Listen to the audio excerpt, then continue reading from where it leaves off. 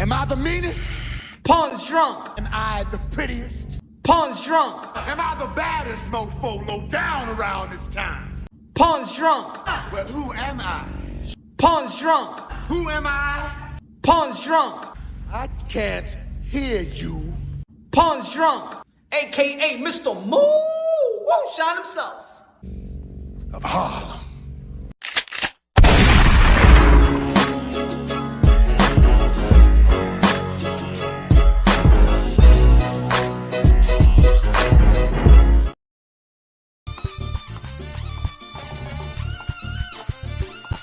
What up, what up? You already know this is Punch on Boxer, aka Mr. Woo!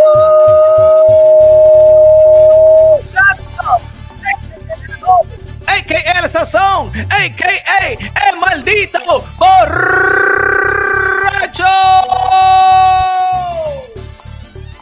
Ladies and gentlemen, today, my friends, today, we got Ryan Garcia back in the ring, one of the phenoms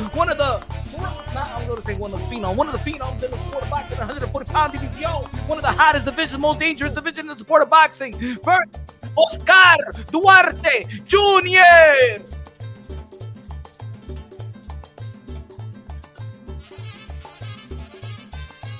Dímelo, mi gente.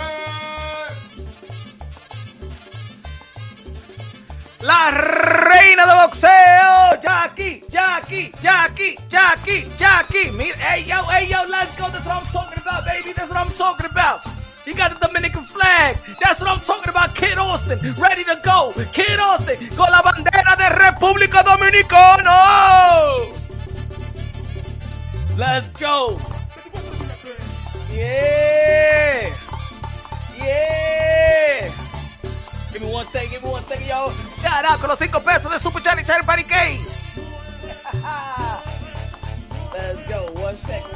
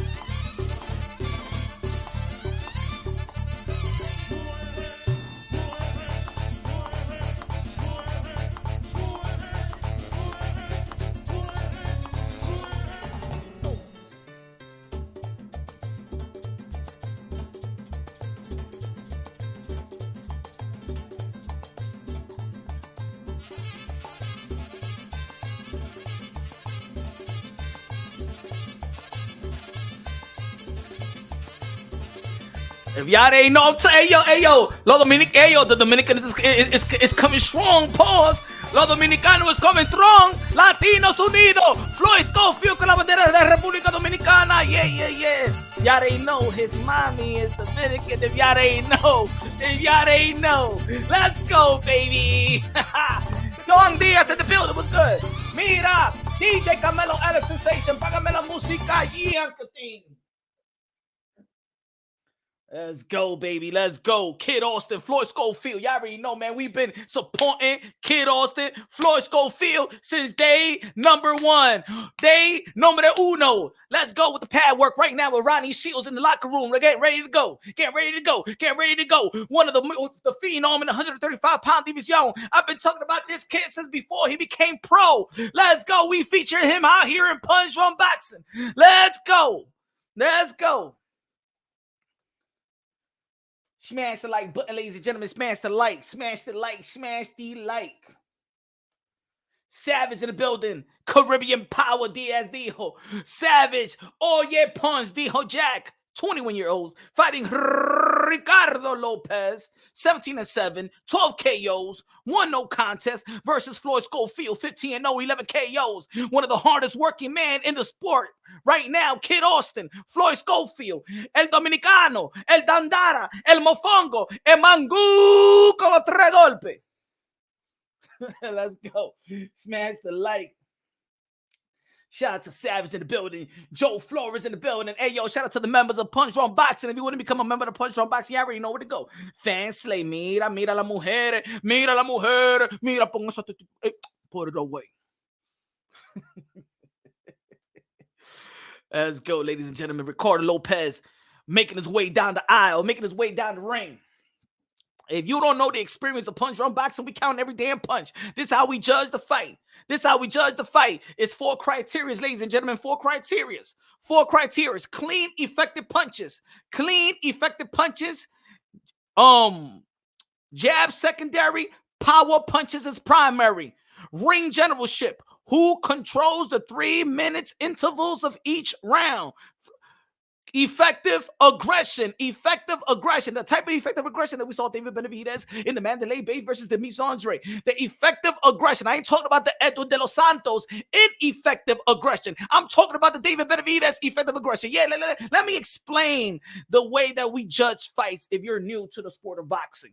You know? Clean, effective punches. I'm talking about the clean, effective punches, like Canelo Alvarez versus Jamel Charlo. That's clean, effective punches. Jab secondary, power punches is primary.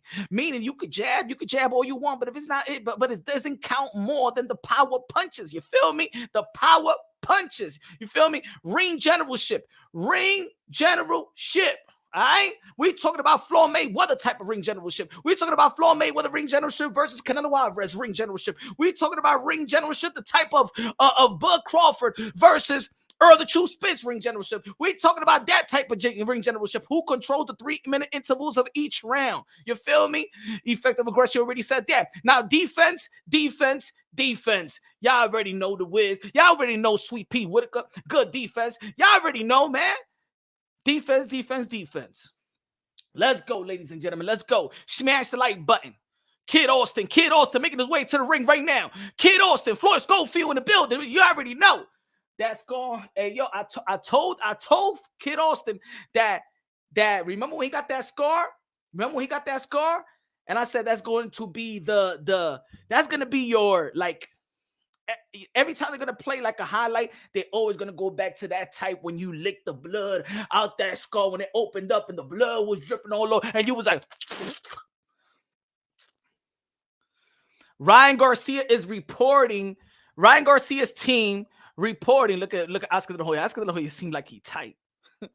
And Bernard, Ryan Garcia's team have said that Bernard Hopkins and Oscar De La Hoya is not allowed in his locker room. There's a lot of pettiness going around. Shout out to Davies Entertainment. Shout out to San Antonio, Texas. Shout out to Davies Entertainment. Hey, yo, listen up. Young fighters out there, you don't have to go and knock on the door to these like big promotional companies. Davis Entertainment is one of the best underground entertainment boxing company out there in San Antonio. Hey, yo, and they got a good facility out there. I can't wait to go back over there to San Antonio, one of the best. Hey, that's my 3rd favorite city to eat. San Antonio, you already know, is New York City. Then you got Chicago, and San Antonio is my 3rd favorite city to eat. Es Schofield Dominicano, Carlos Reyes, que tú no sabes. Pero usted no sabe Carlos Reyes. La mamá de República Dominicana. But you know, they got a story behind that, you know what I'm saying? Ella lo dejó a él. Eso es lo que pasó. Floyd Schofield, San Antonio, Texas. Let's go, 15-0. Shout out to Davies Entertainment. Shout out to Golden Boy Promotions for signing him. We was working all hard out here in Punch Drunk Boxing. I was telling you about this kid. Since day one, we've been telling. Man, I'm telling you, yo, the small channels like Punch Drunk Boxing, and shout out to all the boxing content creators. Yo, see, I don't follow the trend like a lot of people. You know what I'm saying? If you notice the people that you know, I'm talking about the young, the young that I bring to the table, like Ben Whitaker from the UK. Gary Cuddy did lose. He did lose in the third round. Not last fight, the fight prior. But we're gonna be chopping it up. Let's go. The fight is about to start right now. Kid Austin in the red corner. Lopez in the blue corner. There's gonna be Kid Austin, ladies and gentlemen. We count every damn punch. There's gonna be Kid Austin. There's gonna be Lopez. Ain't no line in my scorecard. This is the way you do it. The best live commentary. The high octane, Mr. Moonshine, the best in the business. Ain't no line in my scorecard. Let's go. Ring ding and ding, ling a ding a ding a ding. First round. Here we go, baby. Here we go with a jab right there. Boom. Miss. Slip. Another miss. Here we go. Jab right there. Landed by Kid Austin. Here we go. Jab. Nothing. Here we go. Boom. Ooh. Good left right there by Kid Austin with a nice combination. Here we go. With a wide. Here we go. Good right there by Kid Austin with the counter. Here we go. Couple of jabs right there. Nothing. Ooh, baby. They in the middle of the ring. Ooh, boom. Right there to the body and then up to the top. Mixing the punch. Here we go with a nice jab right there by Kid Austin. High octane. High volume. Here we go with a nice right there. But the combination that landed. 7-1 on the punch count, ladies and gentlemen. Lopez landed. But then Kid Austin landed with the left right there. They in the middle of the ring where it says Golden Boy. Jab by Lopez. Another like a jab to the body right there by Kid Austin. 8-1 on the punch count. Left hook miss by Kid Austin. Now he pulls back. Here we go. Here we go. The best in the business. Smash the like button. We go play by play. Pound, punch for punch. Blow for blow. With a left hook down on the canvas. Left hook by Kid Austin. And Lopez goes down. Ooh, baby. And the referee is counting. Are you ready to go? Are you come up? Let's go, Kid Austin. Let's go. Wreck this ish. Let's go, Kid Austin. Let's go, baby. Here we go with the combination. Got him down again. Let's go. Kid Austin, Floyd Schofield. Ooh, baby. Let's go, baby. Let's go, baby. I told y'all he's the phenom. Where you heard Kid Austin from? Punch on boxing. Let's go. Another left hook. Down on the canvas for the third mother effing time. Oh, you man, throw in the towel. He ain't going nowhere. The hardest working man in boxing. Stays in the gym, live in the gym. Probably still a virgin. Another left hook. Here we go. He goes down again. And the referee calls it out. First round knockout. Floyd Schofield, Kid Austin. The phenom. Let's go, baby. Let's go, baby. Let's go. Kid Austin, Floyd Schofield, the phenom, baby. The phenom in 135. You better look out in 135. He's coming, pause. He's coming for all of y'all. Yeah, Shakur Stevenson, the man is coming for you. Keyshawn Davis, the man is coming for you. Let's go, Jose Cepeda, the man is coming for you. Anybody, Pitbull Cruz, the man is coming for you. Kid Austin, we've been pumping Kid Austin out here in Punch Run Boxing. I told you about the man. I told y'all. The sparring stories. He's beating everybody up in sparring. Oh, yeah, I told you about Kid Austin. Where you heard it here? Where you heard it from? Punch Run Boxing. Reporting. But I ain't ES News. I'm Punch Run Boxing. Let's go. That's what we needed. A statement. Let's go, baby.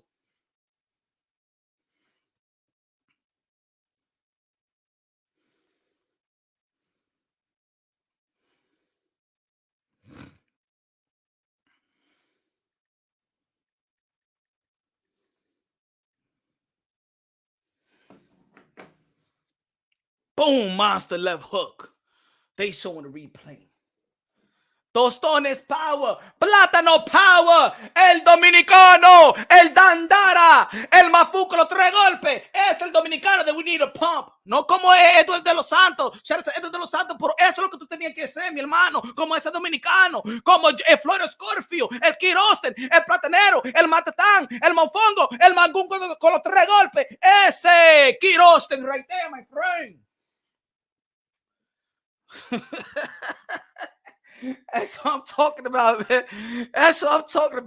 I know greatness when I see one. I know potential greatness when I see one. When y'all pumping everybody else, I'm saying Kid Austin, Floyd Schofield, and y'all been pumping. Yeah, shout out to Virgil Ortiz, shout out to Jordan Boost Ennis, but that's cool. That's everybody. That's what everybody is saying. That's cool. Keyshawn Davis, that's cool. But ain't nobody know Kid Austin. when I told you who was Kid Austin. Huh? Even with Boost Ennis, when I went 5 years ago on my channel, I told you that Boost Ennis is the second coming of Roy Jones Jr. Everybody was saying, "What you talking about, punch up boxing? Why you prematurely trying to pump the? Let's go con la bandera de República Dominicana, con la bandera de Republicana, con la bandera de Republicano." That's what I'm talking about. Rock that flag, baby. Rock that flag, baby. Rock that flag, baby. We here. We here, baby. We here, baby. Let's go. Let's go. Let's go. Y'all see it. Y'all see it, right? Y'all see it. Let's go. Let's go.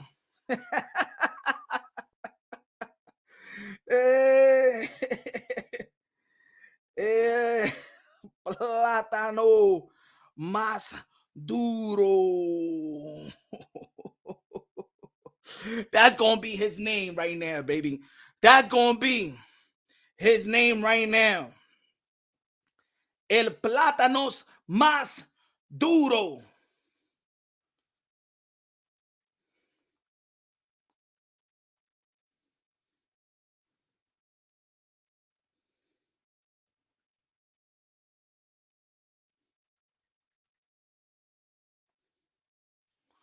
Hold on, let me see what he's saying in the post-fight interview.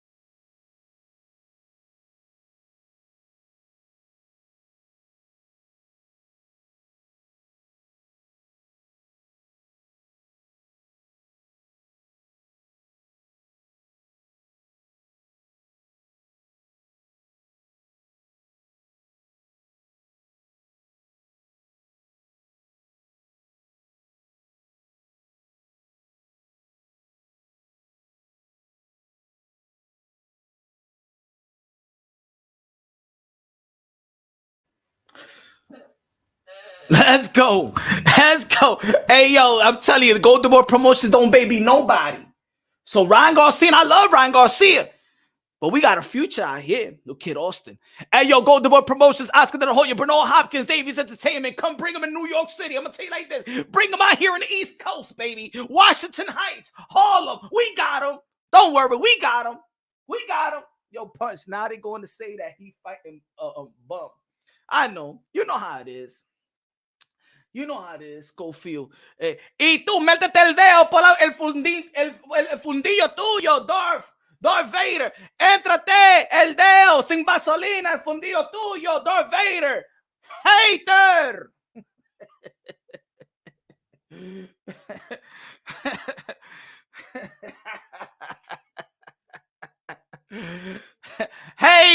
Hater. Let's go, baby. Con la República Dominicana.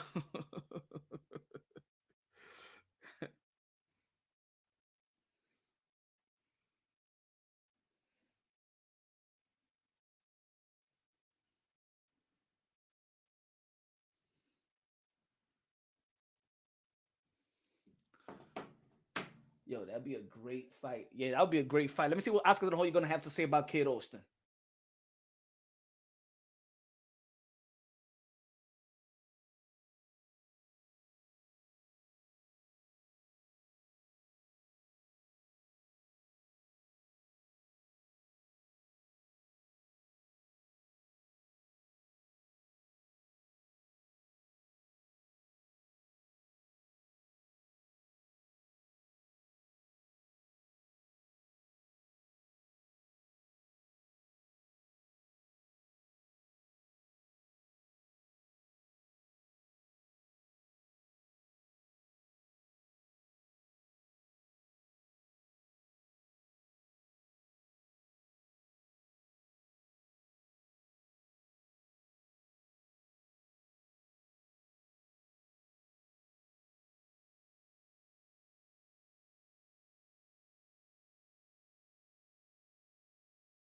The man was already dead. Smash the like button, ladies and gentlemen. Floyd Schofield, Kid Austin did his thing. Did his thing. They announced it. Jaime Munguia versus John Raider, aka El Pelagato, January 27. So there is no Canelo Alvarez versus Jaime Munguia. Take that out. No more Canelo Alvarez versus Jaime Munguia. Tenemos a Canelo Alvarez have to fight David Benavidez, La Bandera Roja, the Ecuadorian monster, the Dominican monster, the Mexican monster. Y como David Benavidez peleó, él tiene plátano con él. The Dominicans is coming up. The Dominicans is coming up in the sport of boxing. We're coming for that ring. Puerto Rico, I love you. Pero todavía el Dominicano is Dominican's turn in the East Coast. It's Dominican. This is the island. We're coming, baby. Diablo, perdió Hector Luis Garcia, pero ganó Michel Rivera, Elvis Rodriguez. Hey, Edgar de los Santos lost, but he ain't lose he ain't lose no respect. So he's gonna get another big fight. Maybe Edgar de los Santos versus Pitbull Cruz. So we got Edgar de los Santos, we got Michel Rivera, we got Elvis Rodriguez, we got David Benavidez, we got Kid Austin, we got Henry La Bazooka Cedeño Martinez, we got Eury La Bazooka Cedeño Martinez. Oh yeah, the Dominicans are coming up. Let's go, baby. Let's go, baby. Let's go, baby. Let's go. We coming. Pause.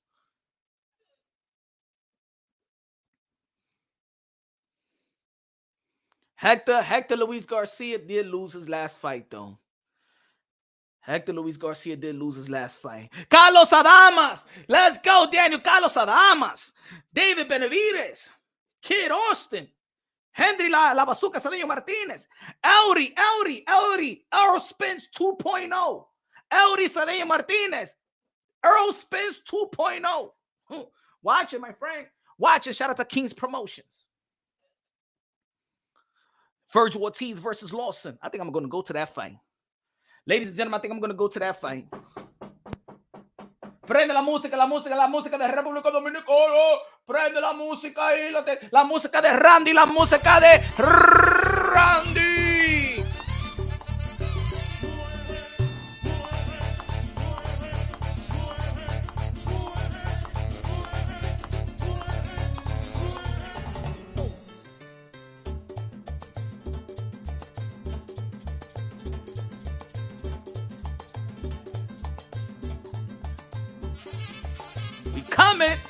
We coming.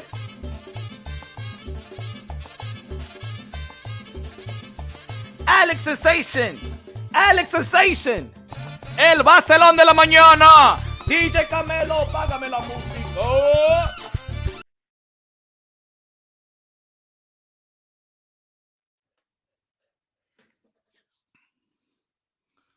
Schofield great grandmother is half Dominican. His kid Austin mom Dominican or what? Hey, it's Kid Austin. What's up? I'm shocked. Oh, hey yo, yes, he's Dominican. Yes, it runs in his blood.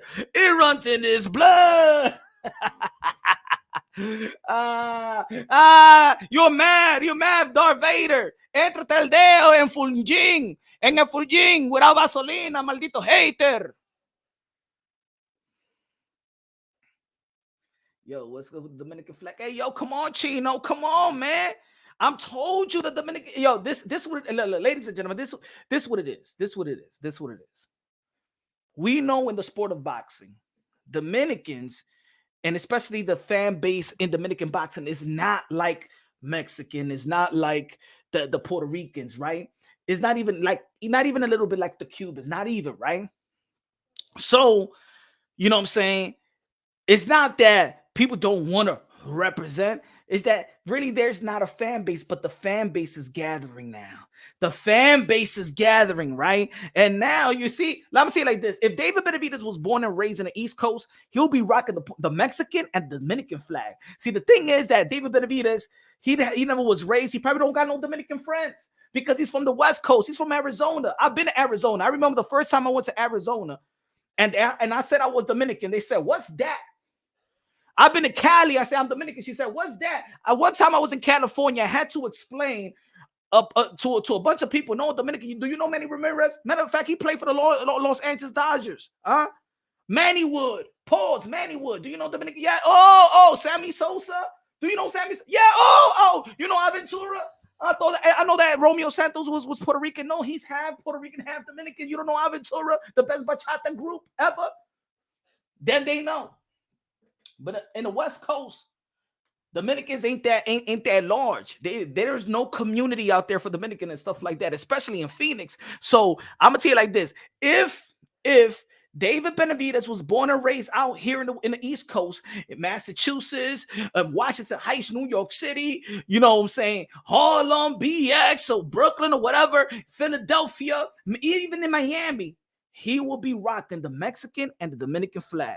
But he doesn't He don't think that there's people out here to support him. Well, I guess Jamal Charles Dominican too, since he was rocking the cap after his fight. Nah, he's not Dominican, but you never know.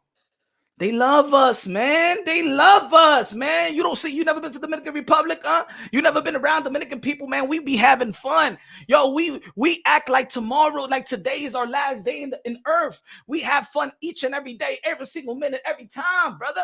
Huh? Alegría, hey, alegría, alegría.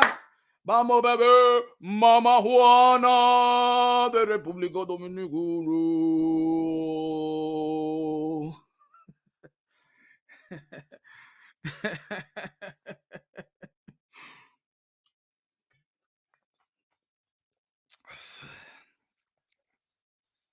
It's funny that people be hating when a person wants to identify with their roots.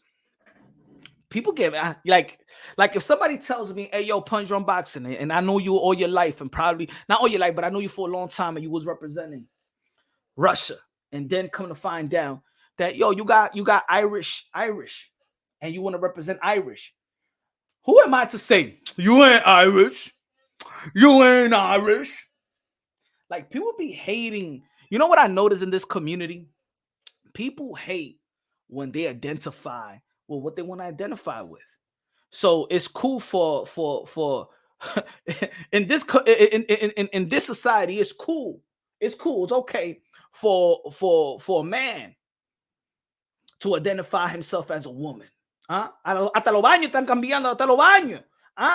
But if Kid Austin says, "You know what? I'm Dominican," and he's not Dominican.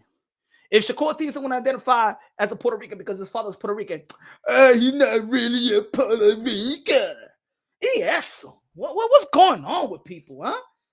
Now I understand if you're saying to that woman that think that he's that man that thinks that he's a woman, mira, you weirdo. That's a weirdo right there. But y'all be acting like if Kid Austin said que yo soy una mujer. That's what I'm talking about. ENY, he said, so SWAT. That's what I'm talking about. And they be doing good boxing events out there too. They be doing good boxing event out there too. There's only 2.4 million Dominicans here in the USA. Bring that energy punch. That's what I'm talking about. That's what I'm talking about. Turista. I'm bringing that type of energy they don't like. The problem is, like I'm telling you like this. Put Kid Austin in the East Coast. Put David Benavidez. Yo, I'm gonna tell you like this. See, David Benavidez don't know. If David Benavidez right now rocks that Dominican flag, bro, right now, he go to Madison Square Garden, he'll pack that stuff off with the Dominicans all over the place. David Benavidez doesn't know what he's missing. Eso es lo que es. David Benavidez doesn't know what he's missing. David Benavidez has a fan base. Ahí mismito que lo está esperando a él, but he does not paying attention to us. As soon as David Benavidez rocks that Dominican flag, it's going to be a wave of fans that he thought he was big. He ain't going to be just big in the East Coast. I'm sorry, in the West Coast. He's just not going to be big in California and Las Vegas. He'll go to New York City. He'll pack Madison Square Garden right now. Right now, he'll pack Madison Square Garden right now if he lift up that Dominican flag. Y deja de estar haciendo pendejo, David Benavidez, que tú eres dominicano también.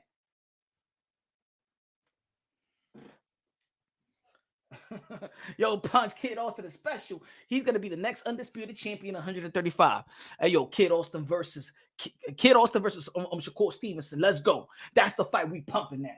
Kid Austin versus Shakur Stevenson. Since Tank Davis don't want to fight nobody. Let's be real, let's be honest. Devin the Dream Haney already dropped all his belts. He's going to as a matter of fact, the next fight for Kid Austin is going to be a title fight in the WBA. Let's go.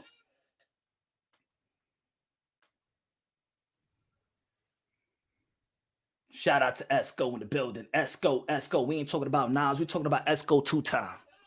We ain't talking about Nas. We're talking about Esco two-time. Mexican from Mexican hate on other Mexicans from Mexico. David Benavidez grew up in Phoenix with all the Mexicans. He identifies with Mexican culture. I feel him. You know what I'm saying? I understand that, brother. I understand that.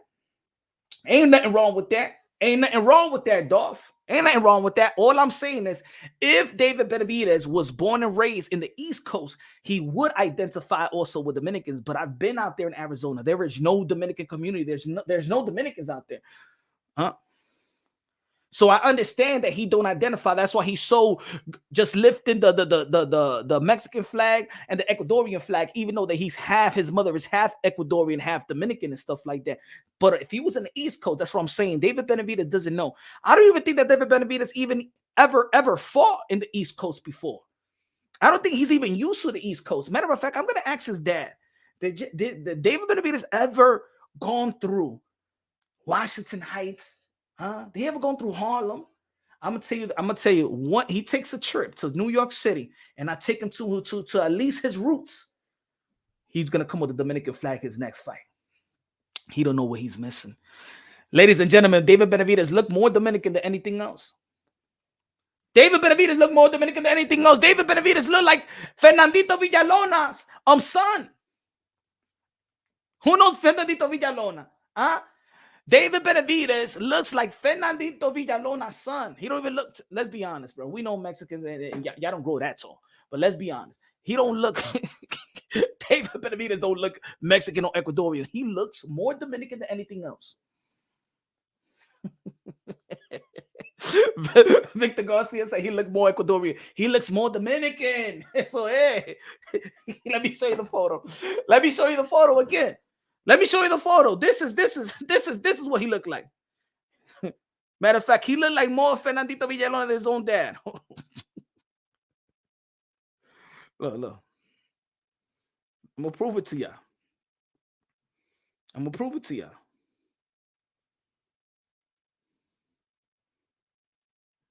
Look.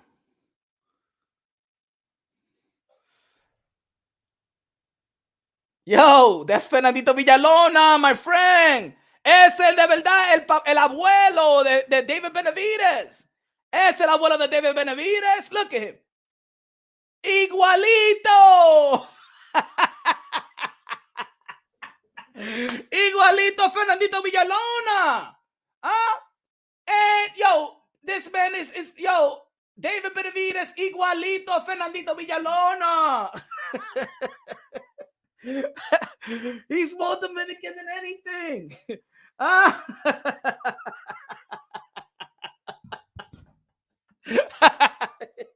Otra foto. Y'all don't believe me.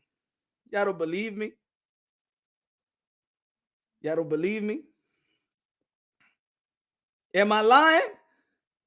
You know I ain't lying. Y'all know I ain't lying. A lot of people don't know rappers Fabulous is half Dominican. Yeah, and he's half Dominican. The thing is, they think, see, Fabulous in the beginning, he never said he was Dominican. So he don't know that it's cool. He don't know that it's cool because, of course, it's a different type of culture. You know what I'm saying? Lupe Fiasco, one of my favorite rappers, man. Hope he was putting more things out there.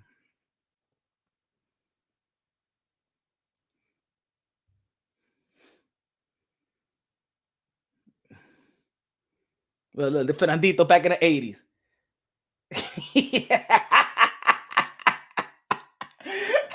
Hey, yo. Es el abuelo de David Benavides, Fernandito Villalona. Y'all think I'm joking around. That's what it is. Yo, I'm gonna make like a picture with him. I'm gonna make. Let me see if I can do it now. Hold on. Let me see. Let me get a picture of David Benavides. Watch. I'm gonna do a collage right now for y'all. I'm gonna do a collage. I'm gonna do a collage. Tell y'all right now. Look at that. Boom.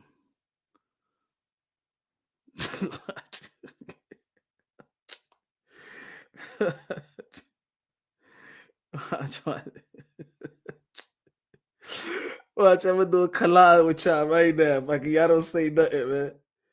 Look. Hold on. Hold on.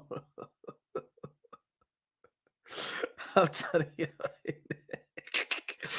I'm gonna do a collage. Watch.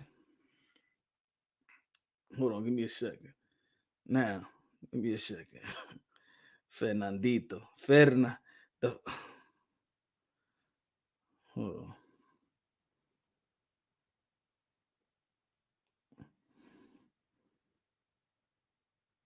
Oh.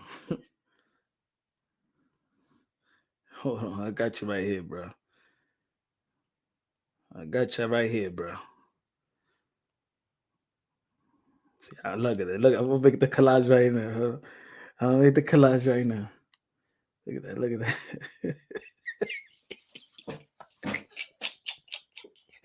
I'm gonna make the collage right now. Yo, look at this shit, bro. Look at this. Yo, look at it. I'm making the collage right now. See, I can understand what I'm saying. Mira el papá de el abuelo de David Benavides. Mira. Yankiti, mira eso. Mira eso. Mira eso. Yo, el abuelo de David Benavides. I'm telling y'all, folks. I'm telling y'all, he's more Dominican than anything, bro.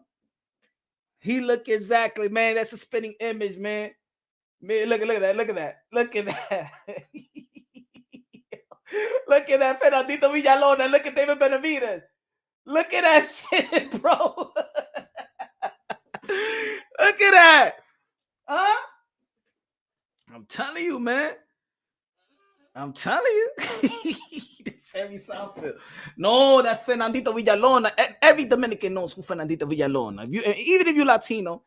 What's good about talk? What's good about talk in the building? What's good about talk? Mr. Boxing in the building. Jason in the building. What's good, man? Smash that like, joking in the building. Anthony Jones in the building. Esco 2-time in the building. ENY in the building. What's good, man? Victor Garcia. Shout out everybody, man. Smash the like button. Keep on smashing the like button. Keep on smashing the like button. Yo, we can't have David fighting Canelo under the assumption that David is Mexican. Nah. Dominican versus Mexico. All I'm saying that he looks more. Damn, yo. Duarte looking strong, man. His body looking strong.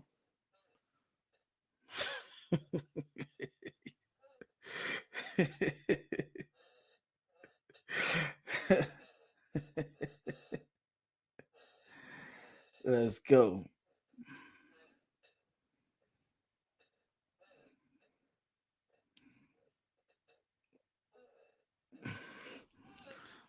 That's Kid Austin's new name. I just gave him. Kid Austin's new name is Kid Floyd Schofield, aka Kid Austin, aka El Plátano Más Duro. El plátano más duro. Writing on the wall. Oh, nah. He ain't no queen. Come on, yo. Come on. A little bit more respect. Mexican come in all colors. True, man. I know Mexicans that's darker than me. I know. But he looks more than me.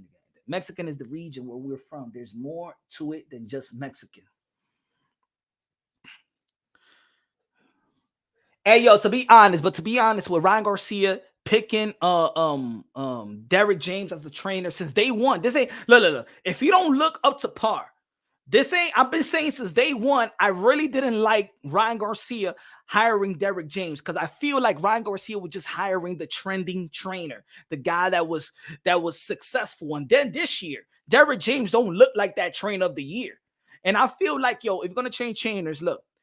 Ryan Garcia early in his career, he's only 25, going to be already 26 years old. He already said that he already changed trainers, left his dad, went with Eddie Reynoso. Eddie Reynoso's going to teach me all this stuff. I'm a better fighter than ever been. And then he left Eddie Reynoso, and then he got Joe Goosen. Joe Goosen know me ever since I was young, and he's the best trainer for me and stuff like that. He fired Joe Goosen, and now he's with Derek James. This is what I feel with fighters. You don't always have to go to the trending trainer. Go to the trainer. And matter of fact, I like fighters building with a trainer. Like, that's why I say, yo, Ryan Garcia, hire Coach Anthony. Hire Coach Anthony. He's going to give you 100%. And he's an evolution of trainers, young, that can understand your language and is dedicated to the game and stuff like that. Been under tutelage of the Jeff Mayweathers of the world, of the Richardson of the world, out there in Philly, could teach you the Philly show and all that stuff. Go with him. How about Gerald Tucker? Gerald Tucker's a young trainer. Train with Floyd Mayweather. Train the protege of Roger Mayweather. Go with guys that is young, hungry, just as hungry as you are, and you could build with them. I don't like when fighters go straight to the heights, like, I'm going to Freddie Roach. Freddie Roach ain't gonna make you like Manny Pacquiao. I'm going to this. Nah, man. It don't work. It don't work all the time, man. Just because Sugar Hill was good with Tyson Fury, that doesn't mean, look, Sugar Hill's been losing. You know what I'm saying? The Kim Kardashian of boxing. Come on, guys. 25 years old, 5'10", 5'9", 142.8, 143 was contractual to being 143 pounds.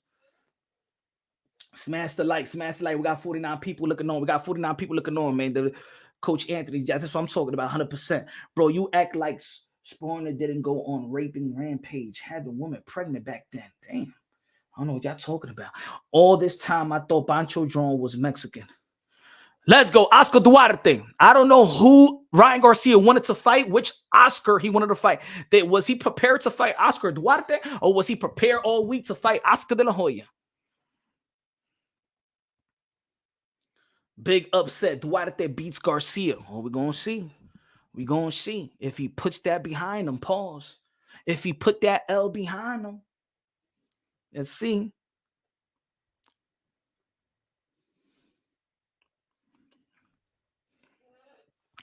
Oscar Duarte Jr. is making his way down the aisle. Glittery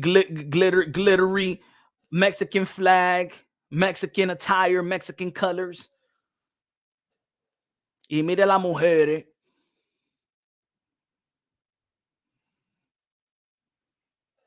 Ryan Garcia by robbery, says Victor Garcia. Smash the like button. How many likes we got? Que usted me está pegando un cuerno con los otros boxing content creator. Usted me está pegando un cuerno, ¿verdad? Eso es lo que es. Que ustedes me están pegando cuerno a mí con los otros boxing content creator, que tenemos más de que 58 gente. Oye, ok, tú verás que me voy de aquí. I'm going to be talking about basketball, yeah. New York Knicks is doing their thing. Porque no me respetan al sábado a mí. No show love to Punch Drunky today. Someone gonna get knocked out, Adam says. Let's go, baby. Let's go. Let me see. Somebody gonna get knocked out. Somebody gonna get hurt. Let's see who's gonna get hurt. Hold on. Let me charge this up. Ladies and gentlemen. Let me charge this up.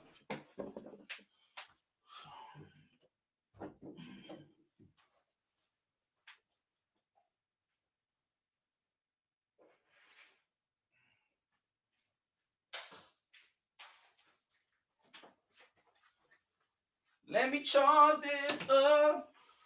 One love, one life. Let's get together and feel alright. Come to Jamaica and feel alright.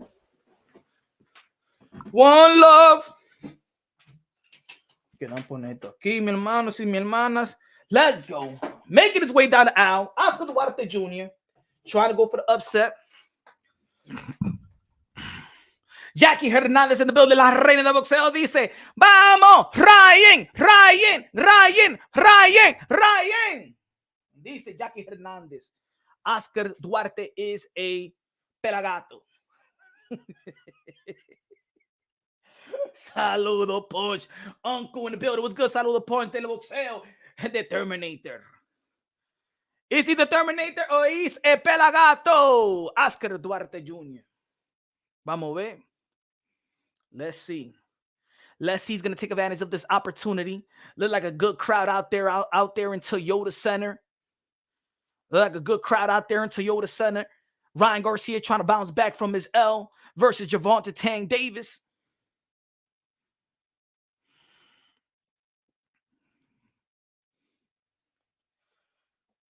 Smash the like buttons, ladies and gentlemen. Smash the like button. And now the lights are turned off. The lights are turned off. Ryan Garcia. Shout out to Ryan Garcia's team. Shout out to Henry Garcia, Lisa Garcia, Sean Garcia, the whole family. Shout out to them all. The Flash, he's back in the ring. He's back. Hope he's determined. Hope that he's focused on the right Oscar tonight. And not Oscar. Remember, ladies and gentlemen, Ryan Garcia has ordered his team not to let Bernard Hopkins and Oscar De La Hoya into his locker room. Seems like he's worrying about every other thing other than, I don't know. We're going to see. Because to be honest, he shouldn't even be worried about that. But he has given instruction to his team not to let Oscar De La Hoya or Bernard Hopkins in his locker room.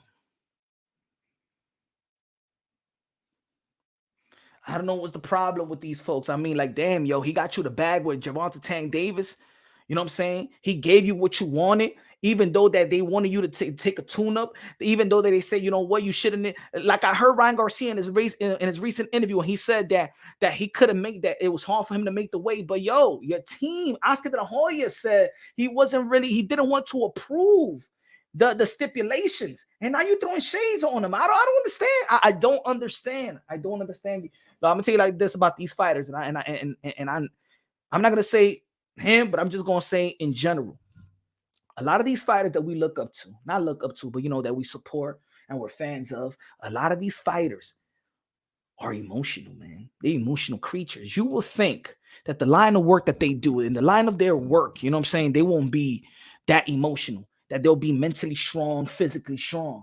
But a lot of these young fighters, I don't know if it's social media. I don't know if they believe in everything, or they read everything, watch every video. And I know they watch every video. I know they watch every video. I remember when I spoke to Devin the Dream Haney, and he goes, yo, Punch, you know I watch all your videos and stuff like that. And Devin Haney has me blocking every social media platform. And when I first spoke to Devin Haney, he said, yo, Punch, you know I see all your videos. You know what I'm saying? They all see, because at the end of the day, this is the YTBC, this is YouTube. This is the only platforms that talk about boxing. They ain't watching ESPN and stuff. The ESPN and them ain't talking about them. So these guys, they watch us, and they see the comments. You know what I'm saying? They be on social media. They be on IG. They be on Twitter. Why you think we see so much Twitter war? It's because they on Twitter. Lupe Fiasco. Let's go, Ryan Garcia. Let's go. There's people out there that don't believe you, but your boy, Mr. Moonshine, believes in you. Go inside that ring and do what you got to do. Be determined. Yeah, he ain't smiling no more. He ain't giving nobody five. Ain't no smiling. Ain't nothing. He's ready to destroy. He's ready to put some hands on Oscar Duarte Jr. Yeah, let's go. Ryan is determined. But I want a happy fighter. I don't want a mean fighter, because a mad fighter is not a focused fighter. So I want you to be happy in that ring, Ryan. Don't come with a different look. He didn't even want to give five to Eric Gomez. He didn't even want to give a five to Eric Gomez. He really don't even want to show love to Golden Boy Promotions, the people that put him in gave him the opportunity when nobody else was believing you, Ryan. Huh? Don't act like that. Don't act like that. He didn't want to give Eric Gomez 5. Damn. Embarrassing these guys. Because now his stock is high. Now his stock is high. And now he's valued more than he used to be. And now they're the dickheads. See, that's not good. That's not good. Because you signed with them for a reason. Let's not forget that I remember when Ryan Garcia was tight, right? And then he went in a meeting with Oscar De La Hoya, and Oscar De La Hoya and Ryan Garcia said that I have the most lucrative contract at any other prospect. Any other prospect. He was happy, right? Charles Edward Cheese in the building. Punch. What it do, my ninja? Chat, what up? It's Tommy Turn Up time. Shot o'clock. Shot o'clock. Shot o'clock. El Dominicano, el mofongo. Shot o'clock. Hey, you got King Ryan. Me too. Let's go. Let's go. La música la música de queso. Queso. Queso. Queso. Queso. Queso. Queso. Say he's got his own money. I mean, the boy has got his own money. Queso. Queso. Queso. Queso. 47. He's rich.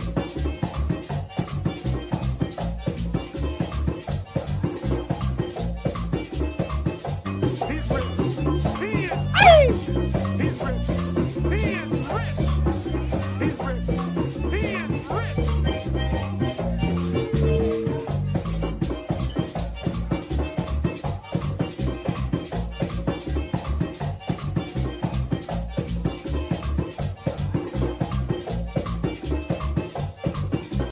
Otro trago a la 1 y a la 2 y a la 3. Trago.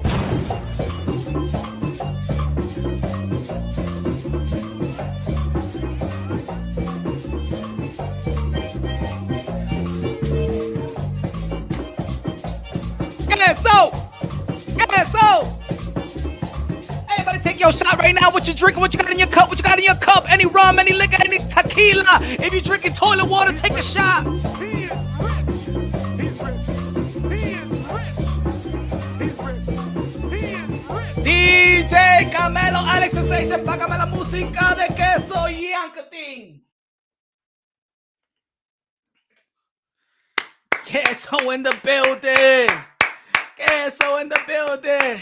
What you got in your cup? What you got in your cup? Is it whiskey? Is it rum? Is it tequila? Is it a cocktail? Pause.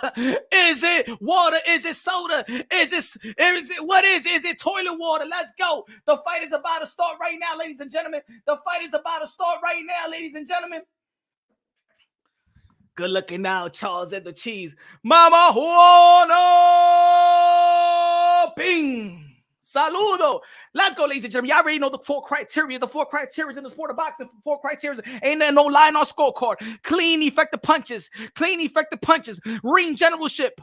Effective aggression and defense. Defense. Defense. Jab, secondary, power punches, primary. Ring generalship who controls the 3-minute intervals of each round. Let's go, baby. California, Toyota Center. Let's go. Oscar Duarte Jr. versus Ryan Garcia. He needs his win back. He needs to get back into the winning column, ladies and gentlemen. Let's go, baby. Let's go. Ding, ding, ling, ling, ling. Here we go. Here we go with a jab right there. This is going to be Ryan Garcia. This is going to be Duarte. Here we go with a left hook, nothing, by Ryan Garcia. Here we go with a jab. Here we go. Jabs a solo play right there by Oscar. We're talking about Oscar De La Hoya. We're talking about Oscar Duarte Jr., but we don't know who Ryan Garcia really want to fight. He will go with a jab right there by Ryan Garcia. He want to work behind the jab, want to set everything up. He will go with a feint right there by. Here we go. Damn, I don't know if he late. I don't like the way he. Ooh, body shot right there by. Ooh, right hand right there. Ooh, left hook right there by Ryan Garcia with a combination of punching. We go 4-1, 4-1 into the. Here we go, nice jab to the chest right there by Oscar Duarte Jr. Ooh, left hook, blocked by Ryan Garcia. Oscar Duarte Jr. does look strong. Here we go with the left right there. I wanted Ryan Garcia to work on his back foot, but let me see. Here we go, jab by. Here we go, left foot right there by Duarte. Here we go, jab to the solo plex. Remember, jab is secondary, power punches is primary. Here we go, 4-3, 4-3, ladies and gentlemen. Here we go. We got 2 minutes left inside the first round. Jab, nothing missed by Ryan Garcia. We count every damn punch, everything thrown, another jab, nothing. Blocked by Oscar Duarte Jr. Here we go, name the middle of the rings. Here we go, jab right there, bad by Ryan Garcia. Here we go, jab right by Oscar Duarte, nothing. Here we go, 5-3, 5-3 in the punch count. Ryan Garcia is winning in the punch count. Jab by Ryan Garcia, nothing. Jab again by Ryan Garcia, nothing again. He don't need to throw the jab and pull him back. He just need a here we go, jab, good jab, but good jab by Ryan Garcia. Jab by Oscar Duarte, circling around. Here we go with a left hook by Oscar Duarte, nothing. Couple of jabs. Oh, good right hand right there with a left hook right there. Combination by Ryan Garcia. Here we go, work on the outside jab. 7-4, 7-4, 7-4. Oh, good left hook right there. Good counter. Good fast hands. Oh, here we go with the right hand right there by Ryan Garcia. El Flash. Here we go with the right hand right there. Here we go, body shot by Duarte. He's trying to make it dirty. Here we go, 10-5, 10-5, time 5 in the punch count. We got 1 minute left inside the first round. And it's Ryan Garcia that's dictating the pace. It's Ryan Garcia that's landing the punches. It's Ryan Garcia that is right on the back foot, but he's landing some counter shots as well. Ooh, baby. Let's go. Ryan Garcia's back. Here we go with a body shot blocked by Duarte with an elbow. They in the middle of the ring, ladies and gentlemen. 44-4-4. Let's go. 40 minutes inside, 40 seconds inside the first round, ladies and gentlemen. Here we go. Ryan Garcia's in the outside, working him outside. He's trying to hit him with a counter left. Here we go with the right hand by Oscar, nothing. Too slow. You mess with the flash. Here we go with the jab to the solo plex of the ribs, nothing. Here we go, good jab by Ryan Garcia on that one. Here we go, 11-5 on the punch count, ladies and gentlemen. Here we go with a left hook by Ryan Garcia, missed. Here we go, in the middle of the ring. We got 15 seconds left inside the first round. Nice jab right there through the gloves of Oscar Duarte. Jab, hit the glove, jab to the solo plex, uppercut. Here we go, left hook blocked by Oscar Duarte. Here we go, 12-5 on the punch count. Oh, left hook, damn, almost even would have got that. That would have landed. Here we go, jab right there by Ryan Garcia. High volume punch in the day. Let's go, baby. You already know it's Punch Run Boxing, a.k.a. Mr. Moonshine himself, a.k.a. El Adobo, El Sazón, El Borracho, El Pastor de Boxeo. Ladies and gentlemen, ain't nobody in this damn community better than doing the live commentary. It's punch by punch, blow for blow. We do it in detail, ladies and gentlemen, detail. Let's go. 10-9. We're going to give it to the Flash, Ryan Garcia. Woo! Yeah, bro. Hey, yo, name me any boxing content creator that could do it like your boy, Mr. Moonshine. Name me anybody that talks the talk, walk the walk, live commentary, detail it. Ain't nobody more high octane than your boy, Mr. Moonshine. El Adobo, El Sazón, El Borracho, El Pastor de Boxeo. If you don't know, now you know. Boom, remember when I counted with the counter. Let's go. We got 10-9, Ryan winning the fight. Let's see. He's fighting with the back foot. Now, that's one of the things I did want to see Ryan Garcia fight with the back foot. But let me see. Here we go. Ryan Garcia, jab. Here we go. Good jab. That one landed right there. Establish your range. You're 5'10". You got the reach. You got the natural ability. So you have to establish that and identify the range. Oscar Duarte, he's the one that has to close the gap. Pause. Jab right there by Ryan Garcia. Right hand right there. Around the glove. Good shot by Ryan Garcia and good punch selections. They in the middle of the ring, ladies and gentlemen. We got 2 minutes. Good jab by Duarte, nothing. Duarte trying to cut the ring off. Let me see if Ryan Garcia trying to set a trap. Jab hit the glove by Ryan Garcia. Jab hit the glove by Ryan Garcia. Nothing. Here we go. A couple of jabs right there by Oscar Duarte. Nothing. Good footwork by Ryan Garcia in establishing range. Good jab by Ryan Garcia. Here we go down there in the corner right now. Referee said, break it up. Hey, he got grajo, my friend. Please break it up. Here we go. Forwards up in the punch count. Jab to the solo plex. Nothing. We want to count clean, effective punches, ladies and gentlemen. They in the middle of the ring. Ryan Garcia trying to size him up. Having his trying to establish the range. Trying to identify the range. Jab. Oh, good. Nice uppercut right there by Ryan Garcia. That was a beautiful one. That was a beautiful uppercut right there. The way that he was trying to measure it. Seems like, good left hook by Oscar Duarte. Here we go, jab to the solo plex right there by Oscar Duarte. Good left hook. But, Ryan Garcia took that. Good left hook right there and then pivoting out. Good job by Ryan Garcia. Good job. Good footwork by Ryan Garcia. I like the footwork right now by Ryan Garcia. I like the footwork. And that's one of the things that I've been wanting to see from Ryan Garcia is how can he fight off the back foot? He pivot out. Good right hand by Oscar Duarte. Good right hand by Oscar Duarte. Hit him with a nice flush left hook, and now he hit him with a nice flush right hand. And and Ryan Garcia took that jab, another left hook right there by Oscar Duarte. He's getting caught with that left hook too clean right now. You got to put his hand up. But Oscar Duarte is not overwhelming. He's slowing down and trying to cut the ring off now. Now, Ryan Garcia, good jab. Now Ryan Garcia is in pursuit. Good jab again right there to the dome. Uppercut. Oh, good right hand by good combination of good right hand by Ryan Garcia. Here we go. Here we go. Left hook, nothing. Here we go. 10-4 with a punch count. Here we go. Right hand by Oscar Duarte. Jab. Wow. Good left hook right there by Oscar Duarte, but he's not doing enough. Ryan Garcia just doing more. Setting traps. Here we go. Boom, nothing. Left hook hit the glove. Oscar Valdez. I'm sorry. I keep on saying Oscar. Good little left hook right there by Ryan Garcia. We're gonna give that to Ryan Garcia. I mean, Oscar Duarte did land a couple of punches right there, but nothing. Didn't do more than Ryan Garcia though.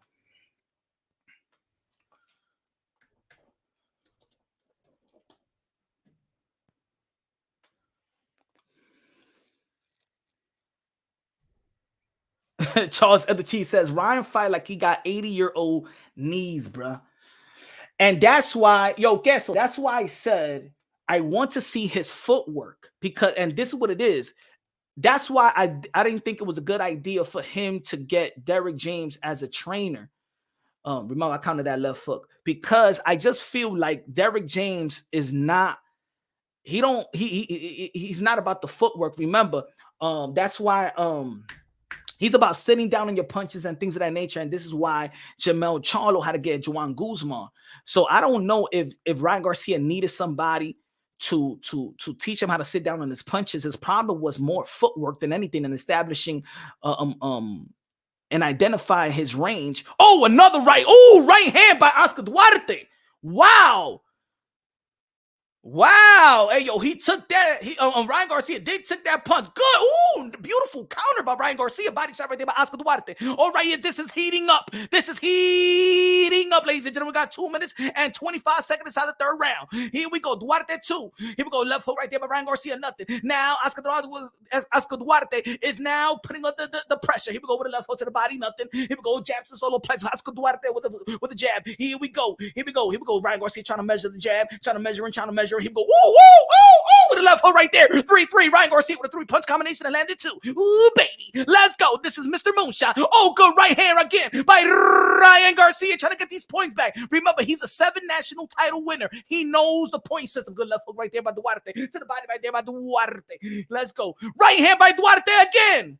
Body shot by Ryan Garcia. Left hook by Duarte on the inside. I seen that. But maybe that punch compromised the judges because it was hard to see. Right hand, nothing. Damn, his footwork. Come on, Ryan Garcia. Footwork is true, queso. Not liking the way he's in the footwork right now. Here we go. 75. Oscar Duarte leading in the punch count. Jab to the chest. Nothing. Ryan Garcia, you got to fight your height. You got to fight your height. Here we go. Good jab by Ryan Garcia. Hesitated to shoot the right hand. 6'7". We got a minute. Ooh, good right hand by Ryan Garcia. Try to follow with the left hook. Here we go. Hit it behind the head. Sorry, can't give you that.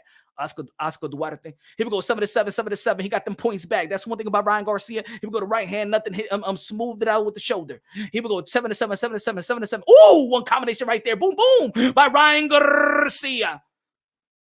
Left hook, nothing by Oscar Duarte. Good uppercut, boom, 2 combination with a 4-punch combination. Here we go to the body, nothing. Hitting the glove, hitting nothing. Here we go. Got him in the corner, and then boom, Ryan Garcia takes it back to the middle, trying to take it back to the middle of the ring. Here we go with a jab, establishing the jab, nothing. Boom, another right hand. Ryan Garcia is going to steal this round, ladies and gentlemen. Ryan Garcia going to steal this round. Here we go with a 12. Here we go with a body shot right there by Oscar Duarte. Kenny shot. 8-12. Liz 5-10. Ryan Garcia going to steal this round. Oscar Duarte is slowing down. Oscar Duarte slowing down. You had momentum early on. Good left hook, but that would have counted a shot on top of the head. Ryan Garcia gonna steal this round. Another left hook right there. Boom, right hand by Oscar. Good. He stole this round, ladies and gentlemen. He had it. He could have done better.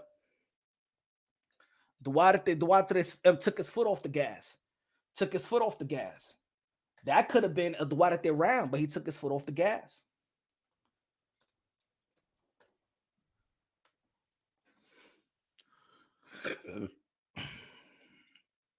Come on, Victor. Stop it, man. Stop it. Come on, Victor Garcia. You too grown for that, man. You too grown to be a troll. You too grown to be a troll, Victor. Come on, man.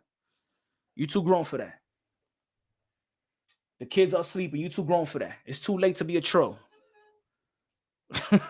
He said they get 29, 28 Duarte.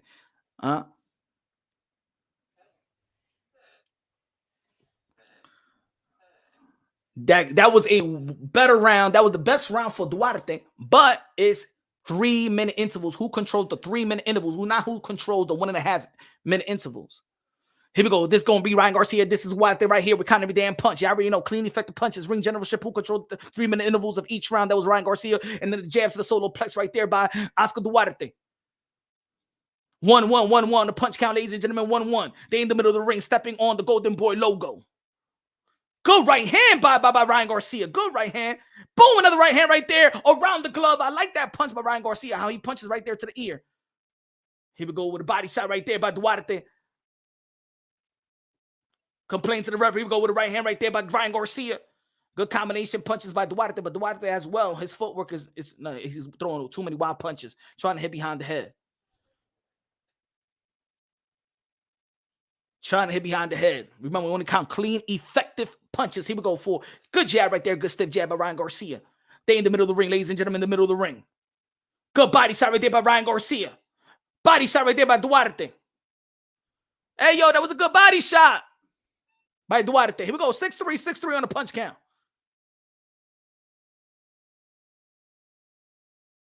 We in the fourth round. We got 1 minute and 40 seconds left inside the fourth round, ladies and gentlemen. Here go with a jab, nothing blocked by Duarte. Here we go. 6-4, 6-3. I'm sorry, 6-3 on the punch count, ladies and gentlemen. 6-3. Ryan Garcia got the blue trunks. And Duarte got the white trunks. Here we go. He's trying to cut the ring off. No good footwork by Duarte. No good footwork right there. That was a weak cutting off the ring. Right hand, nothing. Good jab right there by Ryan Garcia. Duarte is thinking too much. He's thinking too much. His footwork is like Rocky Balboa on part 1. Good right hand by body shot right there by Duarte. Another shot behind the head. But here we go. 8-4 on the punch count, ladies and gentlemen. Smash the like button. This is your boy, Mr. Moonshine. Here we go. Wild left hook, nothing miss. Good footwork by Ryan Garcia. Good jab by Ryan Garcia. Collecting the points. Here we go. 9-4 on the punch count. Here we go. Good right hand by Duarte Jr.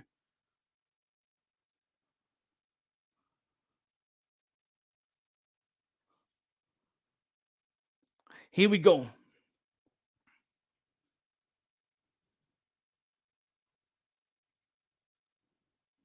Yeah, he's like a robot right now. It's like a robot. Oscar Duarte is trying to confuse Ryan Garcia, but Ryan Garcia, good body shot right there by Duarte. 6-9 on the punch count by Duarte. Stop complaining and just fight, Ryan Garcia. Good jab by Ryan Garcia on that one. Good stiff jab.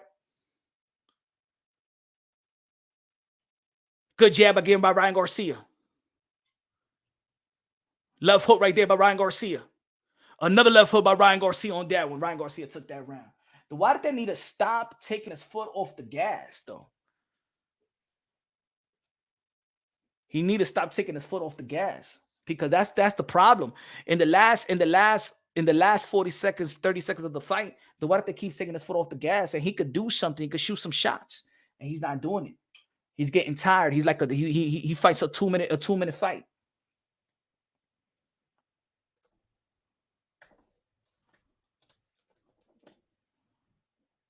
And it's not that it's not competitive. It's a little bit competitive, but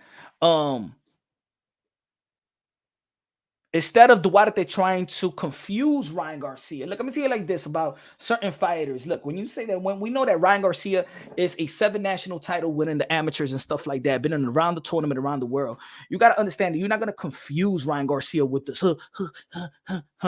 He's not this. He might be young, but he has experience with different type of styles.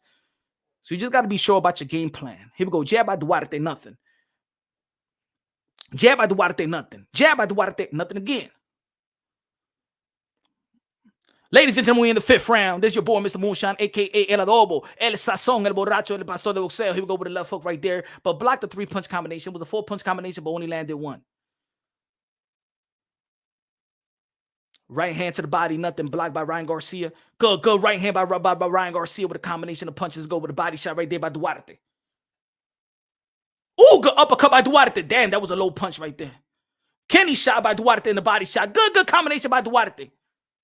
Here we go. Jab to the chest right there by Duarte. Jab right there by Ryan Garcia. Body shot. Whoa, good punch by Ryan Garcia with the right hand that pushed him back. Got Duarte retreating right now. Wild punch, wild right by.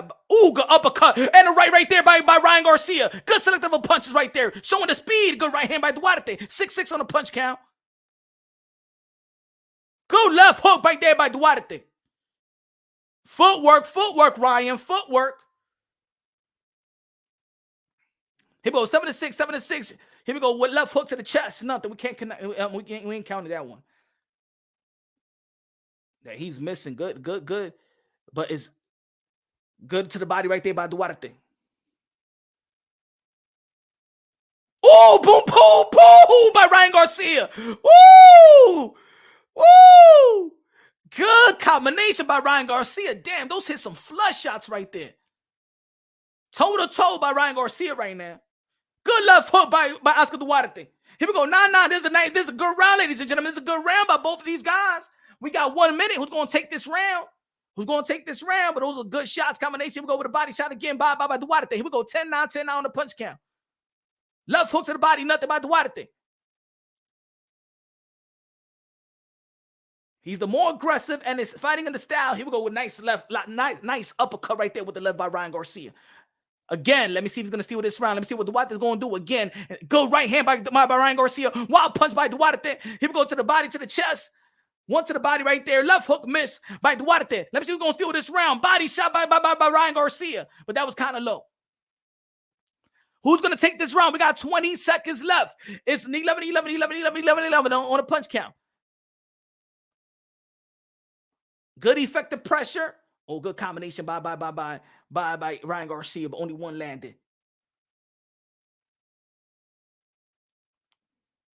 Good jab by Ryan Garcia.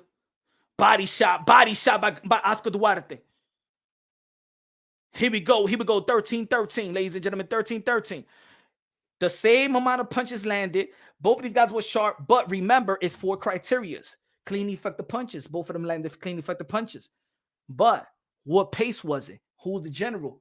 Who was the one that was controlling the pace? It was Oscar Duarte. Oscar Duarte won this round. He won 2 of the criterias and stuff like that. It was his ring generalship that caused that toe-to-toe. It was his style. It was his pace. And you can see, you got to give that to Duarte.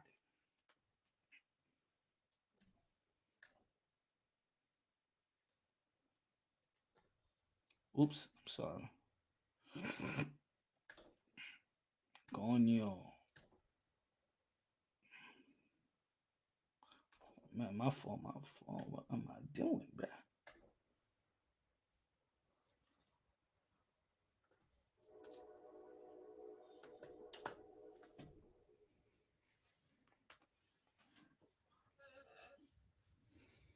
Let's go, ladies and gentlemen.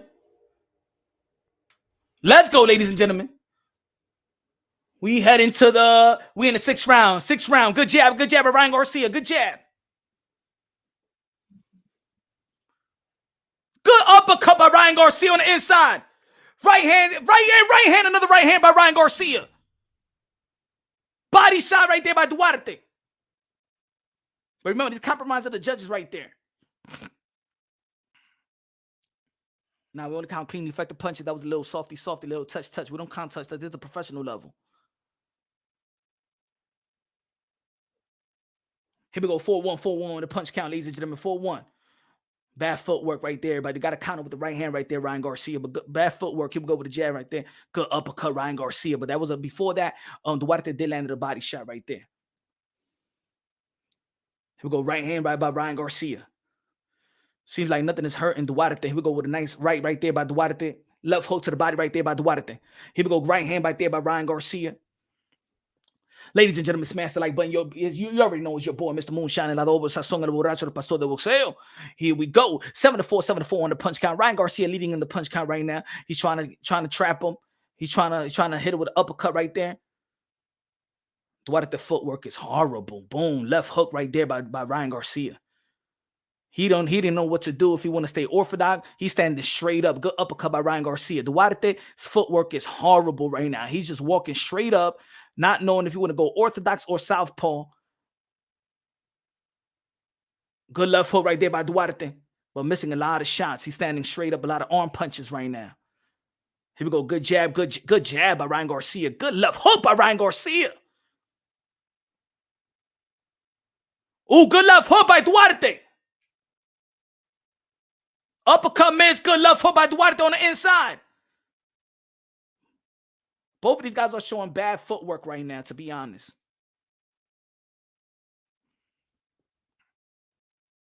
Good right hand by Ryan Garcia. Good right hand by Duarte, though. Oh, my God. What is he doing? Duarte, best bad footwork, man. He's watching too much Rocky movie. He just chung and threw a left hook. Good sharp uppercut right there by Ryan Garcia. We got 25 seconds left inside the 6th round. Yeah, Duarte was just it was too sloppy this round. Good jab, body shot right there by Duarte. He just looked too sloppy this round. Look, another left hook missed. My 2-punch combination by Ryan Garcia. Jab by Ryan Garcia. I want to know what was the instructions, though. Good left hook by Duarte. Like, it was like he was a totally different fighter in this round. Like, his footwork was so horrible. Duarte, like, he was just everywhere. He was standing straight up. He don't know what was he, southpaw, orthodox. He shooting shots, not in position to shoot those shots. I don't think that was a very sloppy round for Duarte. And I think that he should have had some good momentum going into this round. That was sloppy footwork by Duarte. But I don't know if Ryan Garcia is slowing down as well, but he should. He should really be boxing the crap out of this guy with the type of footwork and the position that he was in. I think that Ryan Garcia is actually making this fight a little harder than what it is, in my opinion. Like, he shouldn't be getting hit with those shots. You know what I'm saying?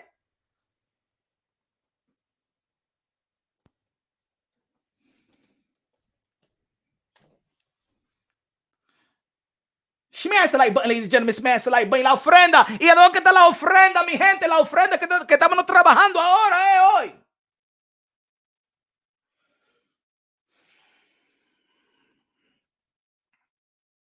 We in the 7th round, ladies and gentlemen. It's a 12-round bout. This is Ryan Garcia. This is Oscar Duarte Jr. Here we go. Jab, nothing by Duarte.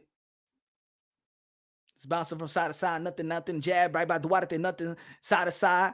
His rhythm is trying to pick up a rhythm. Here we go. Left hook block again by Ryan Garcia. Duarte is looking very predictable right now. Let me see if Ryan Garcia identifies that.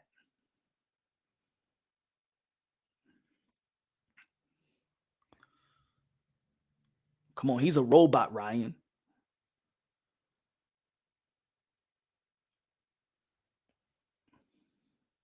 Right hand by Ryan. Good right hand by Ryan Garcia. Right hand block. Another right there. Two rights. The other one was missed, was blocked, and then left hook right there, partially blocked. We only count cleanly effective punches. Two zip on the punch count. 7th round, ladies and gentlemen. Left hook by now. Duarte don't got no steam on his punches right now, ladies and gentlemen. Duarte is standing straight up at you. He's standing straight up. Good body punch. Good 2 body punches right there by Duarte. Ryan Garcia got to do a better job. It looked like he's. I don't know if is his rib fully healed. His ribs fully healed because he's trying to block his ribs so much that he's not putting himself in position to counter the way he should. He's bouncing around. Ryan Garcia is bouncing around outside the ring. Jab right there. That jab right there. Uh-oh, looking at Shakur Stevenson right now. He looking like Shakur Stevenson a little bit right now. Duarte got to cut the ring off.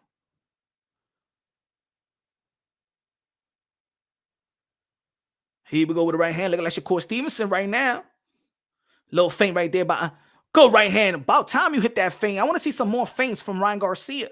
Some more feints. I do believe he got some good feints. He's bouncing around from the outside, bouncing around from the outside. We should watch Shakur Stevenson, or we watching Ryan Garcia right now. Is this? He go nice left hook right there. Nice left hook on the outside. Oh man, he looking like Oscar De La Hoya in the 12th round versus Trinidad. Oh, he's bouncing around, running around. He's running laps right now. Here we go, baby. This is the Olympics of 2024. But Duarte Jr. can't cut the ring off. He can't cut the ring off. Now, Duarte is going to say, just because of this round, él estaba corriendo. Pero, hey, yo, stop him. It's a ring. Here we go, 5-2. Ryan Garcia is bouncing around. Ryan Garcia bouncing around with a left foot. Nothing. Here we go with the right hand right there by Ryan Garcia. Shoot the right hand by Oscar Duarte Jr. Here we go. He's chasing Ryan. Here we go. Wow. I don't know what we saw. That reminded us of... That right there also reminded us, we don't know if he got hurt with a body shot or something like that, but he was running. Estaba corriendo el tigre como Shakur Stevenson versus Edu de los Santos. It just gave us flashbacks, right?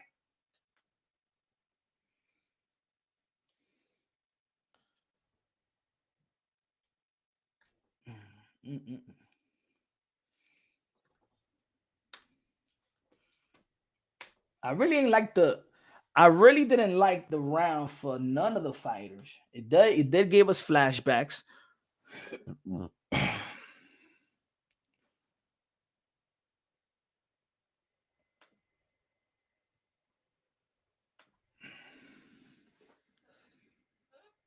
Boy, got defense like inexperienced street fighters. Jackie se está riendo de estos tigres aquí. Ladies and gentlemen, right now we in what was the 8th round? We in the 8th round, the 12th round bout right now. That was a little... I didn't like that last round from either of the fighters. Maybe, I don't know if Ryan Garcia was taking the round off and stuff like that. Here we go, a couple of jabs right there by Ryan Garcia. Jabs to the solo plus right there by Duarte. Ryan Garcia tried to hit him with the left hook with the counter, but it did not land. He would go with the left hook right there by Duarte. Duarte is standing straight up, bro.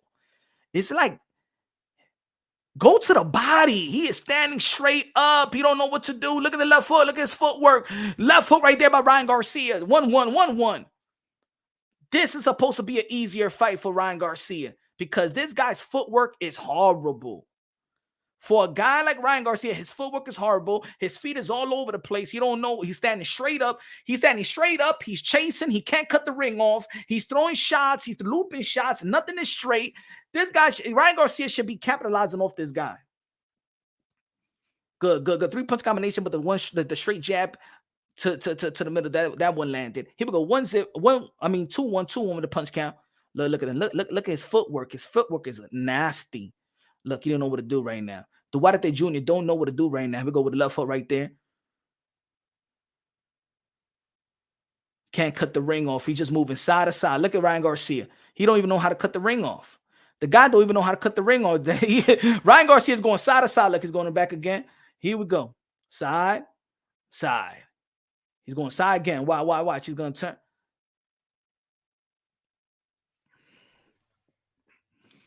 Here we go. 3-1 with a punch count. Left hook to the body right there by Duarte. I don't know if that one hurt.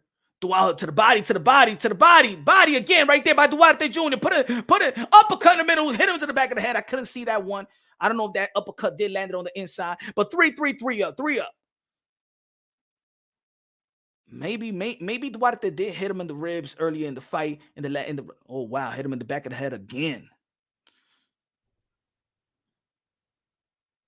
Ryan Garcia trying to protect the ribs again. I don't know if Ryan Garcia did get hurt maybe a round or two ago, but he's looked like he's trying to protect that rib. Ooh, good body punch by Duarte. Good body punch by Duarte. I know that one hurt. Left hook, left hook.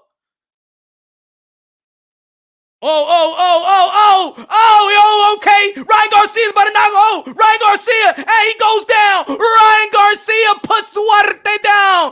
Ryan Garcia put Duarte down in the 8th round. And the referee's counting. He called it off. Ryan Garcia with the knockdown, with the knockout. Ryan Garcia. Let's go. Let's go. He's back. He's back in the winning column. Ryan Garcia. Ryan Garcia wins. KO.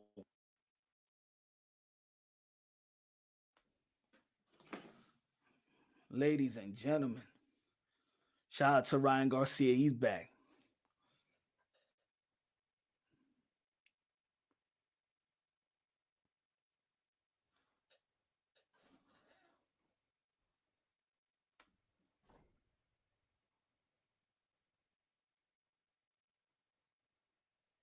Oscar de la Hoya,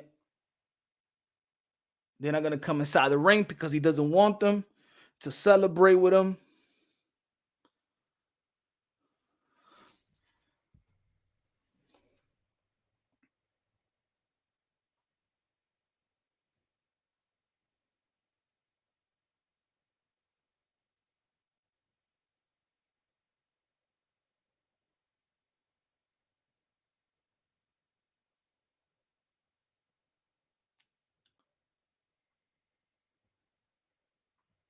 Coño, I'm trying to get like a photo, pero todavía no está trabajando este tigre.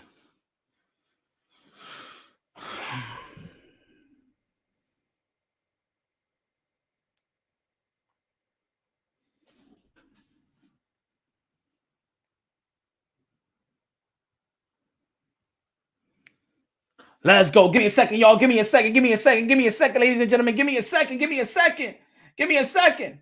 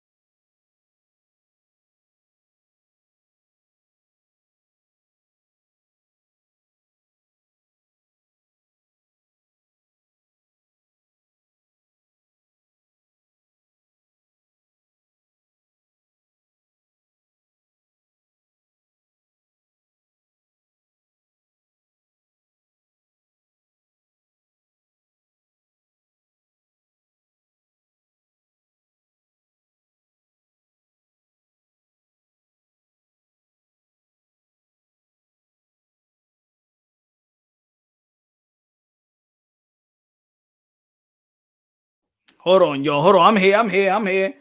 I'm here, ladies and gentlemen. I'm here. Give me 1 second, y'all.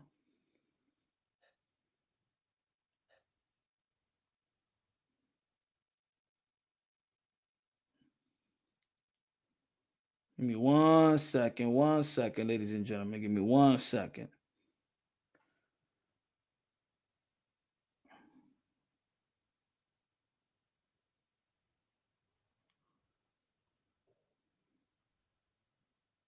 Give me 1 second.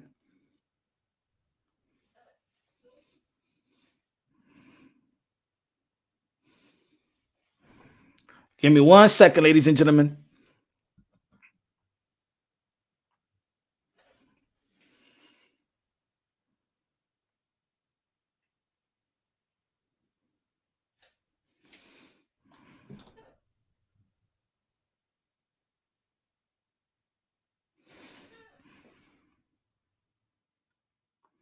Give me 1 second. Let me hear what they saying.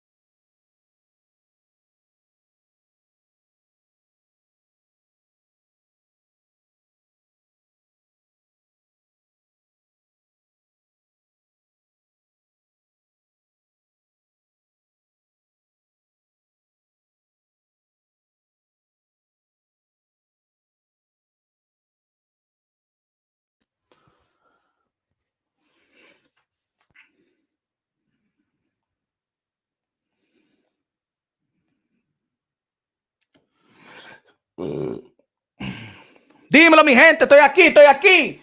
I'm right here. I'm right here. Give me 1 second. I'm trying to upload this right quick. Give me 1 second. I'm gonna be chopping it up. We're gonna be chopping it up. Ain't no Victor H was on about how he only counted with one hand. Don't worry, I'm coming right now. Give me 1 second. Give me 2 minutes. 2 minutes, ladies and gentlemen. Let me upload this up. Give me 2 minutos. I'm right here. I'm right here. Look, I ain't going nowhere. I ain't going nowhere, baby. I ain't going nowhere. Damn, everything working slow right now. Oh, I'm just working too fast. It's either everything is working slow, I'm working too fast. Damn. Oh, come on. All right, all right, all right. Yes, yes, I'm here. Shit, select photo. Boom. Garcia.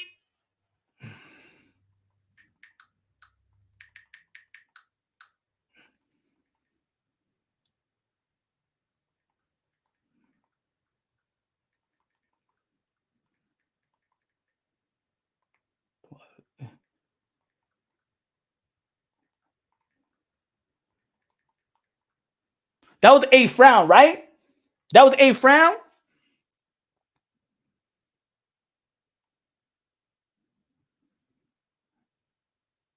Coño, pero.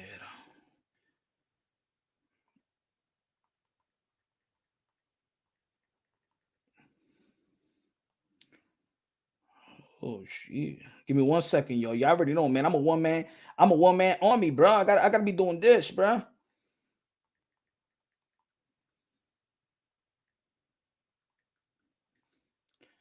Let's go. Junior. Ryan Garcia versus Oscar Duarte. Junior. Highlight. Boom. Let's see. Pull. All right. Okay. Boom, boom, boom, boom, boom.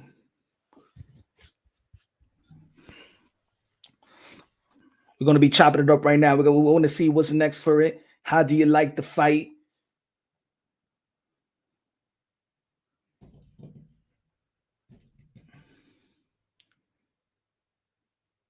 Give me 1 second, y'all. Give me 1 second. Shit.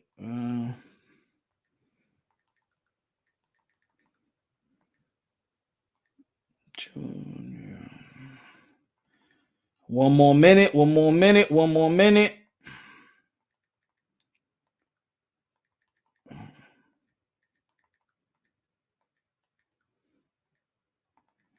We're going to be talking about what's next for Ryan Garcia in the 140-pound division.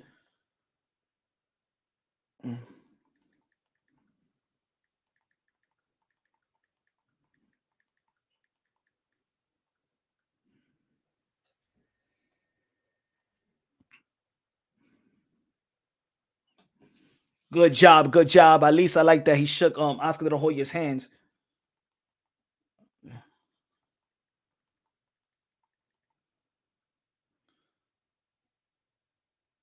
Let's go, let's go.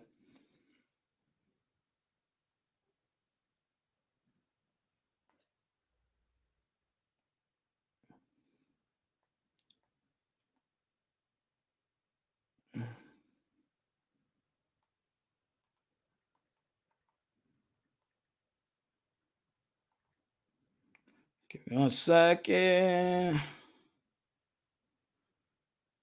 All right. Boom, boom, boom.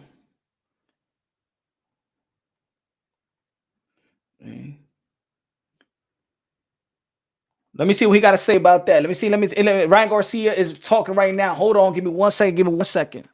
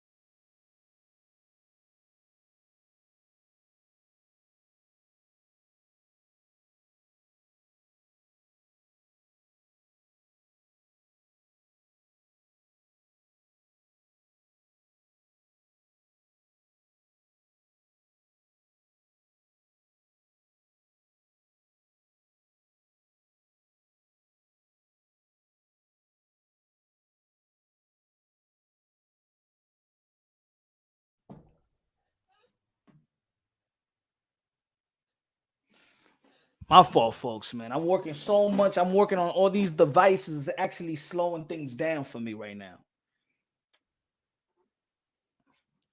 He said that was a fake fight. Come on, man. What was so fake about it, man? Y'all always, man, the people, these fans, y'all always trying to take something away from somebody. I don't understand why. Taco Shell. Y la ofrenda. Espera. How many people we got right now? How many people we got right now? How many people we got right now?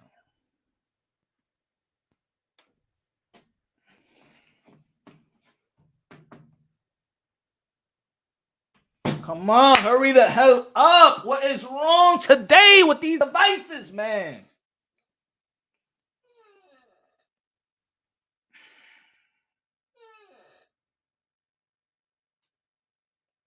Sheesh, man, this shit is slow right here, bro. Come on, man.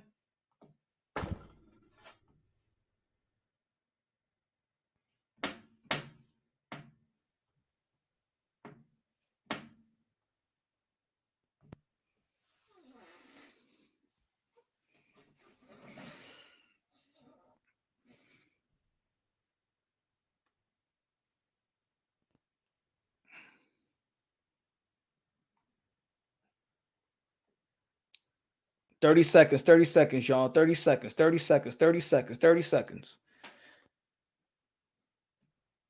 Ah.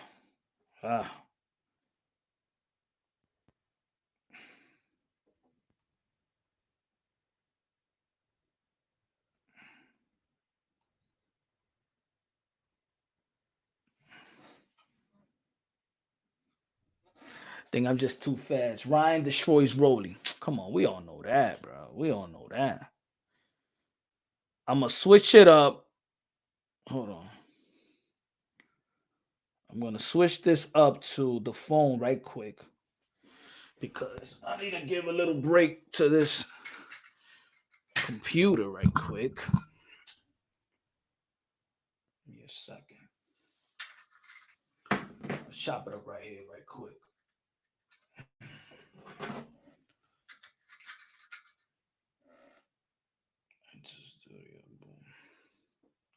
Because this right now is working too slow for our liking right now.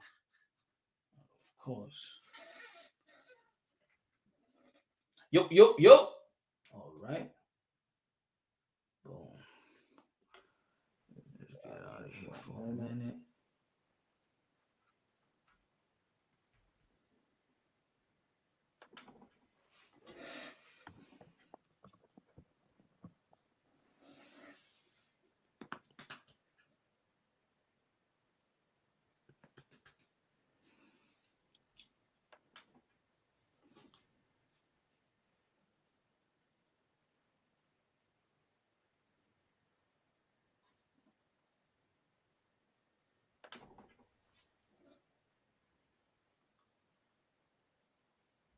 Double vision. The shit is slowing down. Give me 1 second.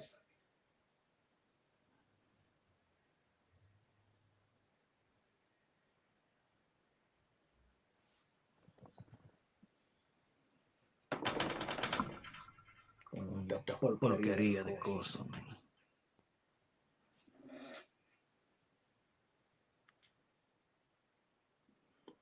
There you go, man. Let's give this thing a little break to break.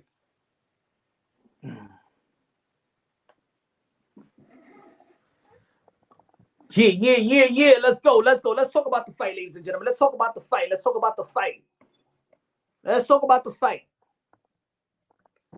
Shout out to everybody in the comment section. Ryan Garcia with a beautiful victory. What was 8th round, right? It was 8th round, ladies and gentlemen. 8th round KO by Ryan Garcia. Back in the winning column in the 140-pound division. And yes, it was a catch weight. But still a great victory, great statement in a 140-pound division, one of the most stacked divisions that I've seen in a very, very long time. We talking about Teofimo Lopez. We talking about Devin Haney, Regis Prograis, Subriel Matias, Gary Antoine Russell. Arnold Barbosa, Jose Ramirez. We don't know if Taylor is still here, so he haven't left yet. Taylor. We have who else? Who else? We got uh, uh um Michel Rivera, Elvis Rodriguez, Montana Love, Brandon Lee. God, Lee. Who else we got in 140-pound division? Maybe Jamontan Davis could. We already said Michel Rivera. We said Elvis Rodriguez. Who else we got in 140-pound division? I'm gonna tell you like this: the number one or the number one could get got from the number from. We got Richardson Hitchens. Ryan Garcia kept ducking. No, it wasn't. Ryan Garcia he did a couple of running. That was in the seventh round, I believe, the seventh round and stuff like that. But Ryan Garcia did sit down on his punches. Ryan Garcia did sit down on his punches. He did what he had to do. I was saying throughout the fight that Oscar Duarte Jr., his footwork was getting worse and worse and worse, round by round by round. He was standing straight up. And I said if he connected with a body shot and stuff like that, and which he did. He went for the body and then went up top versus Ryan Garcia. Ryan Garcia did a great job at mixing the punches, and he came out with a great victory. So got to give Ryan Garcia stepping up. The heaviest he's ever been in the 140-pound division and turning it up versus a strong Oscar Duarte, and beat him. Ryan wins, check left hook out the corner. Duarte was hurt, legs gone. Yeah, Brian Clark, you got it right. Brooklyn Bay said he kept turning around, turning. Blitz in the building was good, man. Good fight. What does he fight next? Well, this 140-pound, and when we're talking about Ryan Garcia, we're talking about a guy that actually could set the tone in terms of him choosing who he want to choose. He is the bag in the 140-pound division. He is the bag. So we could see Ryan Garcia versus Teofimo Lopez. We understand that Teofimo Lopez did decline a $1.5 million offer, in which Oscar De La Hoya just recently said that he never made Teofimo Lopez an offer. But I did my due diligence, ladies and gentlemen. Teofimo Lopez did report it out there that he did decline it, and I did speak to Ryan Garcia's team, and they also confirmed that that was an official offer. Now, what we do know is that Oscar De La Hoya and Golden Boy Promotion is not seeing eye to eye with Ryan Garcia. Now, was it Ryan Garcia's management that offered it? We know that Oscar De La Hoya have stated that he's talking to Bob Arum, and we know that Bob Arum is talking to Oscar De La Hoya. Now, I think that the information that's going to come out is just going to be, everything's going to be in ambiguity because, of course, everything is all in the air. But I did my job, and I remember when Lisa Garcia got on me, because she said one time when she seen me, she sent me an email. If you want to know something and you want to be a journalist, why you don't hit me up so you can get the story right? So what I did was, ladies and gentlemen, now if y'all want to believe Mr. Moonshine, I do my due diligence. There's one thing that, look, ladies and gentlemen, there's one thing as a boxing content creator and a person that also sometimes do media work, it's my job to keep it real. I don't want to. One thing that I take it serious is when somebody call me a liar, and I don't respect you at all, especially when you know that I'm telling the truth or I'm saying what y'all told me. So what I did was, Teofimo Lopez, we already know Teofimo Lopez. I'm cool with Tio. Tio said it publicly that they declined the offer. Tio told me they declined the offer. Was that offer was official? It was official. We all know that, right? So my due diligence. I say, you know what? Let me see. Let me get the other side, because I don't want people to be like, hey, yo, Punch Drunk, you biased to Tio and stuff like that. So I contact the other side. I asked, was that a real official? Because I'm going to believe Teofimo Lopez. But I asked Ryan Garcia, and I'm cool with Ryan Garcia's side as well. Ryan Garcia, you saw what he said, what he told y'all a long time ago. Not a long time ago, during the press conference with himself and Gervonta Davis, he said Mr. Moonshine, Punch Drunk Boxing, he said Mr. Moonshine is the only truth teller. So I contact Ryan Garcia's people. Was the official? Was the offer official? And they said yes. So Teofimo Lopez team says it was yes. And they did say that, yes, we did offer Teofimo Lopez, and he declined the offer. So both teams says yes. If Oscar De La Hoya now saying another thing, now I want to ask Oscar De La Hoya, because I got Oscar De La Hoya on speed dial as well. He's been busy. So when the time is right, I'm going to ask Oscar De La Hoya. But let me tell you right now, both teams, Teofimo Lopez camp, Teofimo Lopez himself, and Ryan Garcia's camp told me that it was an official offer. And yes, it was an official offer. And it was official that Teofimo Lopez did decline the offer. So I'm only giving y'all what was reported. I'm only giving y'all what was reported. But again, if you're just locking in right now, hey, yo, smash the like button, ladies and gentlemen. Smash the like button. Yours truly, Punch Wrong Boxing, a.k.a. Mr. Moonshine himself, a.k.a. El Adobo, el Sazón, el Borracho, el Pastor de Boxeo. Punch Drunk, I respect your opinion. Give me the top 5 light welterweights. T.O. beat Unified Champ. He #1, but Matias is a problem. So right now, I got Teofimo Lopez. Right now, we don't know what's going to happen December 9th. Right now, Teofimo Lopez, Subriel Matias, the winner of Devin Haney and Regis Prograis. Right? So right now, we got Regis Prograis. You know what I'm saying? Before I had Tio, Regis Prograis, but with the victory of Matias this past weekend, making the guy quit. So we got Teofimo Lopez, Subriel Matias, Regis Prograis. We can't say Devin Haney right now because he hasn't fought in 140. But because what he did in 135, we could rank him in 140. So I'm gonna say right now, let's Jose Ramirez. Jose Ramirez, he only lost once. So it's boom. We got Teofimo Lopez, Subriel Matias, Regis Prograis, Jose Ramirez. To be honest, bro, I think that number five will probably be Devin Haney hasn't fought yet, but how about Gary Antoine? I'm not sleeping on Michel Rivera because Michel Rivera did beat Sergey Lipinets. You know what I'm saying? He did beat Sergey Lipinets, so we could give it, but I'm gonna go and give this to Gary Antoine Russell. Gary Antoine Russell, #5. He said, no rolling, nah. Hey, yo, Roy lost to El Viejo from the senior center playing bingo on Sunday. Huh? Hey, papi, go up and push it drunk. You ain't going to give me the #5 because I be a rolling, my friend. Maybe Josh Taylor. Matter of fact, Josh Taylor, #5. How about that? Josh Taylor, #5, or Gary Antoine, #5. Yes, we got to give you, because think about it. Josh Taylor can't move all the way down. If he's still in the junior welterweight division, we're still gonna give. So I'm gonna say it again, but good, but great question. We got Teofimo Lopez, we got Subriel Matias, we got Regis Prograis, we got who's my fourth again? Jose Ramirez, and we give it Josh Taylor. Now people do feel like Jack Catterall beat Josh Taylor and stuff like that. Maybe Jack Catterall comes in 6th. And then we got Gary Antoine Russell maybe come. No. I still put Gary Antoine Russell. I think that Gary Antoine Russell beats Jack Catterall. What y'all think? All I'm saying is, look, this division is hot. This division is stacked. This division is deep. Victor Garcia said Matias el campeón de los campeones. He's the dark horse, though. He is the dark horse. Subriel Matias is highly dangerous. But Subriel Matias also lost. He avenged his loss, but he also lost. So let's not forget that. You know what I do like about this 140-pound division? That they all vulnerable. That nobody is protecting their O. So they all could really all fight each other. That's what I like. See, Ryan Garcia in the 140-pound division, he lost his O. Tio lost his O. Josh Taylor lost his O. Catterall lost his O. Regis lost his O. You know what I'm saying? Like, the top guys they don't have to protect their O. And to be honest, this is more healthier than in the lightweight division. This is more healthier than any other division and stuff like that. You feel me? Because these guys are already vulnerable, so they don't have to protect their O. So I do believe that these fights should come to fruition. Let me tell you like this. I do see, let me see if Golden Boy Promotion, they did sign Arnold Barbosa. I see Arnold Barbosa versus, I'm not going to say Jose Cepeda because Jose Cepeda in the 135-pound division, but I can see that fight from happening. I can see that fight happening.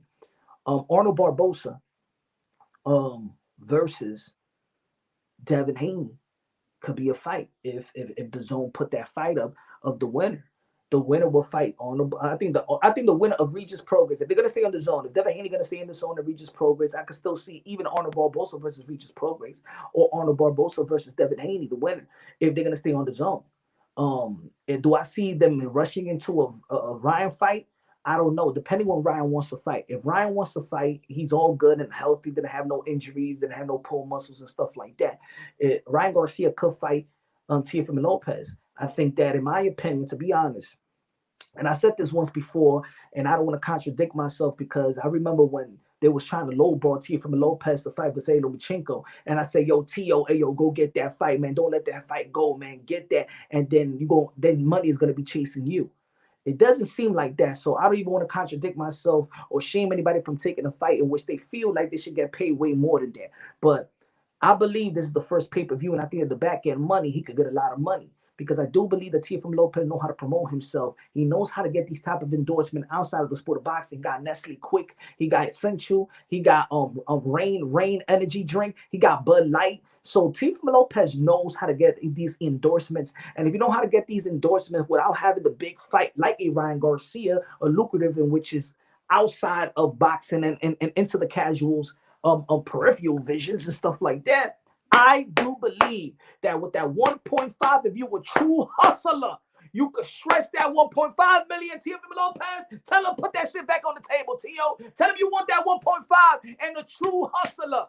You from New York, you a true hustler. Stretch that 1.5 million and told Ryan Garcia, meet me out there in the Sphere MSG in Las Vegas, Nevada. Super Bowl weekend, baby. Let's go, baby. Let's go, Tio versus Ryan. Let's go, baby. How about that? Tio has always had a good head on his shoulder. Yes, beyond above media in the building. Beyond above media in the building. ¿A dónde está la ofrenda, mi hermano? Everybody. La ofrenda is Saturday. What happened? You got paid. Everybody got paid on Friday. Y la ofrenda, ¿dónde está? Estamos no trabajando aquí. And no super chari party day. What happened? I don't working good. I know nice. I know good. What happened? I don't work in the morning. What happened to you, baby? What happened, ladies and gentlemen? No super chari party day. What happened? Nothing. I don't work for nothing. What happened? Vete para la mierda. Diablo, tan chippy ustedes hoy. Tan chippy hoy. No, mi hermano, que eso y Jackie Hernández, la reina de boxeo. Pero y lo otro, ¿Y lo otro? ¿Cómo están ustedes? ¿Y lo otro? ¿A dónde están ustedes? Son chippy ustedes hoy. Yo no trabajo aquí, Catterwall watched them 10-2 worst robbery. No, he didn't. I think that Catterwall actually took his I think Catterwall took his foot off the gas, in my opinion. Let me see if this is working right now, bro. Every week is this or that. None of them ever fight. I think right now they're trying to save the sport of boxing, man. The names got to fight the names. I'm gonna be honest, man, and it's unfortunate that I gotta say this because, of course, I've been preaching Legacy Reign Supreme ever since that my channel. Elvis, con los 2 pesos punch. Who you think Tio should fight next? Elvis, con los 2 pesos de plátano me dijo. Punch. Who you think Tio should fight next? I think the Teofimo Lopez should fight Ryan Garcia. I think if Teofimo Lopez can't fight Ryan Garcia, I think the Teofimo Lopez should fight maybe Rolly. I think they can make great money. You know what I'm saying? Put Rolly and Teofimo Lopez unification bout. Why not? Make that good money. I mean, everybody lost their own. Think about it. Think the buildup of Teofimo Lopez and Rolly. Think about the buildup. Friends, now foes. Friends to foes. Ooh, come on, man. Yo, if y'all friends, there's money to be made. There's money to be made. You know what I'm saying? Rolly versus Teofimo Lopez. Rolly, look. I got Teofimo Lopez, Ryan Garcia. Money. Teofimo Lopez versus Rolly. Unification bout, money. Look, I would love to see a Teofimo Lopez and Matias, but to be honest, the only issue with Matias is, yes, he got a title, but people don't know Matias, and they should know Matias because they're putting him to fight in the wrong region. Subriel Matias should be fighting over here in New York City in Madison Square Garden over Barclays Center. And let me tell you like this, put Subriel Matias 2 times in New York City. Just put him 2 times, and I promise you, if you're listening, managers, promoters, put him here 2 times, just 2 times.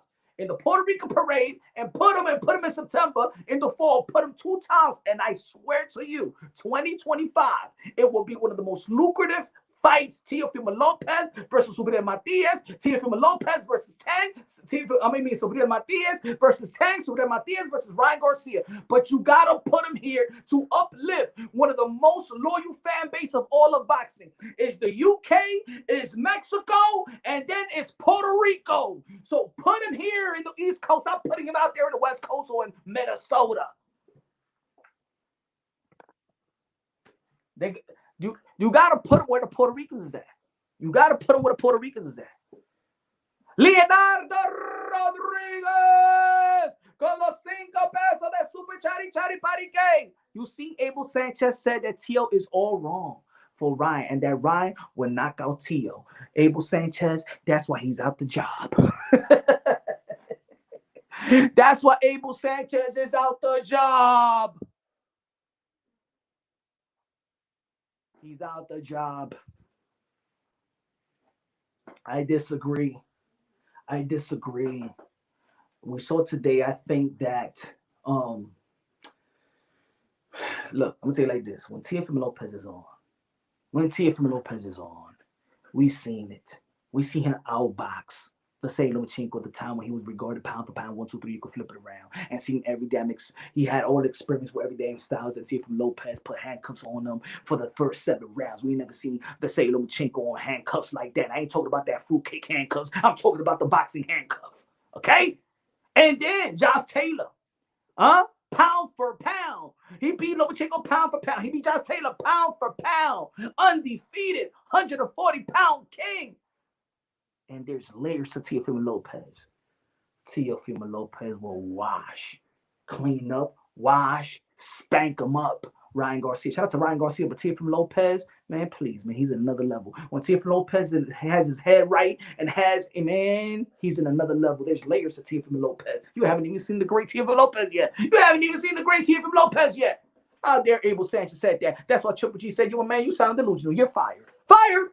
Get out! But come on, Triple G, we have done what? You're out of here! Fired! Oh, Blitz says a 50-50 fight. 50-50 in what? They don't even got a 50-50 career. 50-50 fight in what? Blitz, you talking about that Ryan Garcia and Teofimo Lopez is a 50-50 fight? Huh? Who you smoking with, Pookie? Who you smoking with? Samuel L. Jackson and Jungle Fever? Who you smoking with? Who you sharing the blunt with? They spoke that shit up. They did to you what they did to DMX when he was 14 years old, my brother. That's what's happening to y'all, man. There ain't no damn 50-50 fight. Tio and Ryan ain't no damn 50-50 fight. We're talking about Teofimo Lopez, the 2-time lineal. 50-50 fight. What's wrong with y'all? Hell y'all smoking? How dare you say it's a 50-50 fight? Líbrate la boca con jabón, mi hermano. Huh? I be smoking that shit that Pookie smoking. Y'all smoking that 1986 crack. Must be crazy. 50-50. We on 50-50. 50-50. You must be out your damn mind. How dare you disrespect the captain of the generation, the commander-in-chief, Teofimo Lopez, like that with a 50-50 fight with him and Ryan Garcia? Let me see if I can get this thing back in order.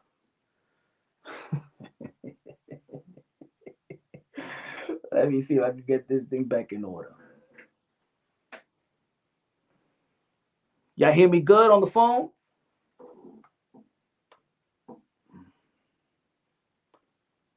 Devin washes Ryan. Devin ain't washing.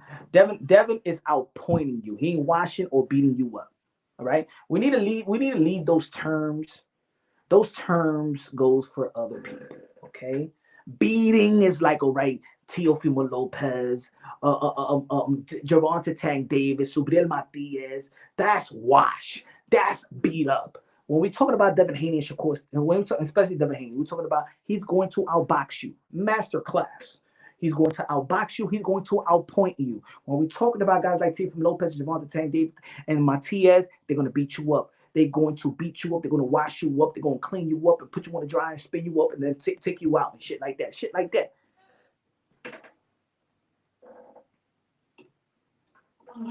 Maybe let me get back into this. Let me see if it's good.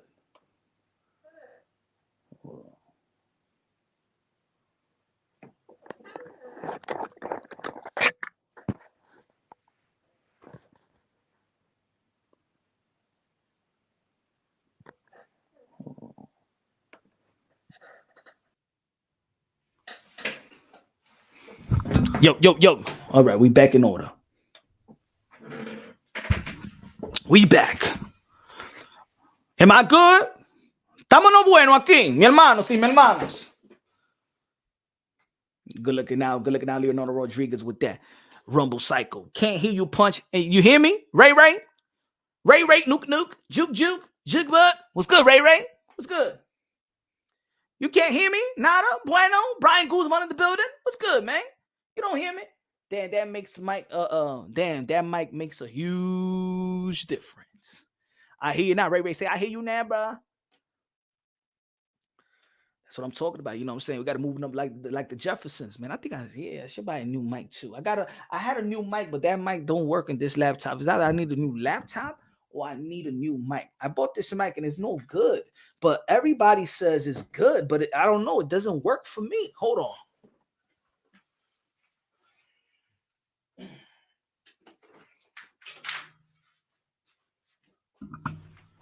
Like I got this. Hold on. I got this mic a while ago, this one, but and I think a lot of podcasters use it, but it just doesn't work for me. And it's good, it looks good, it feels good, but it don't work for me. I don't know what. Maybe it's the laptop, I don't know. Dímelo, Brian Guzman, ¿qué lo que, mi hermano? Brian Guzman, one of the members of the Ronque Box. And if you want to become a member of Punch Drunk Boxing, you already know where to go. What's good, Brian, man? How you like the fight? You like the fight? Let's break it down to a T. Did that...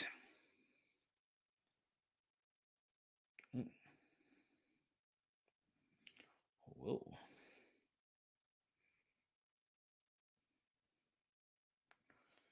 Let's break it down to a T. All right, folks. Did that fight, he stopped Duarte? Trash. Okay, Perez said trash. Okay. Did this win give you a whole different type of perspective of Ryan Garcia? Did you like the win? Did it make you feel like Ryan Garcia made a statement? Did you feel like Ryan Garcia, this victory changes your views on how he would do with Tio, how he would do with Matias, how he would do with the winner Regis Prograis and Devin Haney, how he would do with Gary Antoine Russell, how he would do with Jose Ramirez. I think Jose Ramirez and Ryan Garcia can make a lot of money out there in California. Perez says hell nah. Let me do a new poll. Matter of fact, I could do a new poll. Hold on.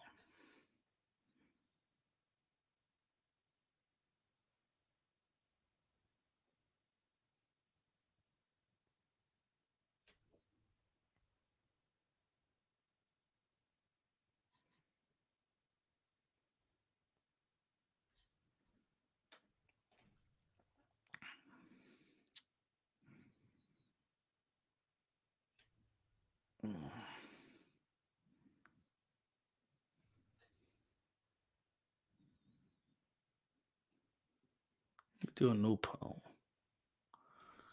See, that's what it is. All right, let me end this one. And let me do a new poll.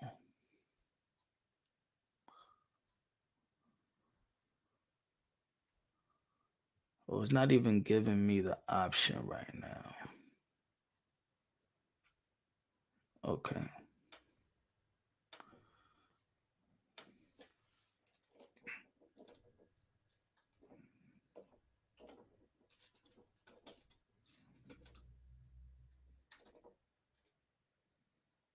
Damn, here we go again.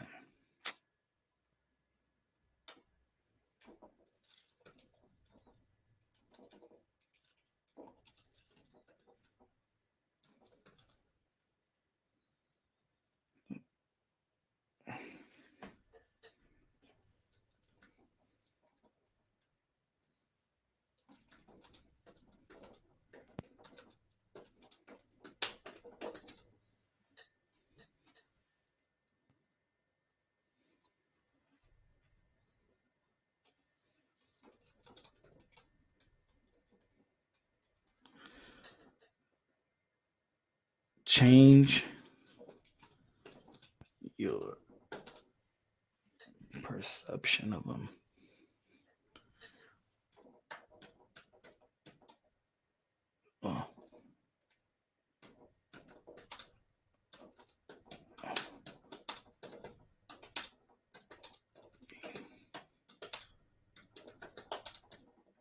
At 140.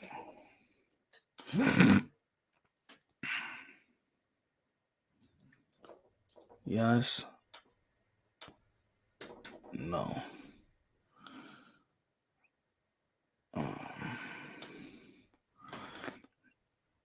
Okay, I put there on the poll. I want you to vote on this. Does Ryan victory change your opinion? Does Ryan's victory change your opinion of him in terms of beating others at 140? And of course, when we're talking about the people at 140, we're talking about Teofimo Lopez, Subriel Matias, the winner of Regis Prograis, and Devin Haney, Jose Ramirez. I'm talking about like the top guys in 140. Of course, he could be. I think that Ryan Garcia beats Montana Love. I think that Ryan Garcia beats Brandon Lee like he did in the amateur 7 times. Let's also not forget, I ain't even gonna say his name because Victor Garcia says no, the ref was helping Ryan entire fight. He was still running from Oscar. He only ran 1 round. Come on, Perez. He only ran 1 round, and I called the round, and where I even said, hey, yo, Ryan Garcia is looking like Shakur Stevenson right now. He only did that 1 round. He was fighting from the outside. Just because you fight from the outside and still landing more shots, that doesn't mean that you're running. You know what I'm saying? That means in boxing, one guy could be fighting in the inside, and the other guy could be fighting in the outside, or both of these guys could be going toe to toe. You know what I'm saying? But no, he's not. He was not running. He actually did run 1 round.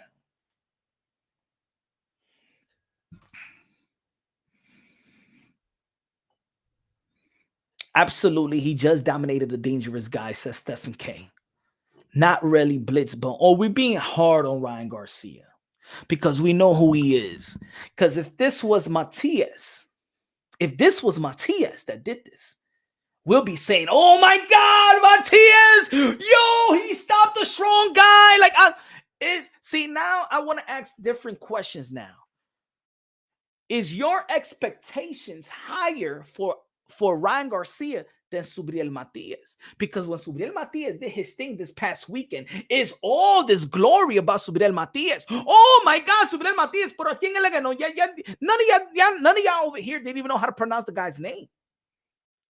Is the see, this is what I'm noticing. See, with Ryan Garcia, so much expectations. With certain fighters, it's almost like this. I understand the reason why Shakur Stevenson got so much flack is because the expectations we have for Shakur Stevenson, for Ryan Garcia, for Teofimo Lopez, for Gervonta Tank Davis is so much high that he knocked out a strong guy in Oscar Duarte Jr., moving up in the division in 140. Matter of fact, they fought in the catchweight in 143.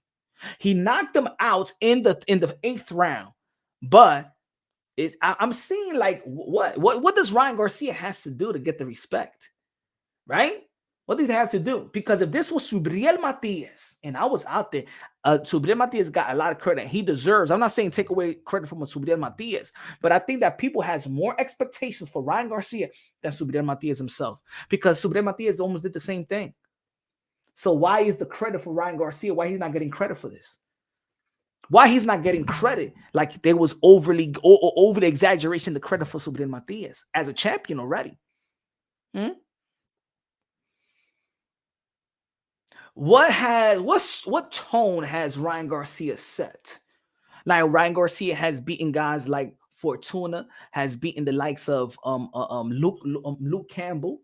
Stop Luke Campbell, retire Luke Campbell, who was a respected Olympian, right?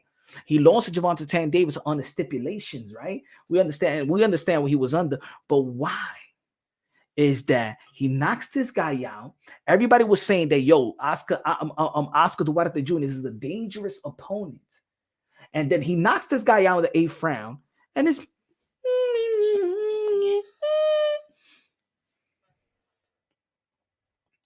ooh, I like that. Yo.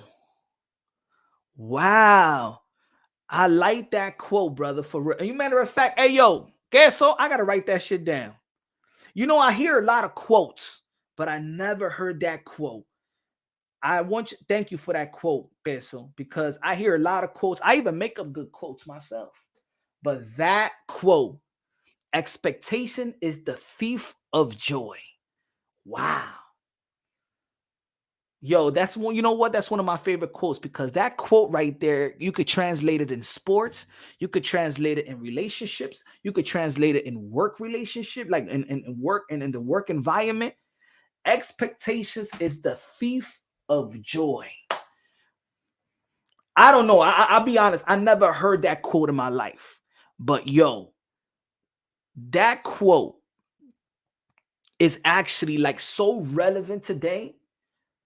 Expectations is the thief of joy, and it is, especially in boxing. Because let's be real, we tell fighters not to look past your opponent. But the reason why people are not giving the ultimate respect to Ryan Garcia in this victory is because they have their eyes. They still thinking about Gervonta Tank Davis loss, and they thinking about Teofimo Lopez. They're thinking about Regis Prograis. They may thinking about Devin Haney. So they're not thinking about they're not thinking about Oscar Duarte Jr. They're thinking about Ryan Garcia, what he did. Could he do that to Tio? Could he do that to Ryan? Could he do that to Tank Davis again? Could he do that to Gary Antoine Russell? So they're not looking at Oscar Duarte. So it's true. The expectation is the thief of all joy. See, a lot of people's not giving this over. See, and the thing is what Subriel Matias, there's really no expectation with Subriel Matias. Let's be real. Let's be honest. I like Subriel Matias, but in this community, now they're talking about Subriel Matias. They wasn't even talking about too much about Subriel Matias, even as a champion. Like, ain't nobody putting Subriel Matias as the what they call the Four Kings. Ain't nobody never said Subriel Matias was part of the Four Kings. Ain't nobody said, hey, yo, Victor Ortiz in 140 should be fighting Subriel Matias on the come up. Ain't nobody said that. Ain't nobody shamed Subriel Matias. Josh Taylor better fight Subriel Matias. Josh Taylor, Jose Ramirez better fight Subriel Matias. There was none of that. There was no hype with Subriel Matias, so there's no expectations. So now people are getting to know Subriel Matias. So that's why the victory that he had this past weekend out there in the Mandalay Bay, it was big. But this victory, people want expectation of Ryan Garcia. 8th-round knockout is just not enough for Ryan Garcia. Expectation is the thief of joy. I got to write that shit down. Hold on. Because you know what? I may use that. I may use that, and I'm going to give you, I may use that quote in one of the titles of a video that I gotta make. Thank you, man. I have to use that. Expectations. That's one thing I like, man. I love learning new things. Is the thief of joy. This is why, like before, when you went to dating and when you're dating people, you're going on a date and stuff like that, and then they be like, "We'll see." I want if you go on a date, or let's, you know what I'm saying, and the woman will be like, "No, we'll see." No, I'm it, woman. I'm it. Gonna go with it. We'll see and we see. Huh? You expecting me to F up? You expecting to me like you expecting me to be like your ex? Huh? No, que diga we'll see. ¿Y quién yo soy? Huh? Yo soy un winner, yo soy campeón, baby. You lucky to be with me, motherfuckers. Are you saying, nigga, we'll see, you know? Are you looking for a relationship and stuff like that? We'll see, you know? We'll see. Sometimes the girl's in a relationship, she's on a date, but she's thinking about her ex. She's still heartbroken going on a date with you. You know what I'm saying? We'll see. We'll see. You know, saying I'm not the we'll see type of mother. Hey, no, I got an ego too, man. When it comes to when I was dating, yeah, you have your ego. We'll see. You think I'm a we'll see motherfucker? Huh? I'm a winner. I'm it. I'm the it factor, DK. We'll see. Oh, what you trying to give me a test? Now I'm too old for that. You ain't testing me. You ain't gonna put me in a damn midterm and shit like that. We'll see. Yeah, we'll see. We'll see. Next.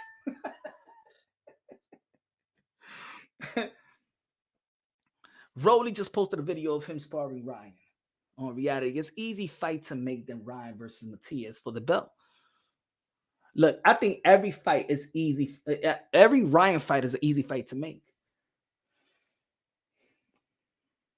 And see, the matchmaker did a great job for Ryan Garcia once again. Yo, Ryan Garcia, listen to Oscar De La Hoya, man. Listen to the man that done it. Listen to Bernard Hopkins. I just don't. To be honest, I don't understand. And of course, we're looking at things from the outside looking in.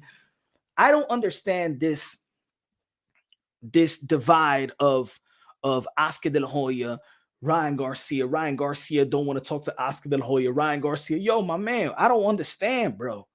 Like, you're with the people that done it in the highest level, in and out the ring. And as a promoter and as a match, Eric Diaz is probably the best matchmaker outside of the top rank. Like, outside of that top rank matchmaker, hey, yo, Eric Gomez has done a wonderful job in the last 15 years as a matchmaker, man. Think about it. Even when Golden Boy Promotion and PBC was together, I'm talking about when I said it yesterday. Thurman versus Julio. Keith Thurman versus Diego Chavez. And I said it yesterday. Keith Thurman versus Diego Chavez. Back then, today, it was the equivalent of Boots Ennis versus Virgil Ortiz. Eric Diaz he's a great matchmaker. Danny Garcia versus Amir Khan. Danny Garcia versus Lucas Matthysse. I can prove it to you. Let me see. What? Let me see.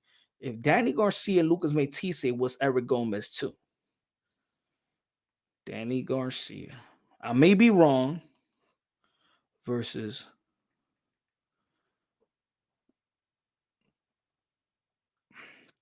Give me 1 second.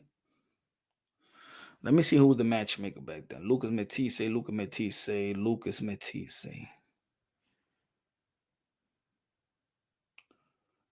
Look, I just popped it up. I said Eric Gomez. Look. Eric Gomez. Matchmaker. Eric Gomez. Yo, Eric Gomez is a great matchmaker, bro. Great matchmaker, man. Put it this way. Look at this one. Let me see. Sean Porter versus Devin Alexander. Sean Porter versus Devin Alexander when he became a champion for the first time. Hold on. Devin Alexander. Boom, boom. Let's see who is the matchmaker here. They don't have the matchmaker here. Let's see. Thurman. With Diego Chavez. Let me see who's the matchmaker. Diego Chavez. Yo, I'll be so fast. I'm quicker than the phone.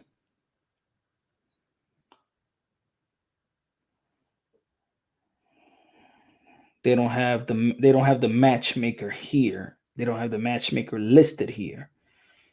Let's see. The Soto Carras. Remember Soto Carras versus Berto?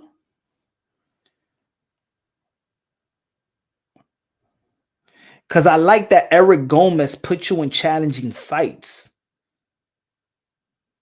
Then they don't got the matchmaker in this one as well. But I know Eric Gomez was the matchmaker in those. Alexander was washed. Not by the time that he fought. Not when he fought Sean Porter. No. Watch, put it this. Not when he fought Sean Porter. This is Porter. What about Julio Diaz? Remember he had a draw with Julio Diaz. People forgot about that. Look, let me see. Yeah, this is going too far, but Golden Boy. Remember when Sean Porter had a split decision draw with Julio Diaz? Julio Diaz was a great fighter. He was a good fighter too.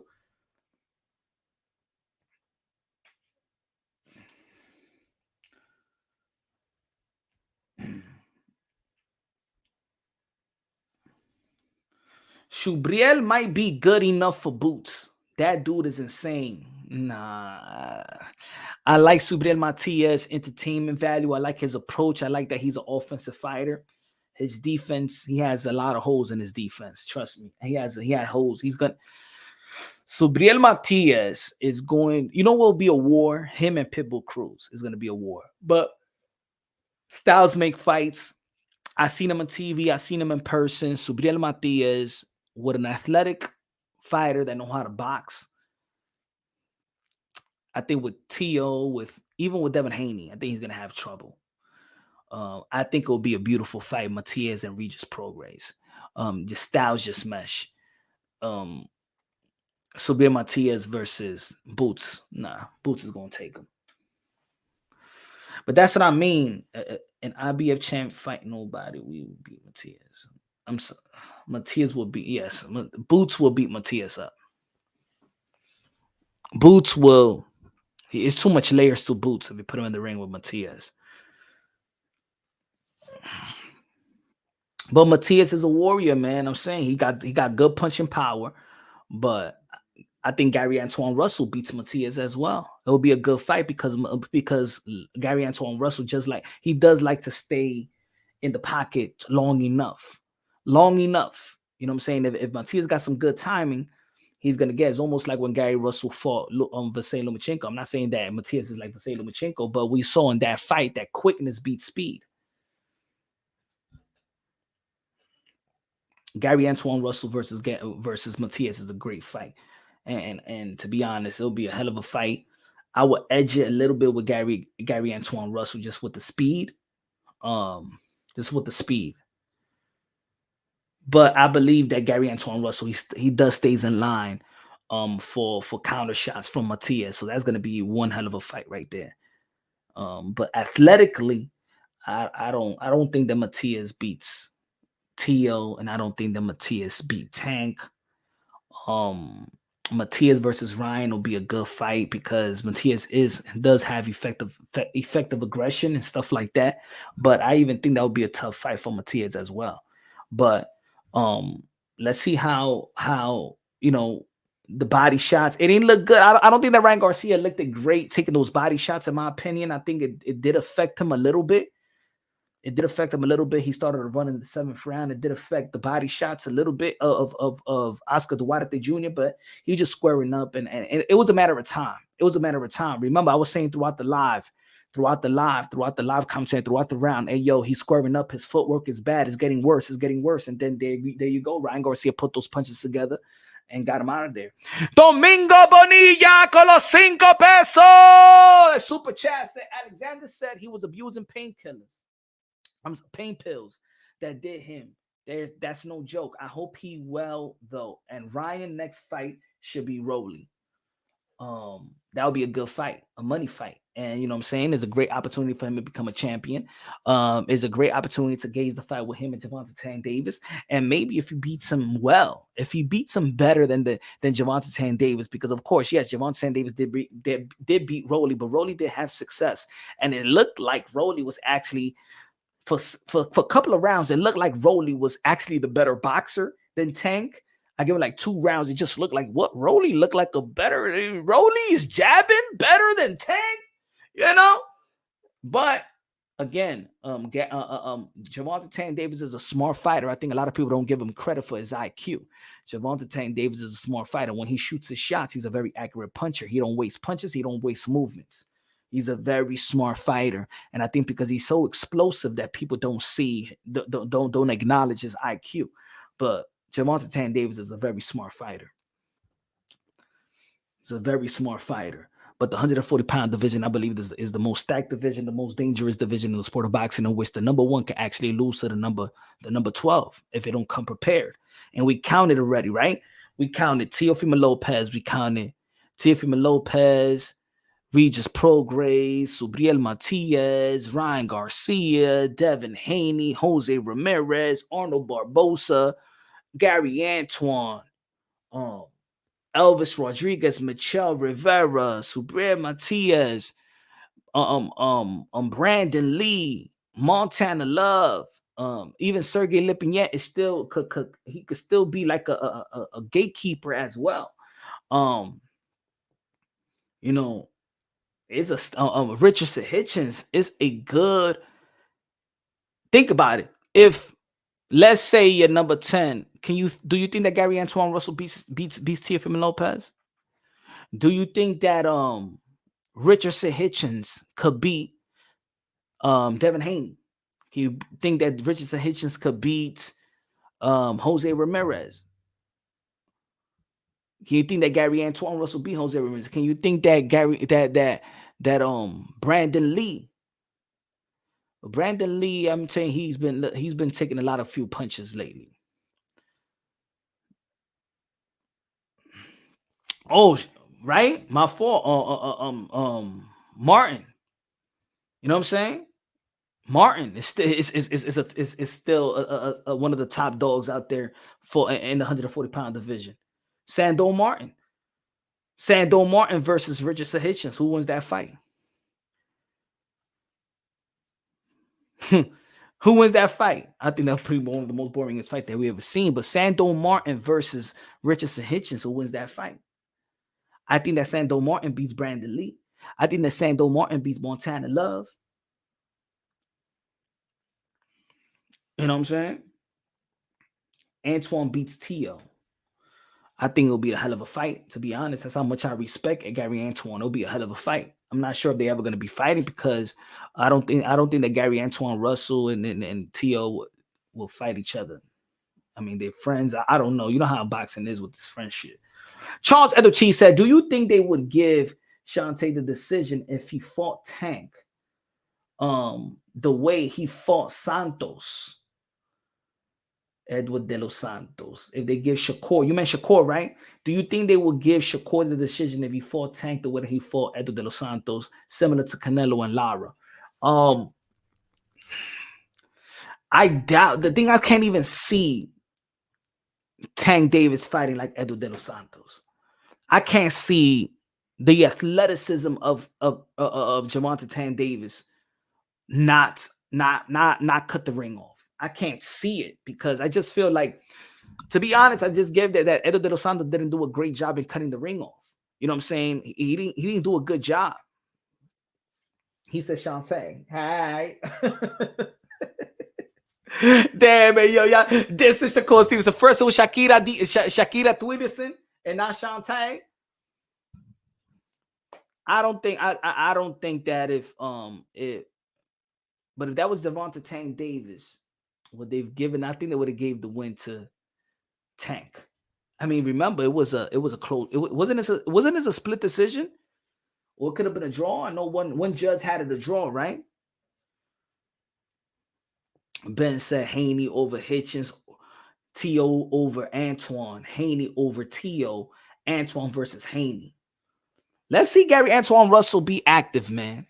I like Gary Antoine Russell. To be honest, I even said that Gary Antoine Russell was the kryptonite to Jerome Bruce Ennis. I even said that Gary Antoine Russell, I did a video about it. I said that Gary Antoine Russell is the kryptonite to Jerome Bruce Ennis if he moved up to the 147-pound division. That would be a good fight. And I think that Gary Antoine Russell was close to moving to the 147-pound division.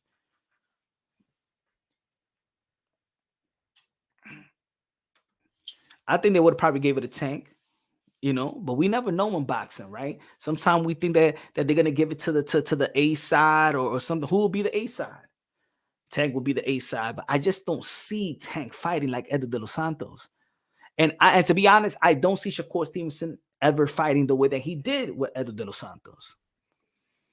I don't, you know what I'm saying? I've, you know, when you see certain fights, I mean, enough fights from a particular fighter, you know when something is wrong. Sometimes we could be delusional ourselves. Sometimes the fans could be delusional. Do you really think that Shakur Stevenson is going to fight the way that he fought like that versus anybody? I already knew, even when I was doing the live, Shakur Stevenson, something got to be wrong with Shakur Stevenson because he ain't even shooting. He's not even shooting the left hand. I even said that during the live. You know what I'm saying? I know that Shakur Stevenson wasn't 100%. But, you know, in boxing, sometimes we like to, because it caters to whatever argument that we may have.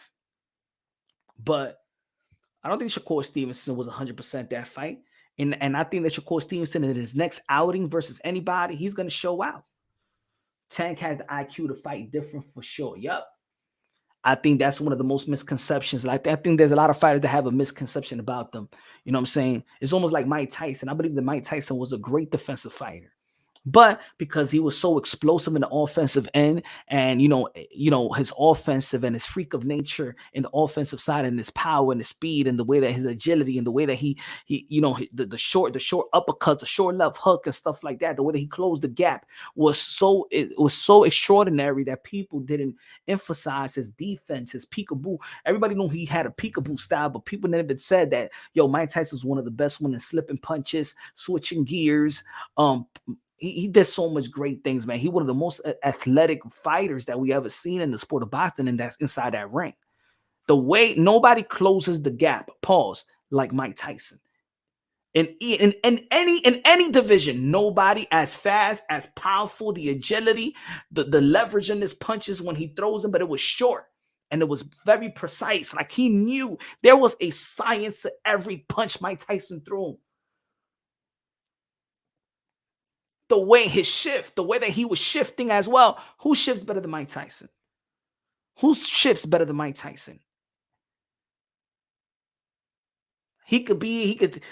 Yo, man, Mike Tyson was incredible, man. Incredible, incredible, incredible. The torque in his punches, the way that he threw the short punches, his waist, the way he turns his waist, the torque in his punches. Nobody had a better torque than Mike Tyson. There was a lot of things that Mike Tyson did incredible, but because people was overshadowed by his offensive, they forget about his IQ. Mike Tyson had a good IQ as well. Mike Tyson had over 50 fights. He had over 50 fights. He's not punch drunk, because really Mike Tyson rarely did. He didn't get hit that much in his career. If you really look at Mike Tyson's career and his fights, Mike Tyson did a wonderful job of slipping and ducking punches like crazy. He was a good defender. And I believe also Gervonta Tank Davis, his IQ is beyond what people give him credit for.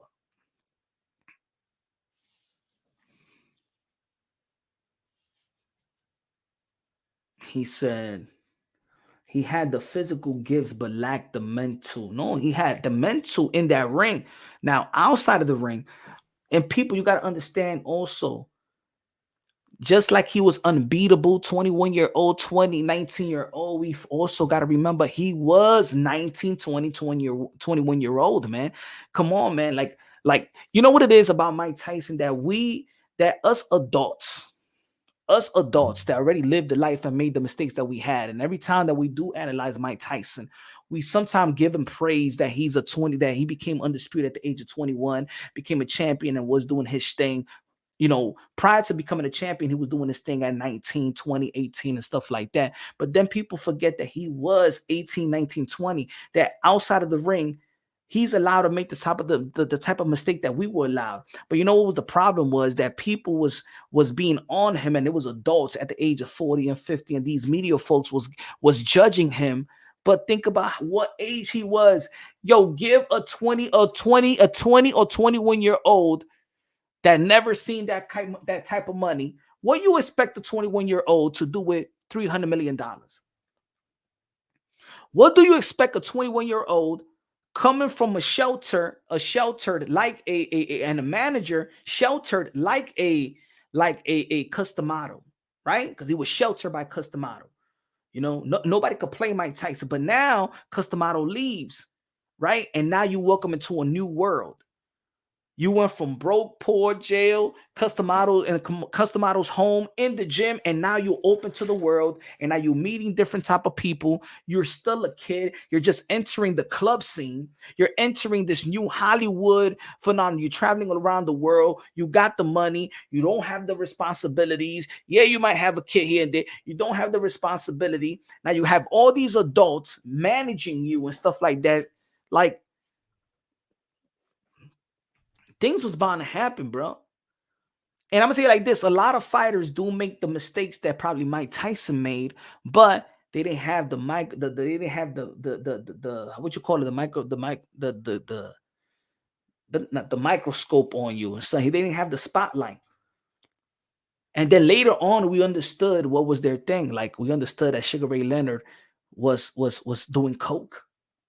People at his time, people wasn't talking about Sugar Ray Leonard did coke. I learned Sugar Ray Leonard did coke later on in his career. We didn't know about that. He had the great image. He had a good image. You know what I'm saying? A lot of these fighters, Sweet Pea Whitaker, he was another cokehead. You know what I'm saying? We know Julio Cesar Chavez. Manny Pacquiao was an alcoholic. Let's not forget that even the ones that we admire the most, they all had un vicio. They all look outside of the ring. They was all fuck ups. But one thing about Mike Tyson was that he was so real that his f up was always on the news, and then he talks about his f up. That's why Mike Tyson is the rawest, pause, you know, the most transparent athlete that we ever had. People are scared to be as transparent as Mike Tyson. He said, man, he still went on church on Sunday. You know? I've seen fighters that you think ain't doing nothing. Alcoholics is strong word. Alcoholic is not a strong word. It's real. It's real. Alcoholism is real, bro. You don't think you're alcohol, but when you're partying, you're going to the club on a Monday, Sunday, Saturday. You with the chick you drinking. You know what I'm saying? It could be on a Wednesday. You with the church. You think that you're not an alcoholic, but you're an alcoholic. Shit, I call myself. I remember on a Thursday, I'm out. Saturday, Friday, I'm out. Meatpacking district. Saturday, I'm out. Happy hour on a Monday. Happy hour on a Tuesday. I remember I used to go to happy hour on lunch and go to Fridays right across the street. Go to Fridays and get a happy hour and stuff like that. You think you're not an alcoholic, but you're an alcoholic. It's almost like you know, there's druggies that I know that's functional druggies. Hey, yo, I know people that do coke and you won't even know what they do. They just functional, and they know at what time to do it. They know how to do it. They know what time to do it. Do it in the weekends, doing the parties, and they right back at work. I know people that work in Wall Street, cokeheads, and you won't even think they are functional ones, highly functional ones. You know. Not every alcoholic and not every like drug addict is like them strung out on the subway, like, hey, get my tu tape. Coño, I saw you the other day. You know, and I asked you for $2, you give me $1.50, you cheapy, motherfucker. What I'm going to do with $2, my friend? You know what I'm saying? Not everybody is like that. There's a lot of functional drug addicts out there. Rider of the Storm. Con los 5 pesos. Rider of the Storm says, salute, Mr. Punch. The fight was mediocre. Didn't like Garcia turning into Shakur, running or giving his arse to Duarte. What kind of guy was that? Yo, but Rider of the Storm, it was only one round that he did that, and I called it out. I said, are we watching Shakur Stevenson and Edo de los Santos once again? But that was one round that I seen it. He did run. I think that was the 7th round that I called it, the 7th round. But let's not take all the good things that he did. Well, I think, let's be honest.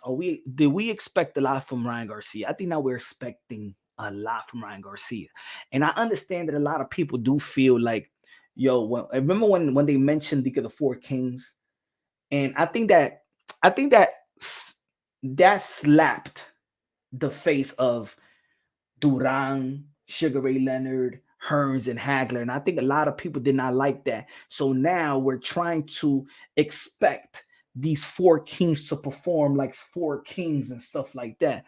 But I think that was a great outing for Ryan Garcia in a catch weight, 143 pounds. It was an 8th round knockout. Like, what more? We at one point, we got to understand not everybody is going to be great. But I believe that was a good outing at the proper time. I think that was after his loss. That's a great outing. Gives you your confidence back, implemented power, could work on certain things. Did very good off the back foot, encountering some shots off the back foot. We gotta give him credit for that, man. He countered off the back foot very, very well. I don't know how good did he look different with Derrick James, in my opinion. I think that any trainer, any fighter will tell you that you need a good 3 training camps to really implement whatever they would, whatever the new trainer is teaching you, and buy into the system. I think that Ryan Garcia still fought like Ryan Garcia, in my opinion. I did not see no change really, but I did like to see him counter big shots off the back foot, because I want to see him move. I want to see the movement. And there was a great left hook that he caught, Oscar Duarte off the back foot. That it was a beautiful one. But I still want to see him it doesn't seem like Ryan Garcia trusts his jab the way of 5'10" and the guy with power, and a guy that knows that is very good with some follow-ups, trust his jab. We saw that he didn't keep that left hand a little bit down when he was connected off the left hook. We saw that Ryan Garcia now keeps his hand like this instead of keeping his hand like this, only when he was trying to cover up on the shoulder roll. So he covered up on the shoulder roll, but it was no catch and shoot off the shoulder roll. He was just trying to defend himself and try. So, I think he's trying to find himself still. And that's a good thing. He's still learning. I think he's still trying to find himself. But I ain't going to be too hard on Ryan Garcia. I think that was a great outing.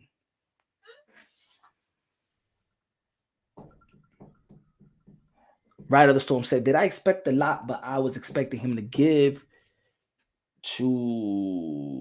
his back to Duarte. Yeah, I didn't like that as well. I agree with you, Ride of the Storm. That was so fast. Domingo Bonilla, con los 5 pesos a comprar french fry con chicken wing. Me dijo, Ryan said in the post presser that Derrick James said, don't do that shit. You ain't Floyd Mayweather. But that's what I'm saying. See, I said that. I didn't say that. What I'm saying is, just because you got a new trainer, that doesn't mean you're buying into the system. If he's doing something that he never saw him do, even in the gym, if he's doing something that even Derrick James is not even his style, was not even teaching him, he didn't even do it prior to his fight, prior to Derrick James, that means he's really not listening to Derrick James. He has a trainer, but he's still doing it his way. Is he buying to the system? Let me tell you like this. Ryan Garcia is already a well-oiled machine. Ryan Garcia still fights how his father taught him. Ryan Garcia is fighting like what Henry Garcia has taught Ryan Garcia. To be honest, he's still fighting almost the same way. I didn't see no change really. I didn't see too much change, and I don't see him establishing the jab. He did try to establish the jab early on, but he abandoned a little bit of the jab and just was using the jab as a measuring stick. He didn't touch the jab to the solar plex. I seen Ryan Garcia do better with the jab. I like the way that Ryan Garcia used to hit that solar plex shot. You know what I'm saying? He didn't do it too much this fight. So, you know what I'm saying? I think he's still finding himself, man. I think he's still finding himself.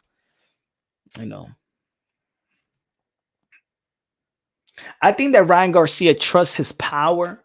I think that Ryan Garcia at this point is trying to, I don't think he trusts his defense as much as he trusts his offense. Because if you're shelling up to a position that you see on TV, but you saw it. You saw when he shelled up. And what I said throughout the live, I said, man, his footwork ain't looking good. Like he's shelling up, but his footwork, it's almost, you remember when Oscar de la Hoya for the first time was shelling up and using a shoulder roll, it ain't look too good. And even he said it like after he retired that he tried to do it, but he couldn't do it like Floyd because he learned it too late. You know what I'm saying? And he didn't do it right. Even Floyd Mayweather Sr. said it. You know what I'm saying? And if he would have had more years, he would have mastered it. But you saw that the footwork wasn't there. And Oscar de la Hoya just was using it to just defense. But there is more to that shell. It's almost like, see, Teofimo Lopez used the shell to counter you. You know what I'm saying? Catch and shoot. He catches, he shoots it. He has defense with it. I think out of all the fighters after Floyd Mayweather, I think the best guy that uses the shoulder roll was actually Teo. I think Teo is the best that used the shoulder roll. Who else was another good fighter that know how to use it? I think that Jerome Bruce Ennis know how to use that shoulder roll too as well. Jerome Bruce Ennis. Who else used it? Um, Broner did use it. Broner did use it well, but it got to the point where again he just uses it for defense, but he never and he uses for the uppercut, not quite like other fighters. No, you know. I think I don't. I think that I don't know. I don't think that Derrick James and Ryan Garcia their styles. I don't think it's a good mesh. He keep reloading the left hook over and over. Someone with the same hand speed with timing, just like Tank did. That's why I don't think it's gonna work for him and fast fighters. It's not gonna work for him. You know what I'm saying? We already saw that his speed is not that it's not when you put another fast fighter like a Gervonta Tank Davis, he was ducking almost every left hook. After the second round, he ducked almost every left hook. You remember the sequence when he knocked down Ryan Garcia? He ducked 5 left hooks. Like Tank saw all the left hooks. You know what I'm saying? People, but because he's not, I mean, like you know, one thing that I do like about, and a lot of people do critique Jamal Charlo, but Jamal Charlo has this double jab followed with a left hook, or he has this left hook with the uppercut. You know what I'm saying? He doesn't have that. Look, and I said this on Twitter the other day. What's the difference between a decent jab or educated jab? Ryan Garcia does not have an educated jab. It doesn't set things up for him. I think he was trying to use it as a measuring stick, in which he did. He did counter some shots with it, but he doesn't have an educated jab like a Devin Haney. See, Devin Haney has an educated jab. Is it different, a decent jab and an educated jab? I think that Devin Haney has an educated jab. You know what I'm saying? And I think that Ryan Garcia, with his height, his jab, he can make his jab. I mean, he can make his fight way easier if he does a better job in identifying the range and not measuring, not using it as a measuring stick. You can already know where you at with the footwork, where he's at with the footwork and stuff like that. I don't know, and sometimes it's also this. You may have a trainer like Derrick James, but then when you go back home and you're talking to your, let's say Henry Garcia, who is his trainers in his corner, you know what I'm saying? He still wants to do probably what his father wants him to do. You know, it's hard to train. It's hard to adopt. You know, at this stage, if you're because some guys they love their style, and I think that Ryan Garcia loves his style. I think it's going to be hard to change his style.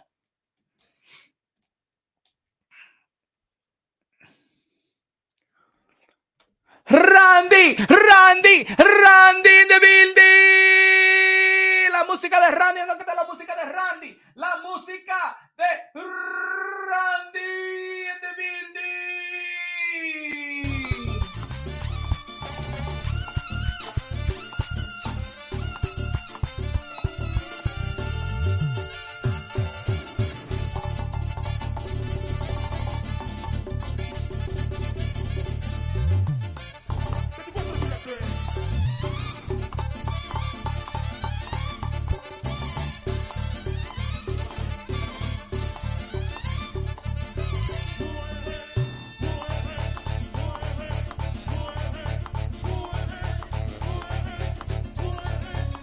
La música de Randy. Dímelo, ponte Dronky. Great fight, but Ryan ain't no match for Teofimo Lopez.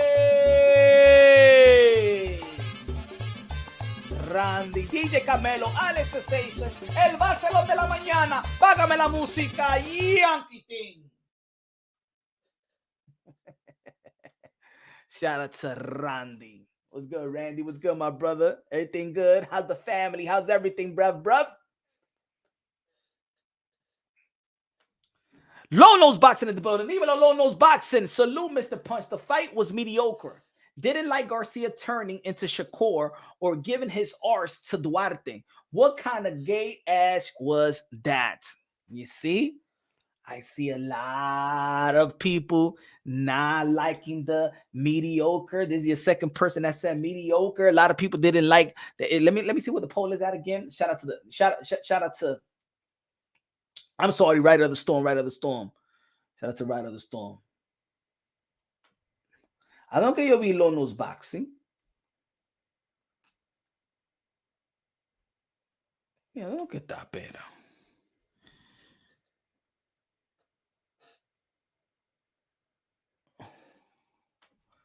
Míralo ahí, my fault. Lono's boxing says, don't like Ryan for Tio, because if Tio don't do what Tank did, don't like Ryan for Tio, because if Tio don't do what Tank did to Ryan, Tio will get shamed, just like Keith did with Barrios. Did, because Tank killed Ryan. So you don't want to see a fight because you scared that's going to turn out to another fight, and you think that this person is not going to get credit. Like my brother, you think, yo, Lolo's boxer, you be going to you be going to a whole nother level with the don't like Ryan versus Tio, because if Tio don't do what Tank did, then Tio will get shamed just like Keith did. Like, that's like, bro, you don't want to see a fight because you scared what fans are going to say, what narrative is going to be made up. Like, is that the new wave? I don't want Tio to fight Ryan because if Tio doesn't beat Ryan the way that Tank beat Ryan, then he's not going to get credit. He's going to get shamed. So I don't want to see the fight. Come on. Come on, yo, Lolo's boxing, bro, man. Yo, takes lately really is getting me like, yo. So you don't want to see Ryan versus Tio because you don't expect Tio to do what Ryan to what Tank did, and if he's not gonna happen, you don't want to see the fight. It's not gonna happen because come on, we need to stop that. You're like you're stopping a fight from happening because you think that he's not gonna get credit because Tio is not gonna beat Ryan the way that Tank beat him, so you don't want to see him get that fight. Yeah, diablo de lo mío, coño, man. Shout out to Lono's boxing. Dímelo, Heredia. Con el super Charipay con los 100 pesos de Mexico. Said punch. That shoulder roll at least saved him today. It did. I think he was trying to cover his ribs though. I think that Duarte did hurt him with a rib shot and stuff like that because he just adjusted and started going to the ribs. And he was not even in good position. He was starting to just like everybody was saying. He gave his butt to him and stuff like that. And hopefully he didn't do he didn't do what Maidana did to Adrian Broner, what Adrian Broner did to Maidana and stuff like that when they was themselves in the ring. I really thought he was going to get knocked out. Do you think if he fought as usual, maybe he gets knocked out? Look, it's like I said earlier, Heredia. I said that in 140, the top guys, they're all vulnerable. And that's why I think it's gonna be great fights. We seen Jose Ramirez in the canvas. We seen Josh Taylor hit the canvas. We seen Teofimo Lopez hit the canvas. We see Regis Prograis hurt from Josh Taylor. We seen the top dogs in the 140-pound division already hit the canvas. Brandon Lee already hit the canvas. Gary Antoine Russell, you know what I'm saying? They put some hands on him, you know what I'm saying? So I think we've seen Ryan Garcia hit the canvas in 135. And twice by Javon Davis and Luke Campbell. The good thing about it is when we see vulnerability, that is going to be a good fight because we all know that none of these guys are perfect, that there's holes in their game somewhere, somehow, and you could get them. There is a blueprint to hurt these fighters, and there's a blueprint to knock them down, and probably there's a blueprint to make them stay on the canvas. So it's good, man. But I think we could see. I think that we see that these guys if their opponents got a good game plan, they all could be taken out.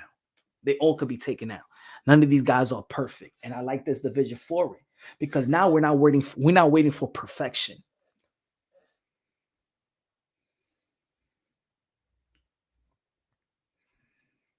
Smash the like button, ladies and gentlemen. Smash the like button. Let's know what you think about the fight. Let me see the poll. Does Ryan victory change your opinion of him in terms of beating others at 140? 53% says yes. 47% says no. What was your expectations? Let me ask y'all this on the chat. What was your expectations of Ryan Garcia coming into this fight? Or are you going to the expectations? Are you going for the expectations thinking about um overlooking Oscar Duarte Jr.? And this is why you guys, when you look at this fight, y'all saying, oh, he doesn't beat Tank with this, he doesn't beat Tio with this, he doesn't beat Matias with this. Are y'all looking at the fight? Or y'all already looking at the fight but thinking about something else? Because I've done that before. We've done that before. We did it with Canelo Alvarez versus Bivol. Let's be real, let's be honest. If Bivol was so much of an underdog, it's because, let's be honest, I remember leading up to the fight, 90% of the people overlooked Bivol beating Canelo Alvarez. So yes, sometimes we do see a fight and we overlooking the opponent. There was a lot of people even call that he was cherry picking Bivol. I remember in the YTBC, there was a lot of people that did not have Canelo Alvarez losing to Bivol. A lot of people, yes, as a community, we did overlook Bivol. And I don't want nobody to come over here and tell me otherwise. No, Punch. I know I did have Bivol beating Canelo Alvarez. No. In general speaking, most of the people had Bivol losing to Canelo Alvarez. So is the reason, because I said it again. A lot of people, Rapstar Boxing Knowledge was good, my brother. A lot of people is giving a lot, it's not overwhelmed. It's not giving a lot of credit to Ryan Garcia in beating Oscar Duarte Jr., but was praising Subriel Matias for the same thing that Ryan Garcia did to Oscar Duarte. So why was the praise for Matias versus his opponent last weekend, and what Ryan Garcia is, what was your expectation? I mean, Subriel Matias is a champion. Ryan Garcia is not even a champion. So why do people expect more out of Ryan Garcia than even Subriel Matias? Why? So this performance was, it was okay. Stop the guy in the 8th round. It's Ryan Garcia. Subriel Matias, Subriel Matias beats Tio. Subriel Matias beat Ryan. Subriel Matias beat Devin. Subriel Matias, oh my God, he's a killer. He's this. But Ryan Garcia does the same thing. Let's not forget that Subriel Matias also lost in his career before. So do you expect the same, or do you? Let's be real. Y'all expect more from Ryan Garcia than Subriel Matias. That's what it is. Y'all don't want to say it. I like Subriel Matias, and I want you to keep that expectations for Subriel Matias. But y'all expect more from Ryan Garcia. And this is why most of y'all is like, that's all right. It's all right. 8th round knockout? No, it's all right.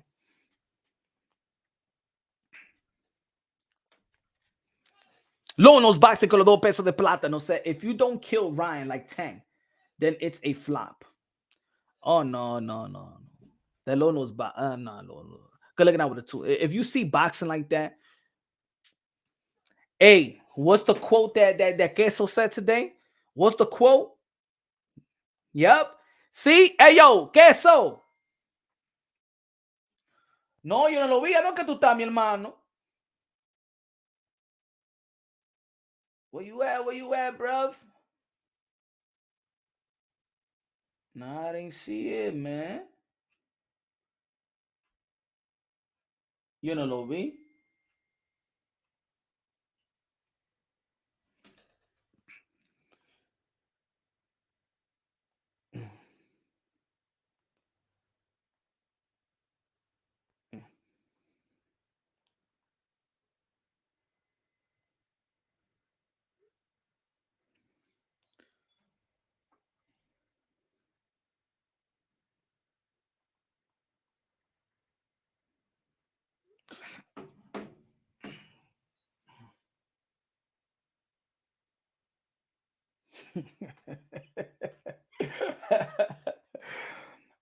Subriel made an undefeated champ fighter quit. That's better than a KO to me.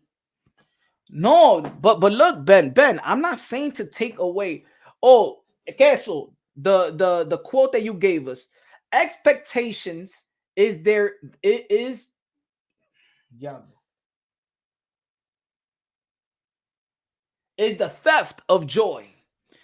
Expectation is the theft of joy, and that's what's happening to Low Nose Boxing. That your expectations, y'all say you don't even want to see the fight because your expectation is that Tio is not going to do to Ryan what Tank did, so you don't feel like they should fight. That's it. Already took the joy out of you to see that fight. It's true what Kessel said earlier. Expectation is the theft of joy. So now you don't want to see the Lono's boxing. Lono's boxing. Ryan is dangerous C-class, then it's upset the apple tree. Tio don't need Ryan. So look, this is what I'm talking about. Yo, Kessel, this is what I'm talking about. Lono's boxing doesn't want to see. Look at his excuse.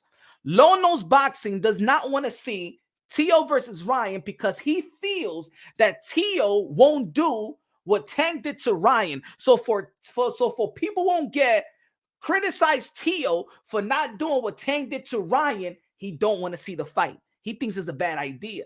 He's already like he already made up a movie. He already feel like, how about if Teofimo Lopez knocked the fuck out of Ryan Garcia in the first round? But you don't know that because you don't want to see it because it's like Charles Edward Cheese said. It's like what Kessel said. Your expectations is a theft of joy. You don't have any joy of Ryan versus Tio because you think that Tio is not going to do what Tank did. That's it. I don't want to see the fight. No, because people are going to criticize Tio for not doing that, so I don't want to see the fight. Y esa vaina. Y eso, Lono's boxing. But Lono's boxing, you an historian. You know better than that. You know better than that. You know what's happening to you, Lonos? You don't want to admit it. Lono's boxing. My brother, Philadelphia, my brother, my Puerto Rican brother. You know what's happening to you? You're getting hooked on the YTBC's narratives. That's what's happening to you. You're getting hooked on it. You're starting to believe that the YTBC is boxing, and the opinions of the channels that you may go to is the actual opinion. So you may go to the Boxing Voice and you see a lot of callers saying something, and you're like, "That's it. No, I don't know. No, they hate Tio. No, they hate Tio. So they're not gonna give credit to Teofimo Lopez if he beats." If he goes past the 7th round, I don't want to see the fight now because I don't want to get Lono's box, you getting sunk in, my brother. It's eating you up. It's eating you up, brother.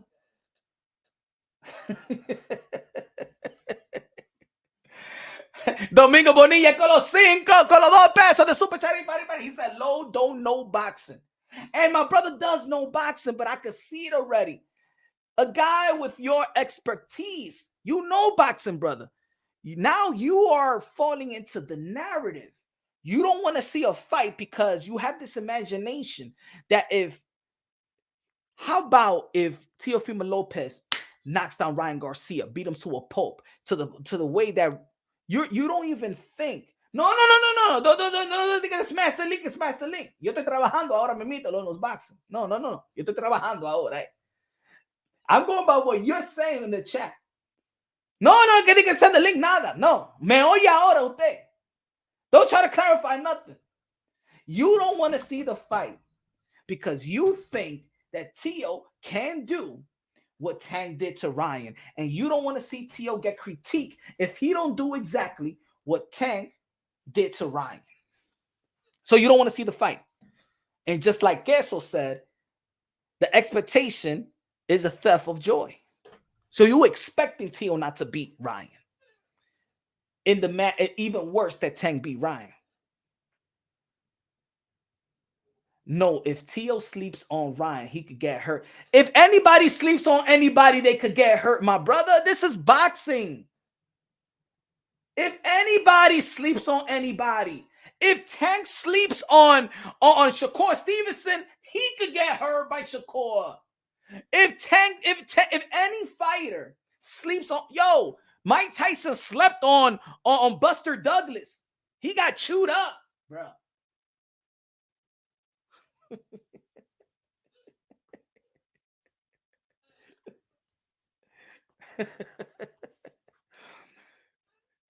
Anybody gonna get slept. He said Tio sleeps on certain guys. So you think that Tio's gonna sleep on Ryan? Lono's boxing. Tio didn't sleep on anybody, man. Who gives you this? He slept. Who he slept on? Because he didn't look the way that he looked versus Camboso. He was not fit to fight. But even if he's fit to fight, if he was fit to fight, he didn't sleep at George Camboso's. He didn't sleep on anybody, bro.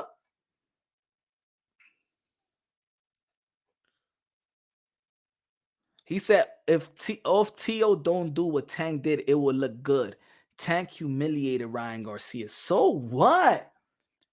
So what? Good job by Tank Davis. You're not trying to see a fight because you don't think that Tio is going to do what Tank did? Oh my God. Yo, these fans are turning too bougie nowadays. You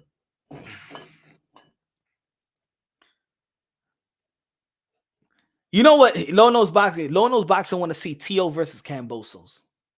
And you know why? You know why Lono's boxing wants to see Tio versus Cambosos? Because he wants people to stop talking shit about the Tio and Camboso, and he wants that to put away. You want to see fights dictated by Teofimo Lopez haters. Yo, and I said a long time ago, ladies and gentlemen, do not do anything in life dictated by your haters, because your haters is always going to be your haters. Your haters is never going to congratulate you, bro. Haters are always going to be haters. And the more that you win and the more that you achieve, the hate is just going to be elevated. It's just going to evolve to more hate. He said Lowe is the biggest fan for Camboso. That's the fight you want to see. If I say, yo, Tio versus Bud, he said, no Cambosos. Tio versus Ryan, no Cambosos. Tio versus Tank, no Cambosos. Tio versus Haney, no Cambosos. He said, no win situation for Tio. He don't need Ryan. How about if Ryan needs Tio? How about if Ryan needs Tio? Ryan needs to be a champion. What about what Ryan needs? What about what Ryan needs? Huh? I told y'all guys, this is what he wants. He's a George Camboso fan. Lolo's Boxing is George Camboso fan. And he wants George Camboso to fight Teofimo Lopez. What does Tio gives? What does Teofimo Lopez get from George Camboso? A get back? A get back after beating Josh Taylor and becoming lineal champion? Then he's moving backwards. Mira. What I told y'all. I told y'all you dictate about the channels, Lolo's Boxing. I told y'all. Hold on. Let me see you in the building. Let me see who's in the building. Let me see who's in the building. Hold on. I told y'all. Hold on. Let me see you in the building. Let me see who's in the building. Let me see who's in the building. Who's in the building? Who's in the building? You're being a little bit it's delayed, my friend. You got something else turned on? I hit myself. It's delayed. It's delayed. It's delayed, my friend. Oh, it's delayed. Is the trainer 2020 trainer of the year? Is the trainer of the year? Ah, man, that's fucked up. You want to do it again? Hop back in. Is the trainer of the year? Ah, man, that's fucked up.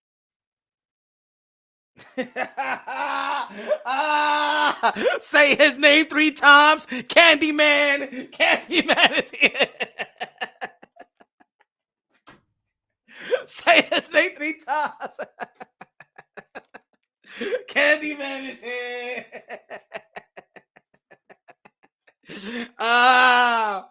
Ahora dilo, no los boxing, ahora dilo, ahora mimita, ahora lo que tú estabas hablando, de que no, you don't want to see Ryan Garcia. Ahora dilo, ahora.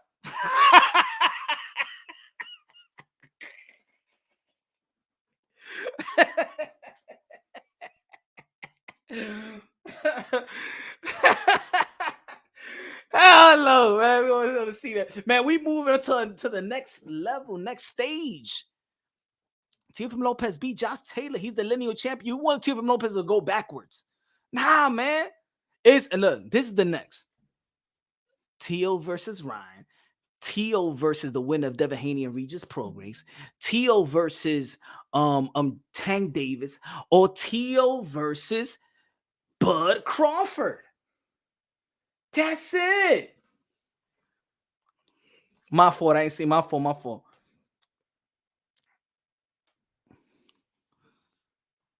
Domingo Bonilla said, or as a true boxing fan, I want to see everyone fight. Facts. Good looking out with a $2 super chat. Bonilla. If Tigo struggles with Ryan, it's a failure.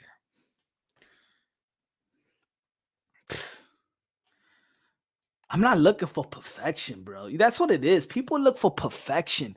Why are you looking for perfection, man? Let them struggle. Let them overcome their struggles, man. Let them overcome their struggles, bruv. Okay, we good now. Yo. We good now? We great now. You can hear me. I hear you great. What the fuck was that? The performance of Ryan Garcia and Duarte Jr.? Wait. I gotta do it, bro. I gotta fucking do it. Wait, I don't know how I'm gonna do it. Wait, I got my boy here. Yo, could you hold this phone for me, please? Stay like that straight, right? Yeah, keep him like that. What the fuck was this, bro? What the fuck was this? What the fuck is going on in boxing, bro? What the fuck was that? Hey, he was trying to do the shoulder roll.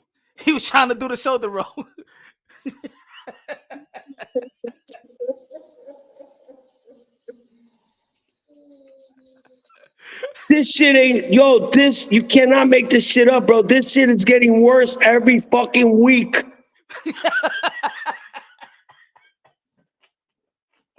Dime, ¿te gusta el shoulder roll? ¿Te gusta el shoulder roll de Ryan Garcia? ¿Ah? The best shit that ever happened in boxing was my son saying, fuck you. To every motherfucker that does not fucking see what the fuck he's doing. First of all, it's called entertainment, you fucking idiots. And if you don't see what he's doing in there, and every fucking moves he makes, he changes it 1,000,000 times. That shit was like, you ever seen those fucking robots from back in the days that one was blue and the other one was red? And they used to play? That's how that fucking fight looked like, bro. I ain't fucking kidding, bro. I did say at one point, I said, yo, this is robotic right now. It's robotic right now. Did you say that? Because I didn't hear that, but yeah, I did bro, say I cannot believe my fucking eyes, bro. My son even told me, bro, what you want me to fight this dude for, bro? He gonna look terrible Saturday.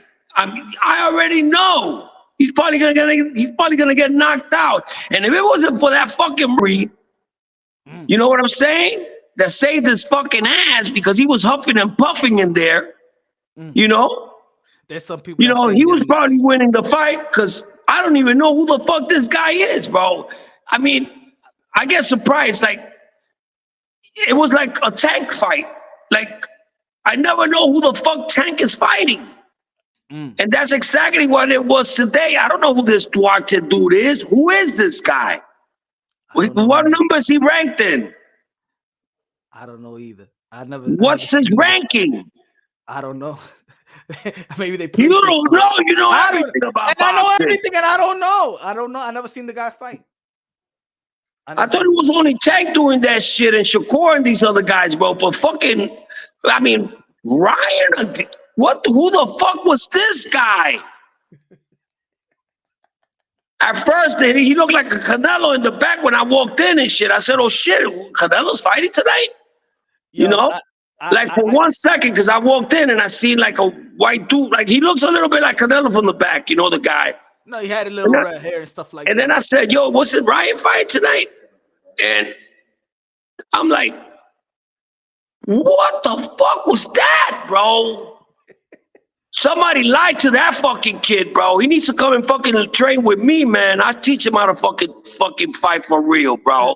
So you think the trainer of the past year, Derrick James, did a horrible job with no, Derrick James fucking put some fucking stupid shit in his head. Yo, listen, You could do it. You could do the shoulder roll. It looks good on you. Get the fuck out of here. The shoulder roll is used to fucking hit back, catch and throw.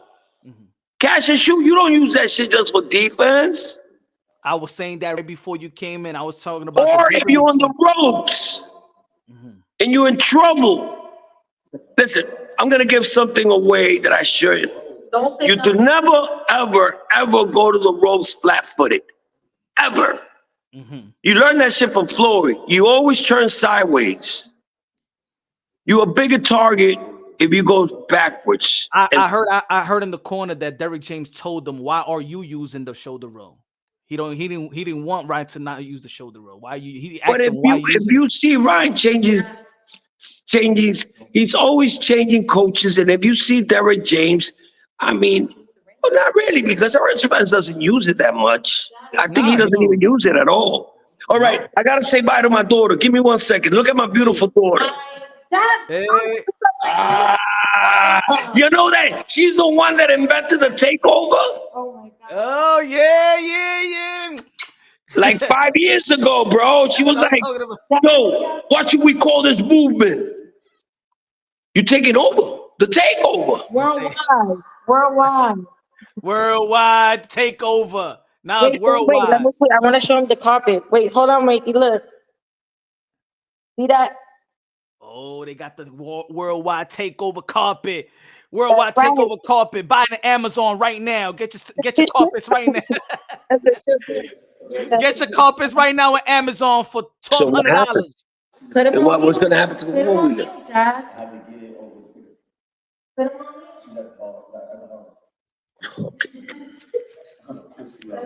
Yo, give me 1 second. Something happened. Wait. All right. You see what happens? You see what happens when I told him to never leave the corner? You see?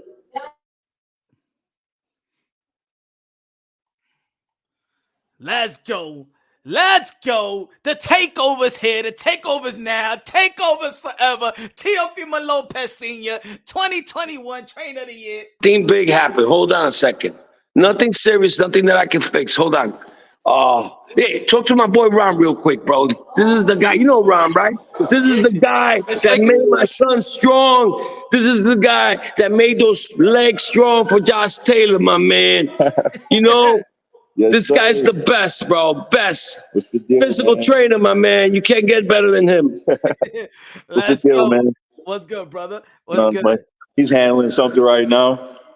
Yo, how was from your point of view? How was the training with Teofimo Lopez? Oh, the training was good, man. You know, he always did exactly what I told him to do. He did like 300% of everything I told him to do. I like to work out with the people I train, so we worked out together. And, you know, I go hard in the gym, so he always try to outdo me every time. So him always going, you know, leveraging and going harder than me, it really helped him, you know, get a lot better too, bro. Why was his strength? Oh, I was gonna ask you, why was the legs the primary target? You know, we didn't. Yeah, so we knew Josh to go into the fight. Josh Taylor was going to be a little bigger than him. You know what I mean? So we know he likes to put his body on his opponents. So we kind of expected that going into the fight. He did try to put his body on T.O. a lot. You know, he just muscled him right off. All the hard work and training really paid off with that. So yeah, that's where that came in. That's what's up. Are you training other professional boxers or no? I don't really train boxers. Just just regular old Joes on the street. You know what I mean? A lot of guys that compete. You know what I mean, in bodybuilding. So yeah, just a lot of pros within bodybuilding, but not really boxing. But I got in with Tio, and so I'm sticking with the camp with him. Hey, but that's good because now you know what I'm saying you was in the camp of him becoming a world champion again. So exactly. So now you can classify yourself as a world class fight, and you know what I'm saying. Exactly, man. Big.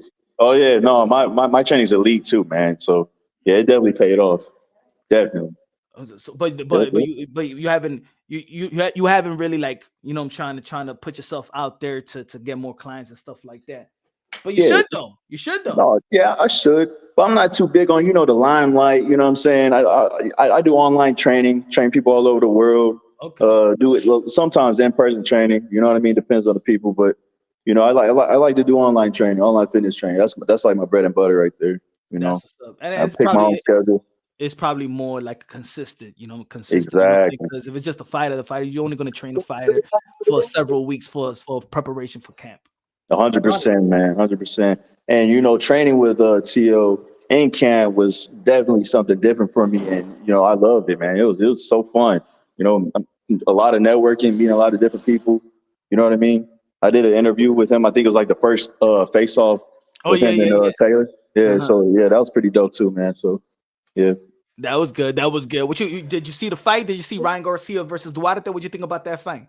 I didn't see the fight. Man, I was busy getting the Christmas tree, but I did that today too. Highlights. That's funny. That's what I was doing before I went live. I did see the highlights though, man. I did see the highlights, and it just looked like he was a little gassed. You know what I mean? He was gassed. He didn't really do a lot of conditioning. I feel like he underestimated that cat. You know what I mean? Because he came out hard. You know what I'm saying? So. I think he did pretty good. This is the first time he's fighting it was a catch weight in 143. So he did pretty. I think a lot of people was expecting so much from Ryan Garcia because he's Ryan Garcia. He got a name. It's almost like people expect a lot from T.O. People expect a lot from Tank and all these guys. So I think it's becoming like a perfection type of sport now. That even if you get clipped, that's it. You got no chin. If you get dropped and get back, he got dropped, and this guy will drop him and kill him and stuff like that. Like people just don't. It's not like back in the days where 100%, man. They don't care about overcoming. No, 100%, most definitely, man. Most definitely, agree with that. So who you want? Who Team T.O. wants next? What you want? What you want next for T.O.? If it's up to you. If it was up what to I you. want next for T.O., man. We got a list, man. We really do. I know I got a list, but I would say, man. What about Ryan and T.O.? You know, I know. All right, so I thought about that, but I know who's going to win that. Well, I think everybody knows who's going to win that fight, especially if we get the T.O. that came with Josh Taylor, and we know that's going to happen. So if he gets that type of, Gordo that we all know, bro, it won't be good for Ryan, man. It will not be good for Ryan. I know for a fact T.O. will dominate that fight. So I'm looking more of, I don't know, man. I want to see. We all want to see him with Haney. You know what I mean? Okay, but, you want that? You want that? I'm the one that I'm saying, but Crawford. I'm going. That boy. So you going all the way up there? I'm going up there. I want T.O. versus Crawford. I think I'm saying Haney because it's more a little personal. You know what I mean? With Crawford, yeah, that'd be a crazy fight, man. That would be a good fight. I think they respectfully. I think they both would. They respect each other. You know what I mean? I think that fight would be crazy. Good looking out, Leonardo with the $5 super chat. Say, yo, Punch, tell Candyman Buzz said if you really want smoke, all you got to call him out his name or disrespect his family, and he'll fight you in his backyard. Yo, listen, man. This is the best trainer on the planet, man. If you're in Florida, bro, hit him up, bro. What's your number again? My number. You know what? I'm gonna put up my IG. Yeah, Instagram is __ LARON __ LaRon _ after that. I get the. Do it again for slower. I put in. They got some retards in your. I'm sorry, I didn't say that. Why you did? Hey, yo, why you did? They got some slow guys.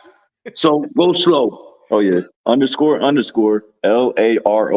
__ All right. Yep. God, check out, man. The best in the business, man. Hey, yo, T.O. Senior, what's good? What's next for Teofimo Lopez? They saying Ryan Garcia. They saying Gervonta Tank Davis. I even said Bud Crawford. The Roberto Duran versus the Sugar Ray Leonard. No, wait a minute. Before we go there, let's finish what we was talking about, all right? Let's not fucking try to skip this shit. All right? Please don't do that to me. Go ahead. Because there's a couple other things I got to say. Go ahead, brother. Take your time. If you're going to tell me, you see, this is one thing I know what I'm talking about. And I know. And I've been saying this to you for the longest. It's like God talks to me all the time, my man. And I know exactly what's going on. Our time is going to come. Our time is going to come, and it's getting close. It's getting so close, I can feel it. You know why I'm saying that? Because we are not mentioned. They don't want nothing to know about us. And you know what it is? Because we're real. This whole thing is a make-believe story. Everything here is fiction, bro. You understand? I don't know how these people can go to sleep every day. They didn't mention my motherfucking son not one time on that fight. To beat the man at 140. This is how broadcasting is getting so screwed up, bro, that they cannot even mention my son, the guy that beat the guy that had all the belts at 140. And this wasn't 10 years ago. This was June. And you broadcasting a fight at 140 and you don't mention Teofimo Lopez? That's how fake this is, bro. You understand? And you know what? That makes me so happy because I know what's coming. Because that can't last forever, my friend. Remember I told you a long time ago? These guys that cannot punch, these guys that are coming up, they're gonna have problems at 140. When they start coming up on the weight divisions. You can't pop, bro, you in trouble. I don't care how good of a boxer you are. And there's no great boxers like my son out there. Ain't nobody doing the shit he's doing. Bro, Josh Taylor couldn't even believe what he was seeing, bro. Did you see that uppercut that my son left and all of a sudden he was right under him again? My son even glanced at him, looked up in the freaking sky like he was fucking looking at the Twin Towers, bro. And he just came up with that. The Empire State Building. Well, the Twin Towers did exist, my friend. Like looking at the Twin Towers, bro, and he just came up with that uppercut. That is something phenomenal. That's something you're never gonna see in boxing, bro. Bro, it looked like he stood there for a whole fucking hour. That's how it looked like.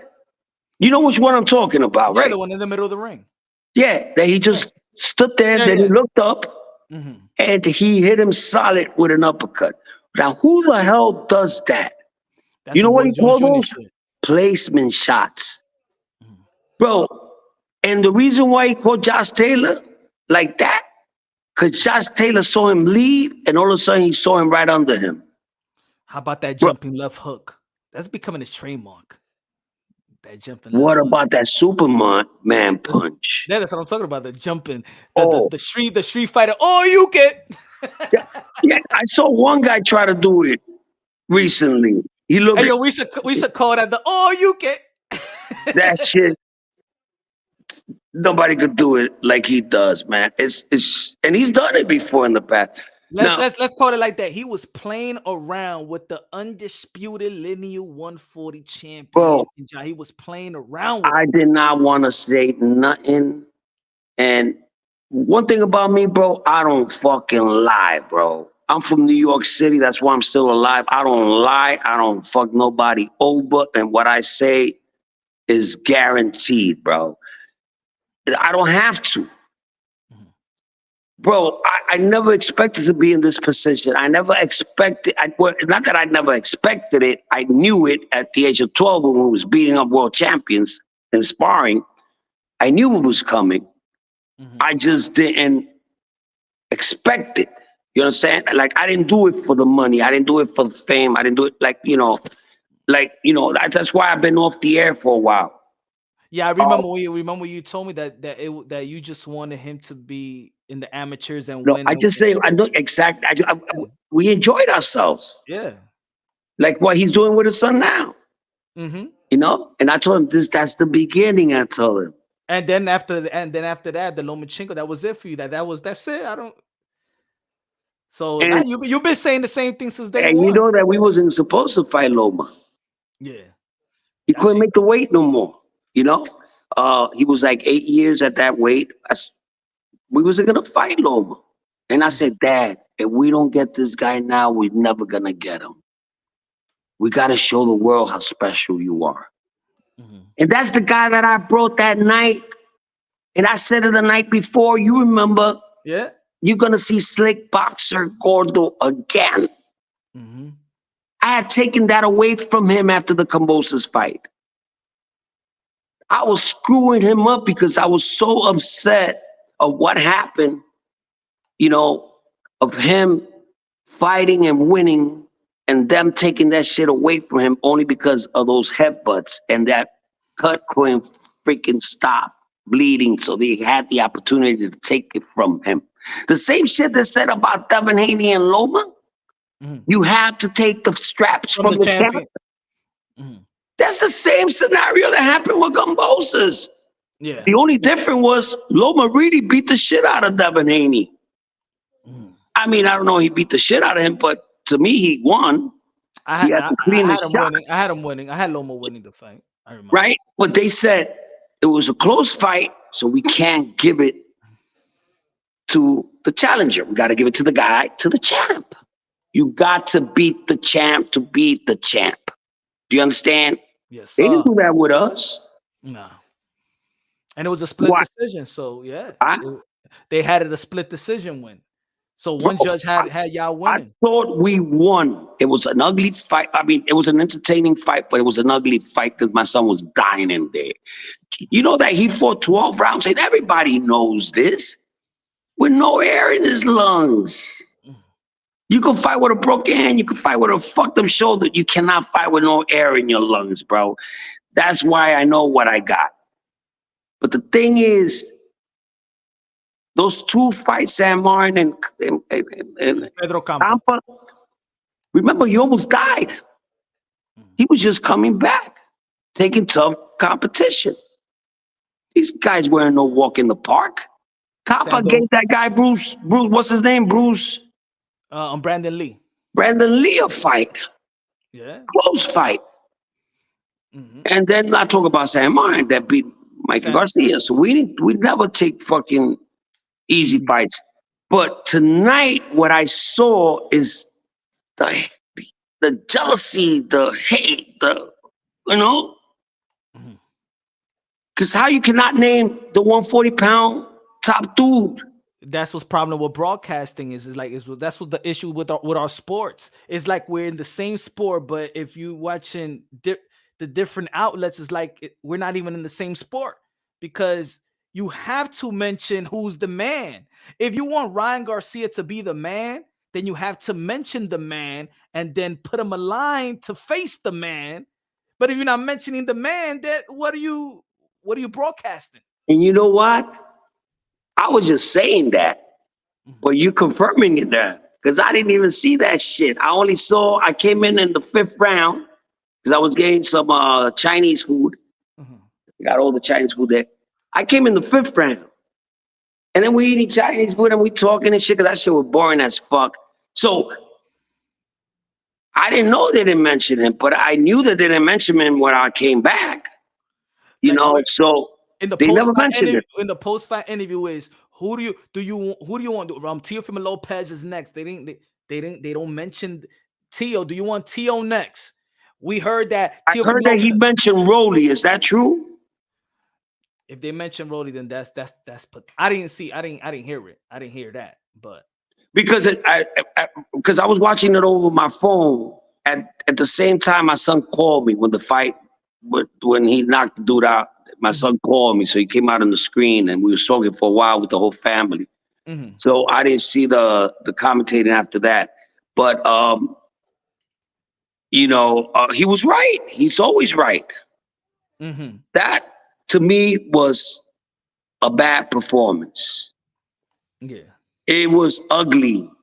It was Yo, let me say what's up to the VS $20 super chat in the building, to Pure Boxing in the building. Good looking out with a $20 con los 20 pesos. Y my friend Heredia, ¿dónde está Heredia?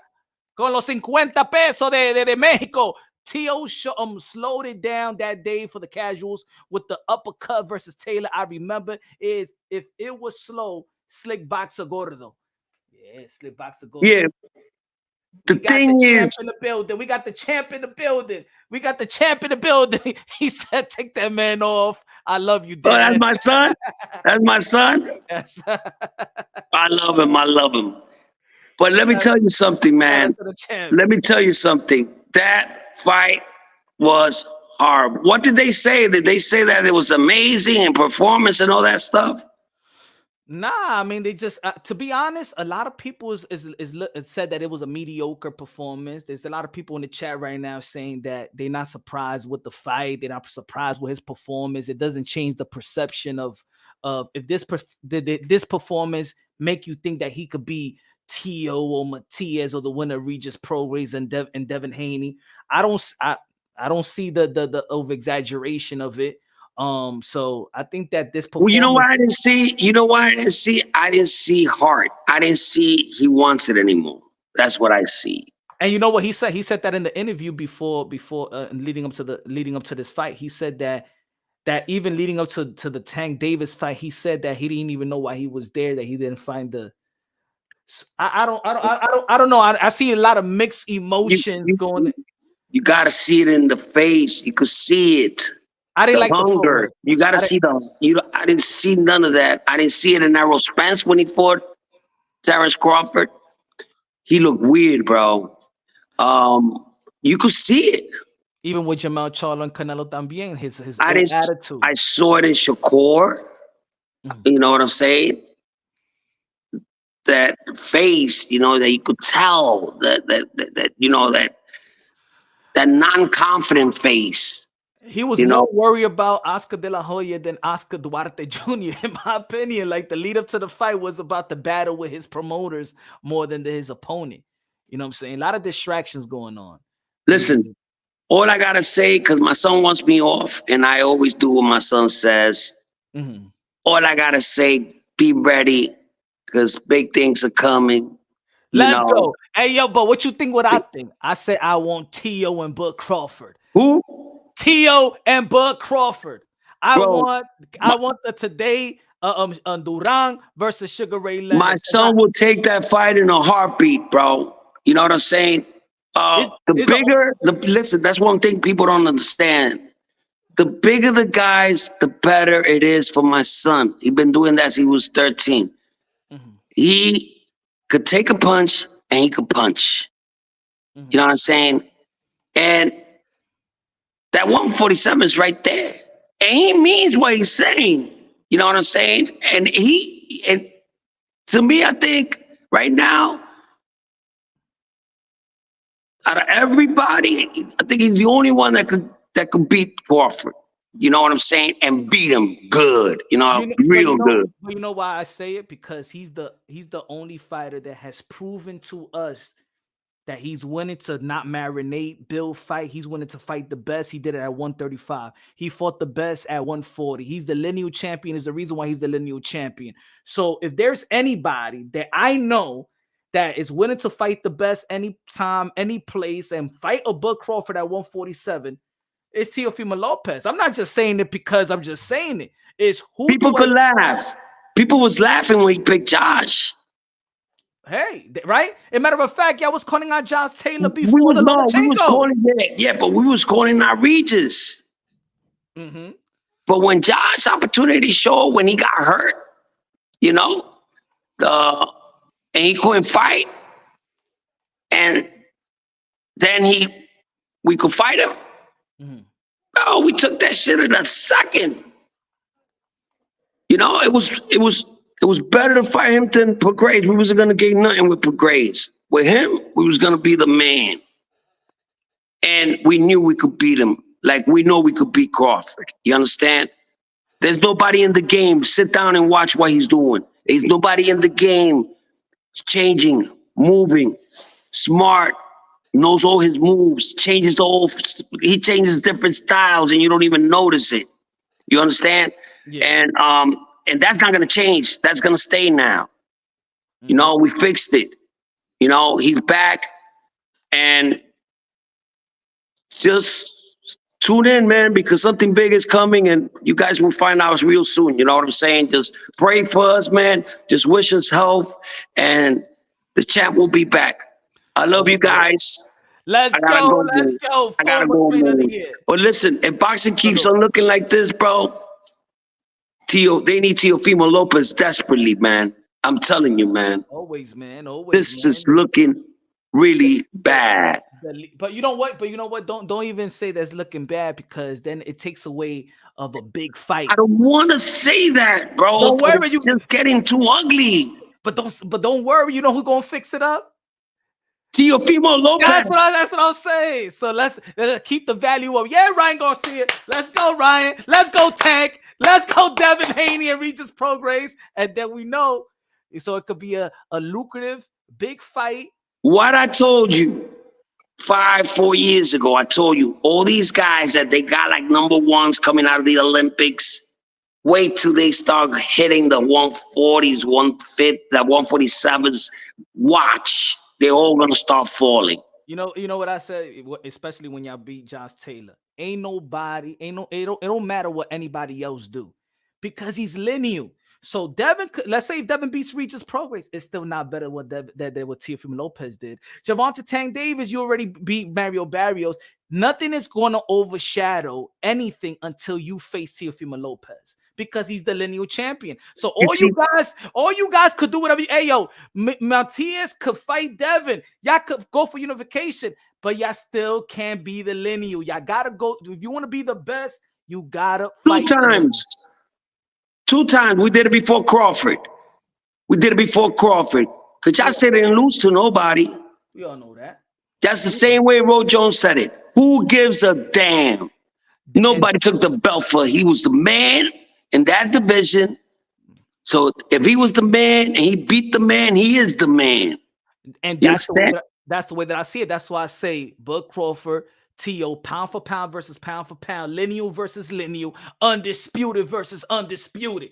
That's it. It is what it is. Yo, you see the ESPN pound for pound list? That shit made me laugh. You know, man.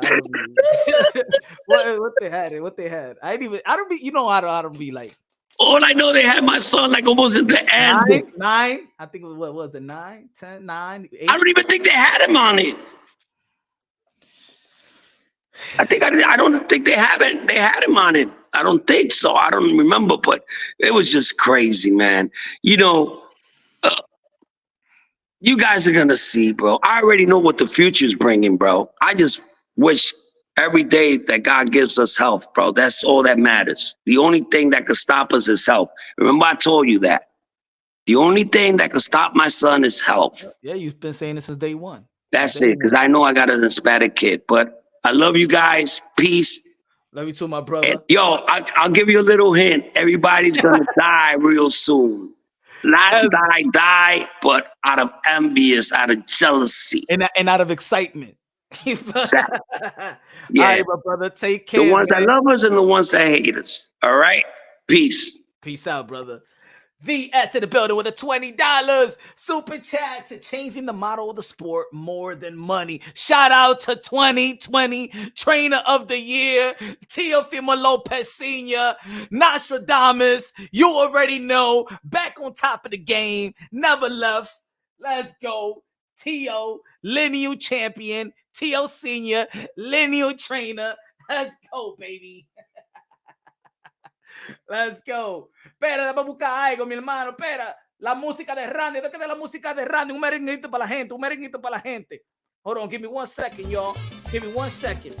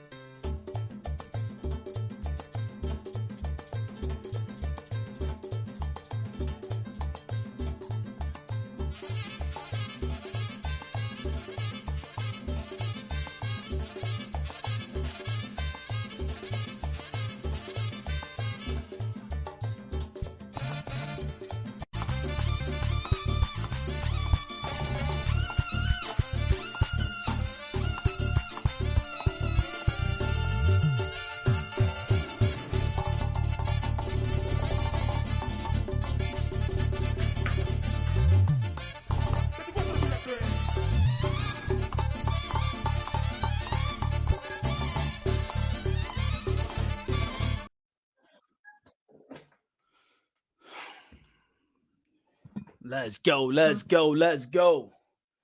Let's go. Good looking out. Good looking out. VS in the building. Good looking out. VS in the building. What's good? What's good?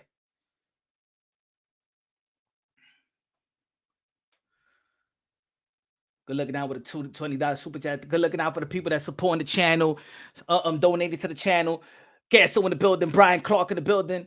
T.O. has the best resume, to be honest. Damn, I didn't even get that. My fault. Brian Clark with a $5 super chat. He said T.O. has the best resume, to be honest. He beat 2 unified champs, Loma 135, Taylor 140, and has achieved more on record, but monetarily as others. Let's go, Brian Clark with the truth. Brian Clark with the truth. Brian Clark with the truth. Good looking now with the super chat, Brian Clark. I didn't see that one. My bad. AV said, do you agree Kid Austin gives some flashes of T.O. when he was coming up as a prospect, or am I tripping? Hey, yo, I said it before he turned pro. Remember, guys, I was talking about Kid Austin, Kid Schofield a long time ago. You know what I'm saying? And now he's in the big stage. I think he's going to be headlining. I think he's one of the hardest working kids, 21 years old. He does show me flashes of the hard work. I mean, they're different fighters in my opinion, though.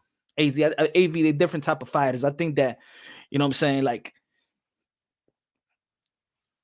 Teofimo Lopez IQ is just a whole different type of special level. You know what I'm saying? Like, if I would have saw him in the amateurs, that's why again, since day one, and when people were saying that, oh no, Teofimo Lopez only got a puncher's chance to beat Lomachenko, I said, what?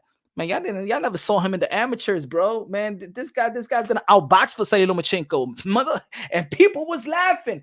Yo, I even had like media folk.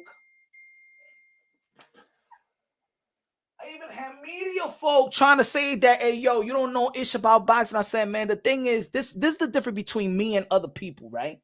In that does boxing content creation and stuff like that, or independent media, right? That these guys don't follow the amateur is the reason why I said what I said about Boots 5 years ago. Is the reason why I said, and think about it, Boots actually started his career first than Teofimo Lopez, the same year, but months before. And look what Teofimo Lopez is at, and look where Boots is at. And Teofimo Lopez started his, and Boots started his career months before. And what has Boots have accomplished compared to Teofimo Lopez? Ryan Garcia started in the same year as Teofimo Lopez as well. Look what Teofimo Lopez have accomplished. See, if you look at these records and how many fights, and I like Jerome Bruce Ennis, bro. I like Jerome Bruce Ennis, one of my favorite fighters of this young generation as well. Been talking about him for quite some time, right? And people thought it was crazy when I said, man, he's going to be he could be the second coming of Roy Jones Jr. with the type that he, you know what I'm saying? But he got 30 fights. Look at his record. See, there's one thing that I always gave credit to Teofimo Lopez and a guy like Shakur Stevenson. Look at their resume. It's not like, I mean, this Teofimo Lopez just got 20 fights, but look at his resume already. He already punched himself into, he punched his ticket into the Hall of Fame already. Think about it. 2-time lineal at the age of 25. Could have been earlier too, because the pandemic actually postponed the fight. Remember, Teofimo Lopez was supposed to fight Vasily Lomachenko at the age of 22. He could have became undisputed at the age of 22 instead of 23. But the pandemic, remember, it was scheduled. That fight was supposed to be May 30th, Madison Square Garden. If the pandemic never would have happened, that fight was supposed to be around May 30th in Madison Square Garden.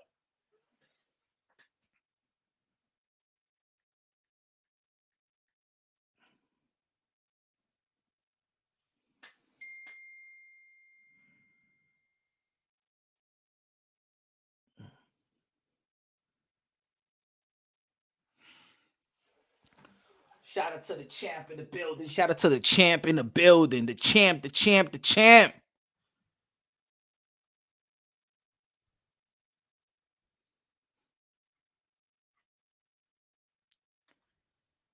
Shout out to the champ. Teofimo. Always in the gym. Hey, yo, you know, I don't know if it's Teo still in the building, But Teofimo Lopez, he dropped a IG video recently, right, with him dancing.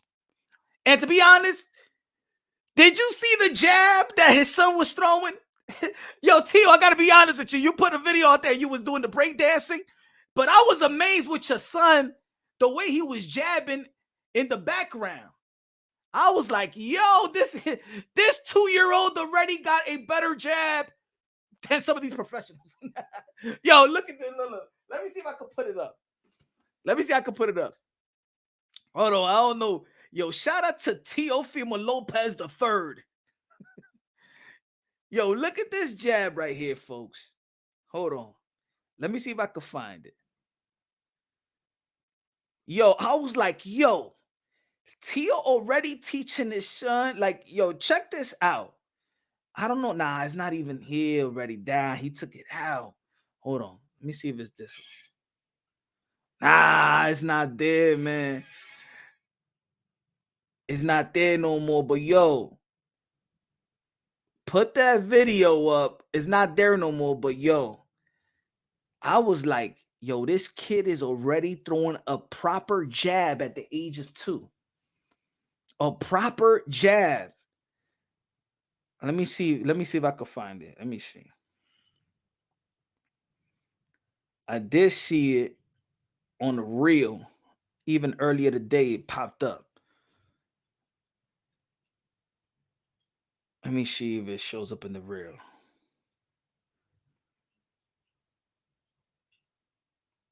Damn, it don't show up. It actually showed up earlier. I want you to see his son throwing the jab. I was like, wow.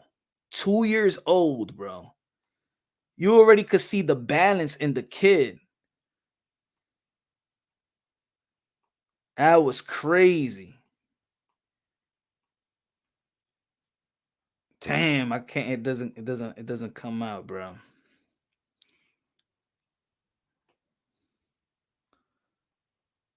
Oh, not.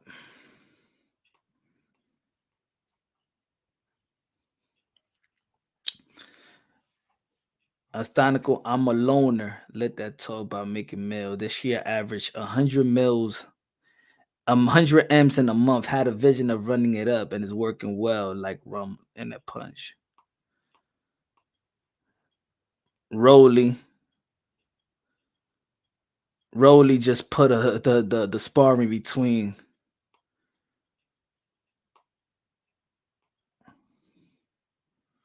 Good win from Ryan. Now on to the next. Congratulations, is a special fighter, and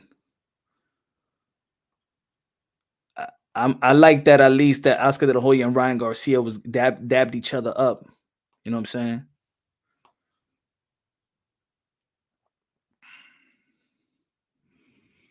Diablo, mira esa mujer, la Barbie que tiene Oscar De La Hoya. Esa tigra es buena, de verdad.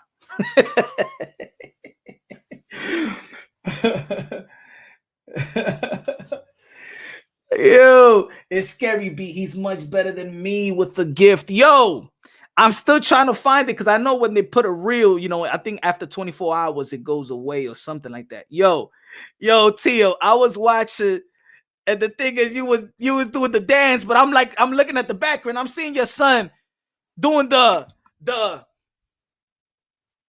I'm saying at 2 years old, bro. You know, at 2 years old, the kids is like, yeah. This kid has a proper jab, and he steps into the jab. Yo, Teofimo Lopez's son at 2 years old is already stepping into the jab. I'm like, yo, I'm trying to, I'm going crazy right now because I'm trying to find the clip on IG, and Diablo, it doesn't come out. I don't see it.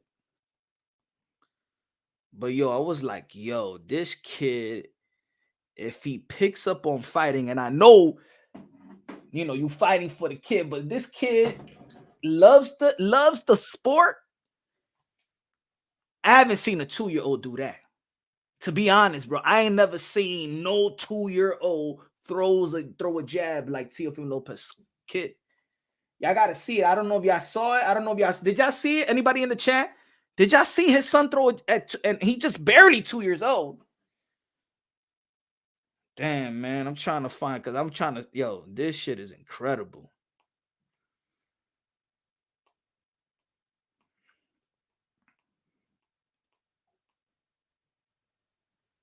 Damn. Let me see. Let me see if it pops up here. Diablo Neil showing. Damn, man, you know what? It actually popped up on my feed earlier today.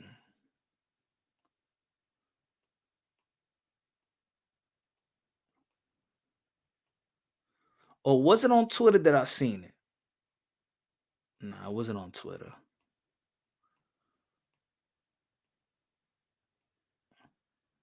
Where is that? Where is that? Yo, it's funny when you're not looking for things, it pops up, and then when you're looking for things,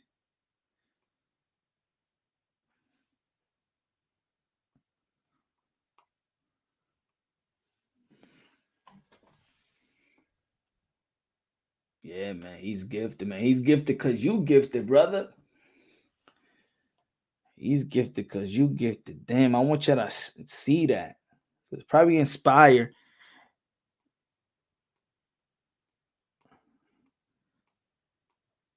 Like my son, my youngest son, is autistic, and even I was talking to Mauricio Sudamon when I was out there in Las Vegas. I was talking to Mauricio Sudamon because y'all know that Mauricio Sudamon has this foundation, autism foundation, and I'm very big on autism because my 6-year-old is autistic. So me and Mauricio Sudamon, we were just chopping it up about autistic, you know what I'm saying? And he's like, yo, you should put him in boxing.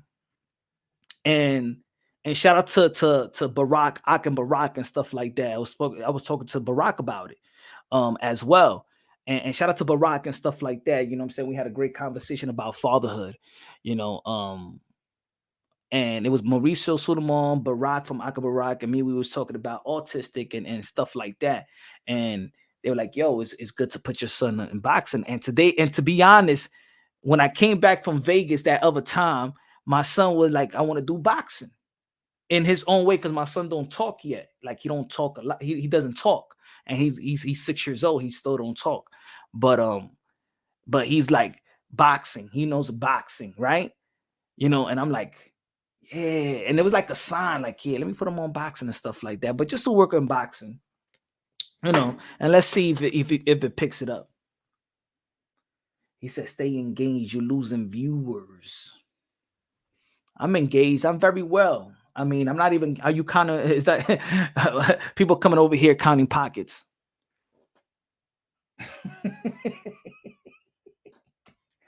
Man, I don't give a damn about that, man. Whoever rock with punch drunk, George.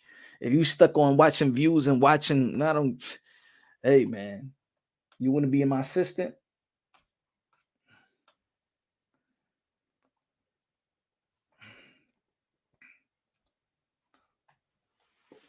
Give me one shit.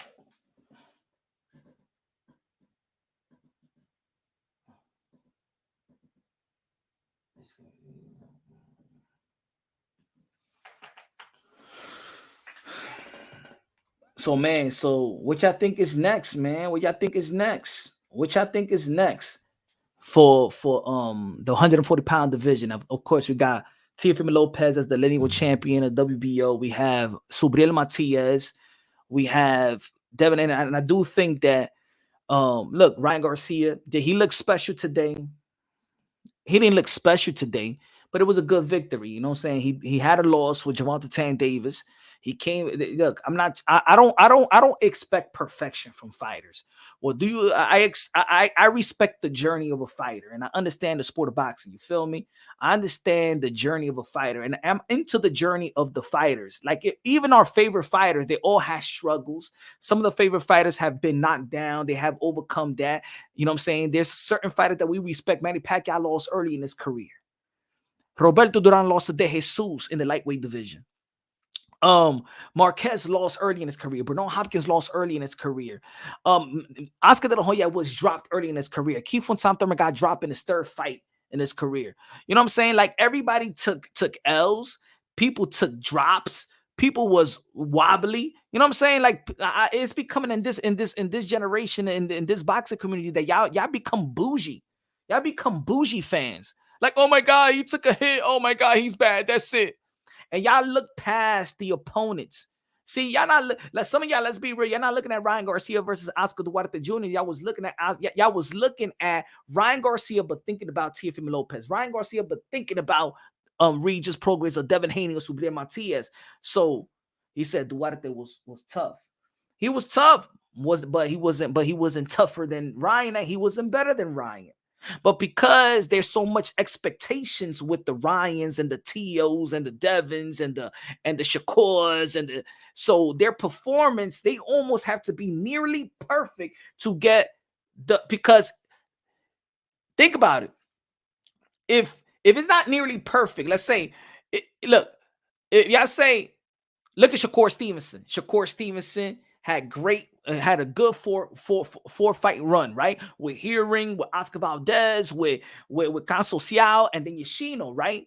Yoshino, good. Everybody was all high on Shakur Stevenson. Then he has a couple of a hiccup performance, right?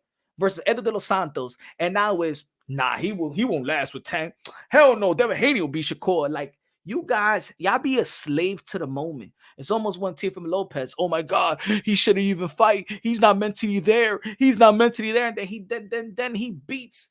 Then he outclasses a undisputed lineal champion 140 and just moved up. They didn't even have 12 months into the division, and then he schools the top dog in that division, and now it's like, oh, yo, I always knew Teofimo Lopez was the man. Y'all be a slave to the moment, bro. Not every fight is going to be perfect. That's why they say styles make fights. I like to see how fighters overcome certain situations, right? Tito Trinidad used to get dropped all the time and get smacked about his father, and then Tito Trinidad would get up the stool and then win a fight with a left hook. Right?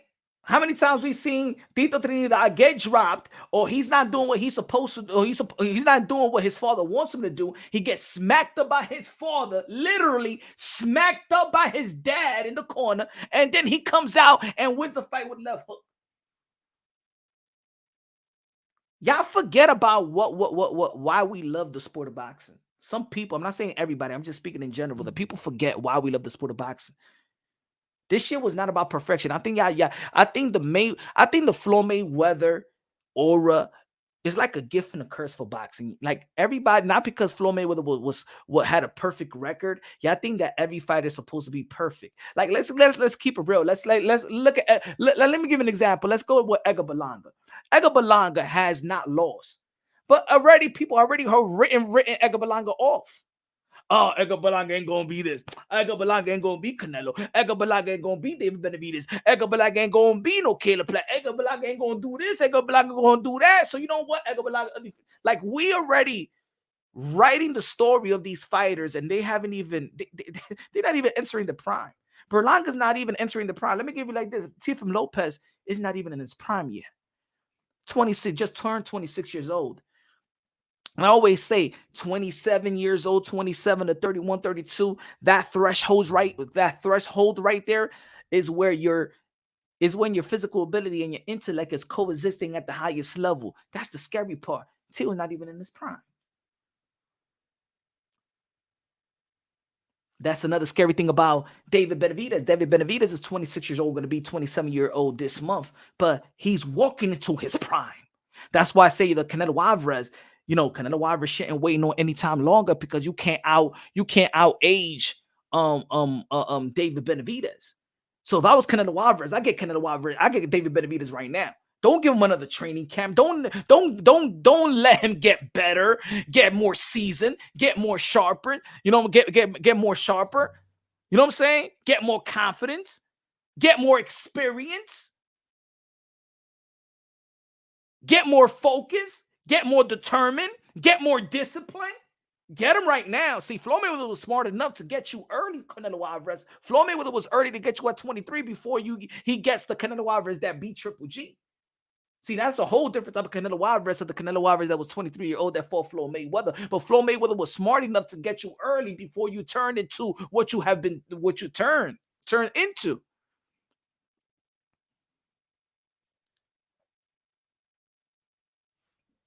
And that's what's happening in the sport of boxing. Yeah, and there's levels to this. There's levels. And you're not dealing with fighters que tienen vicio también. You're not dealing with fighters that, you know what I'm saying, that's getting locked up.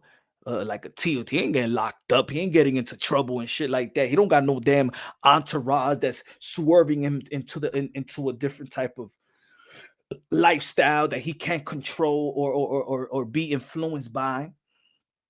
Same thing we seen it from Devin. He's not going to that type of lifestyle. Or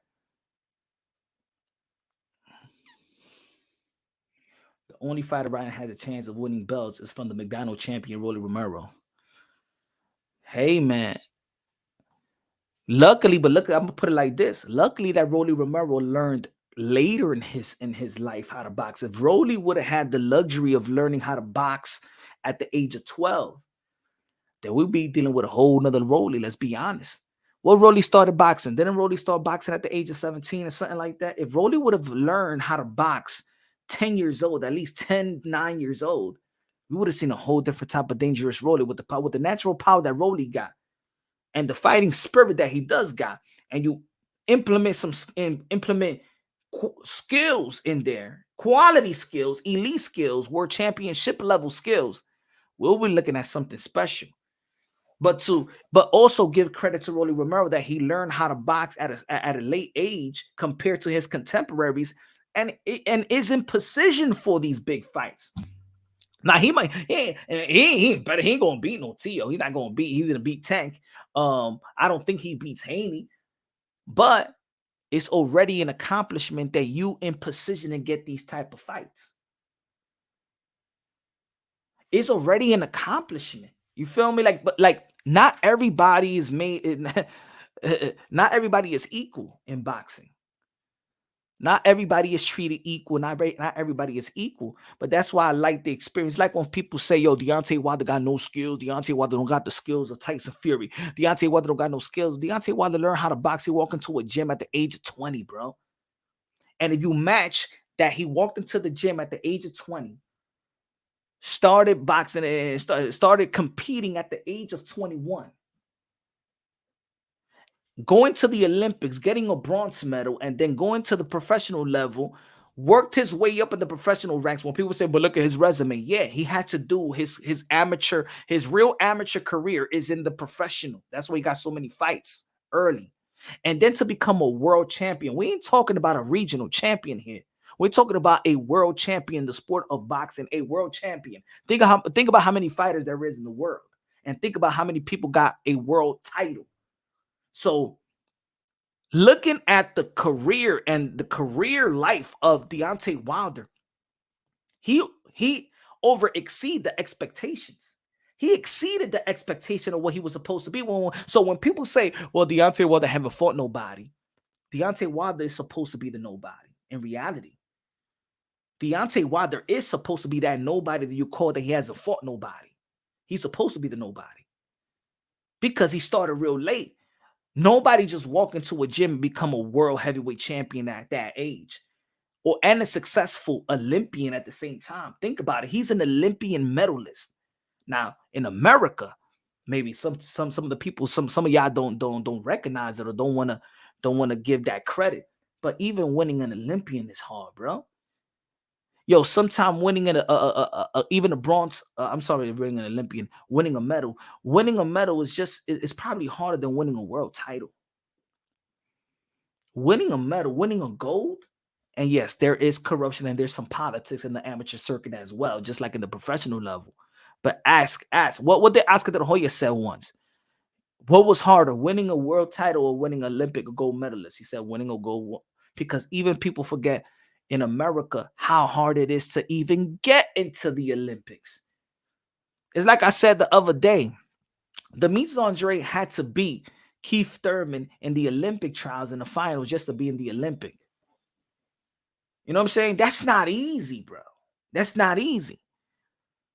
You know, even certain fighters that you'd be like, oh man, this fighter is nice. Certain fighters already, look, I trust in Ryan Garcia's skills because what he done also in the amateurs, becoming the 7th national title, beating Virgil Ortiz in the amateurs, beating Brandon Lee 7 times in the amateurs. Look, Jermaine Ortiz gave Lomachenko a tough fight. But Teofimo Lopez beat Jermaine Ortiz in the amateurs as well. Like, I tell you guys this: if learn, some of the fighters don't add to their toolbox. What you're watching early in their careers, actually, you're watching the skill set that they have developed in the amateurs when they're fighting a lot. You know what I'm saying? What you're watching is the hard work and the skill set that they build in the amateurs. Pan American Games tournament around the world, tournaments around the world, Olympic trials, youth Olympian, all that stuff, bro. All that stuff. That's why I used to tell the people, Gervonta Tank Davis, remember, they ain't from the East Coast. So Gervonta Tank Davis, every time he fought, he was a small. Most of the time when he fought, almost practically all the time he fought in the amateur, he was a smaller guy. Let's say Gervonta Tank Davis got 200, almost 250 amateur bouts. Where do you think all those skills come from? And also when fighters talk about the money, and then there's fans that be like, oh man, come on, man. Why you always talking about the money? Oh, you want payday. Do you know that these guys fought 100 plus, almost 200, 100 plus, almost 200 plus amateur bouts for damn free, and then y'all care about that they care about their money. They already fought for free. I know fighters that already got great areas that haven't even hit the professional level. Or just hit the professional level. Literally, I already know fighters that already have a minor brain damage and they haven't even gained anything in the professional level. Y'all forget about that. Because in America, we don't acknowledge and we don't appreciate what these fighters have gone through in the amateurs. But yet, you know what we do in America? We appreciate the foreigners. Lomachenko, look what he did in the amateurs. Oh my God. What about what these guys did in the amateurs? Adrian Broner almost fought 300 amateur bouts in the amateurs. Adrian Broner, but we don't care. We give credit to Rigondeaux because of the amateurs.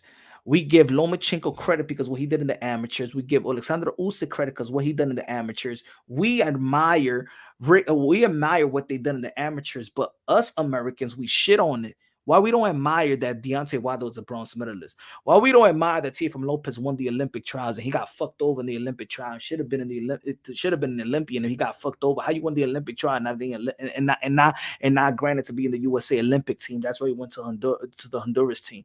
Let's not forget that. Oh my God, how did Anthony Joshua? Oh, Anthony Joshua lost.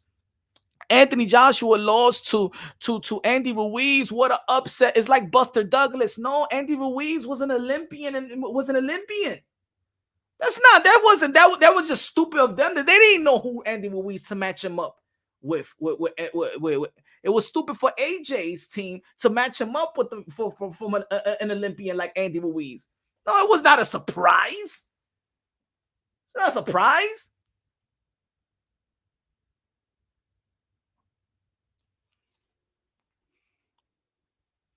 That's why I follow the amateurs. And sometimes when I swing, I don't miss. That's why I say, hey, look at Kid Austin. Kid Austin haven't had a large amateur back, but he's been fighting since he was 2. I said, watch out for this kid. Haven't I said, look, go back to the archives. Watch my videos. A lot of them foreigners, amateur fighters get compensated. Exactly.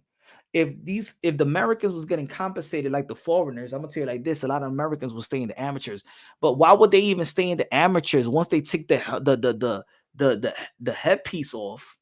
You know what I'm saying? Now they're getting really punched. Now they're really getting punched in the head for free. I'm saying that we glorify foreigners for the amateur. I'm not saying don't glorify them, but why don't we glorify our own fighters? Because if we really give the story of these fighters, they would be bigger and better, and they would get more respect than what than what they should. But guess what we do? When Shakur Stevenson, he gets robbed in the Olympic and he cries, we like to always show when Shakur Stevenson is crying in the amateurs. Why don't we show what he won in the amateurs? Why don't we show what he won in the amateurs? Instead of saying that the Deontay Wilder can't box, why don't you show that, damn, this guy represented us, the USA, and won the bronze medal?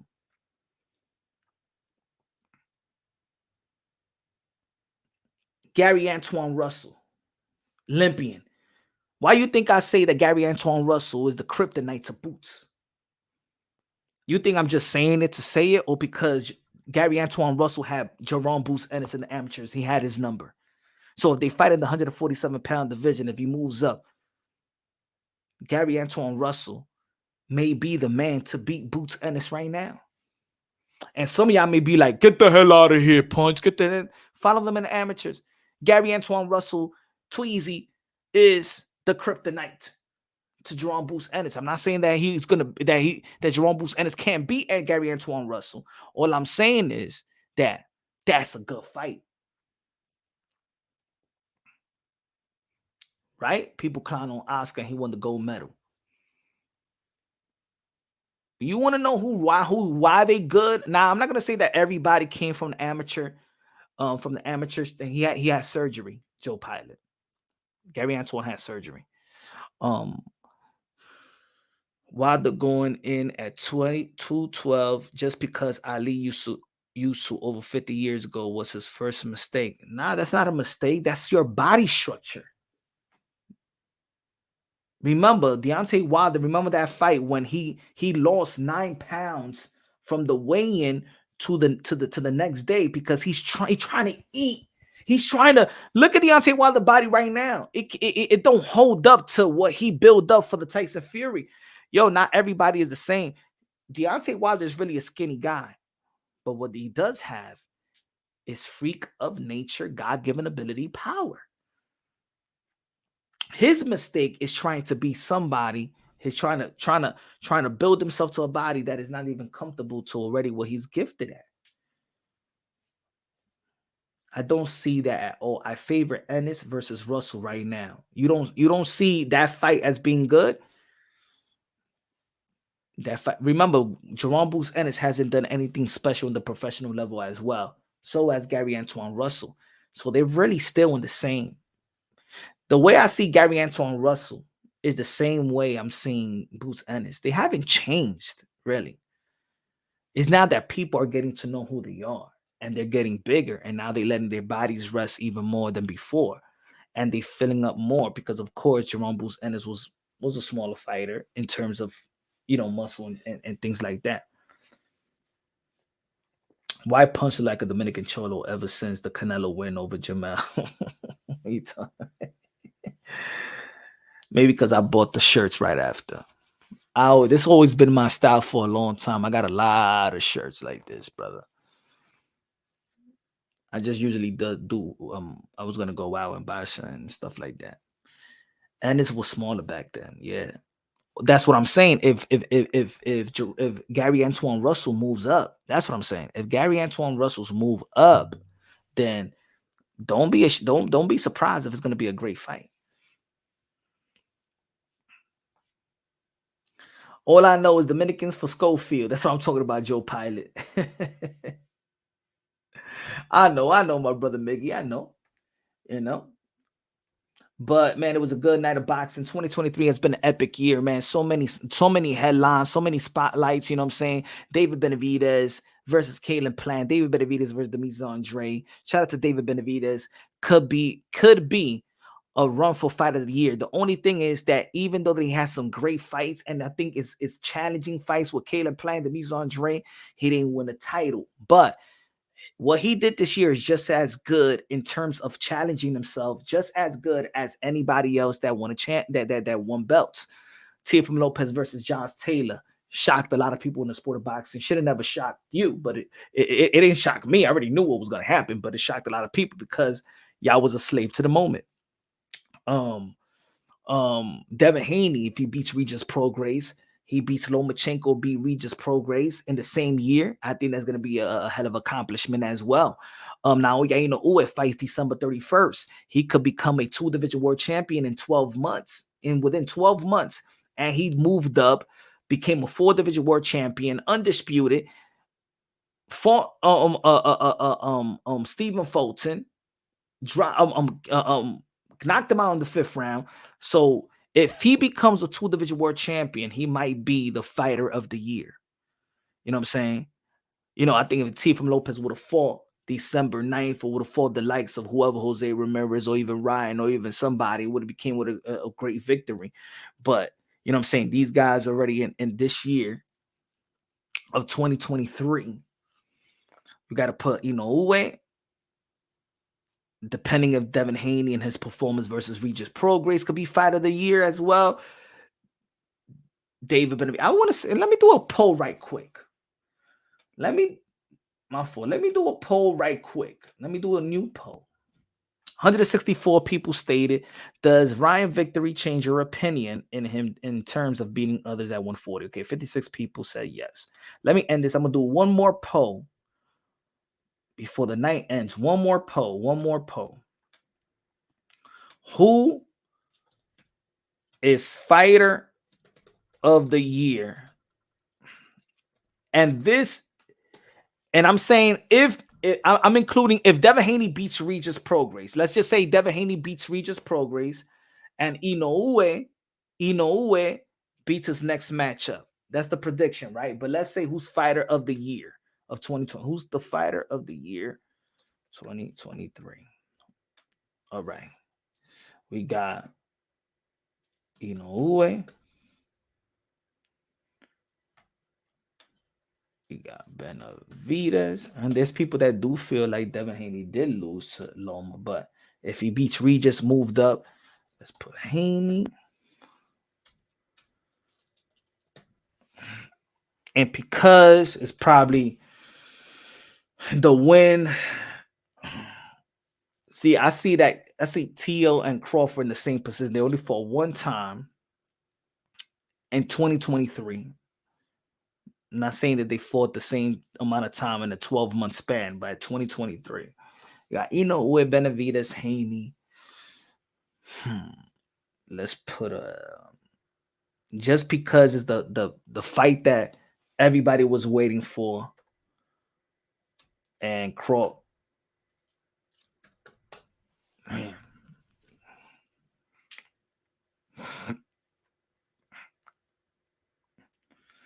Should we put David Benavidez because David Benavidez actually didn't win anything?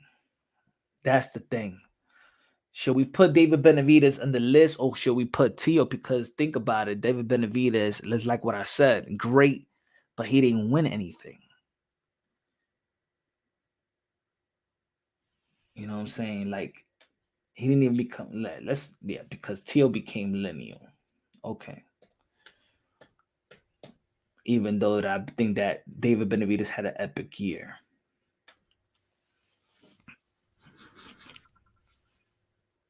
Okay. Who is the fighter of the year 2023? Now, Oya Inoue, Devin Haney.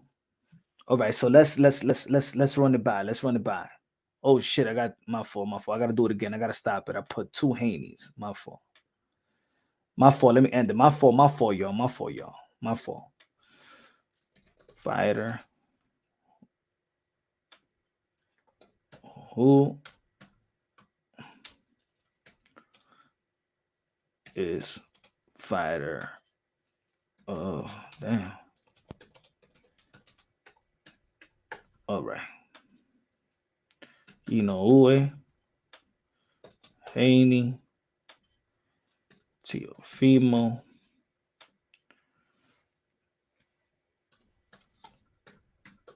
Crawford.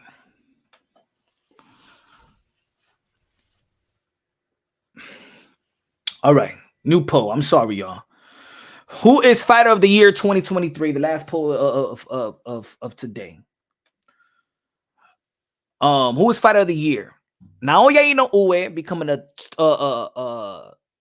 moving up, beating Stephen Fulton. Stephen Fulton, the unified champion, undefeated, knocked him out in the 5th round.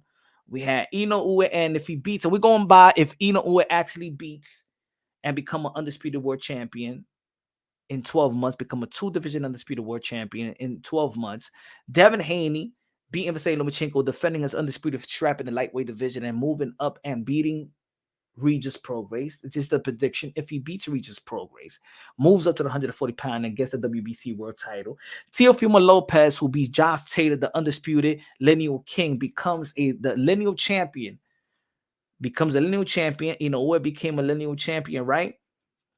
Devin Haney was already, I think, the lineal at 135 and becomes and goes to. We got Teofimo Lopez beating Josh Taylor, beating the undefeated Josh Taylor, lineal champions, currently the lineal champion, and Terrence Bud Crawford beats Earl Spence and become the lineal champion. So right now we're looking at four guys that's actually the lineal was and is lineal champion. Currently, Devin Haney is the lineal champion in lightweight division.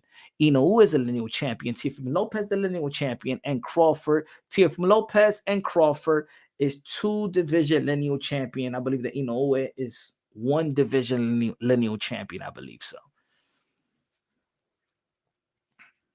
So Inoue at 42%. We got 12 people voting. Get your votes in. Get your votes in. Even though, and I said even though, if I could pick 5 people, I would have put David Benavidez there in the list, because I believe that David Benavidez had 2 great wins. Caleb Plant versus Demise Andre, undefeated Demise Andre. Caleb Plant, former champion, but he didn't win anything. So how can I compare them to the guys that actually won anything? If I put David Benavidez, then I'm saying that belts really don't matter. He's not the lineal champion at 168. He didn't beat a champion at 168. But I think he's taking the challenges just as difficult as these other guys. Demolo Roland, what's good, brother? What about Tim Zhu? Nah, I think that Tim Zhu was what I believe that was the most active in 2023, but I can't say he's the fighter of the year. I think he's the most active of the year, but not the best. I mean, yes, he did a great job beating Mendoza, did a great job beating Tony Harrison, did a great job beating Carlos Ocampo. He was active, but what did he win? Remember, what did he win? What status did he win? You know what I'm saying? And he didn't beat the champion, Jamel Charlo. But the great thing about Tim Zhu is that he was active. I really like the way that Tim Zhu was moved. Tim Zhu, I like the way that Mario Barrios, I think comeback of the year. It could be also Tio. I like the way that Mario Barrios as well was a comeback of the year. You know what I'm saying? Losing to Gervonta Tank Davis, then Keith Thurman, then coming back with a knockout out there in San Antonio, and then beating Dennis Ugas. I'm very proud of Mario Barrios, man, because a lot of boxers won't come back from, you know what I'm saying? Like his team did a great job keeping him active and got him the proper fights to gain that type of respect back. Shout out to Mario Barrios. I did. If there's 2, I admire the way that his team. I admire the team of Mario Barrios and Tim Zhu. Tim Zhu fought 3 times in 2023. You know what I'm saying? Like the whole year. Again, but if you look at the 12-month span, there's other fighters that has fought, but just looking at the calendar of 2023, it was impressive to see somebody in the calendar of 2023 put up those three fights. Lee Wood for comeback of the year. Hey, yo, I remember that fight. And Lee Wood was losing that fight.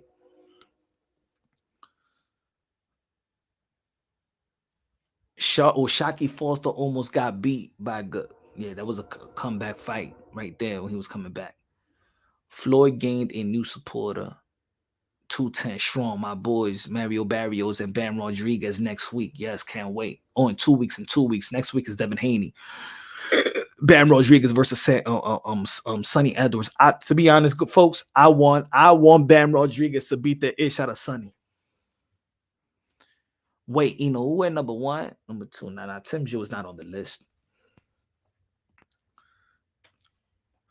23 people voted. 39% got Inoue. 13% got Haney. 17% got Teofimo Lopez. Crawford, 30%. But the best win, I will say though, I'm not being. I know y'all gonna be like I'm biased, but the best win to me, because he was the underdog. Look at it. Look at this. We know Uwe was the favorite to be Stephen Fulton. Haney was the favorite to be Loma. Crawford was the favorite to be Earl Spence. But Teofimo Lopez was not the favorite to be Josh Taylor. So what was the most impressive win? What was the most impressive win? Remember, Tio was the underdog versus Josh Taylor.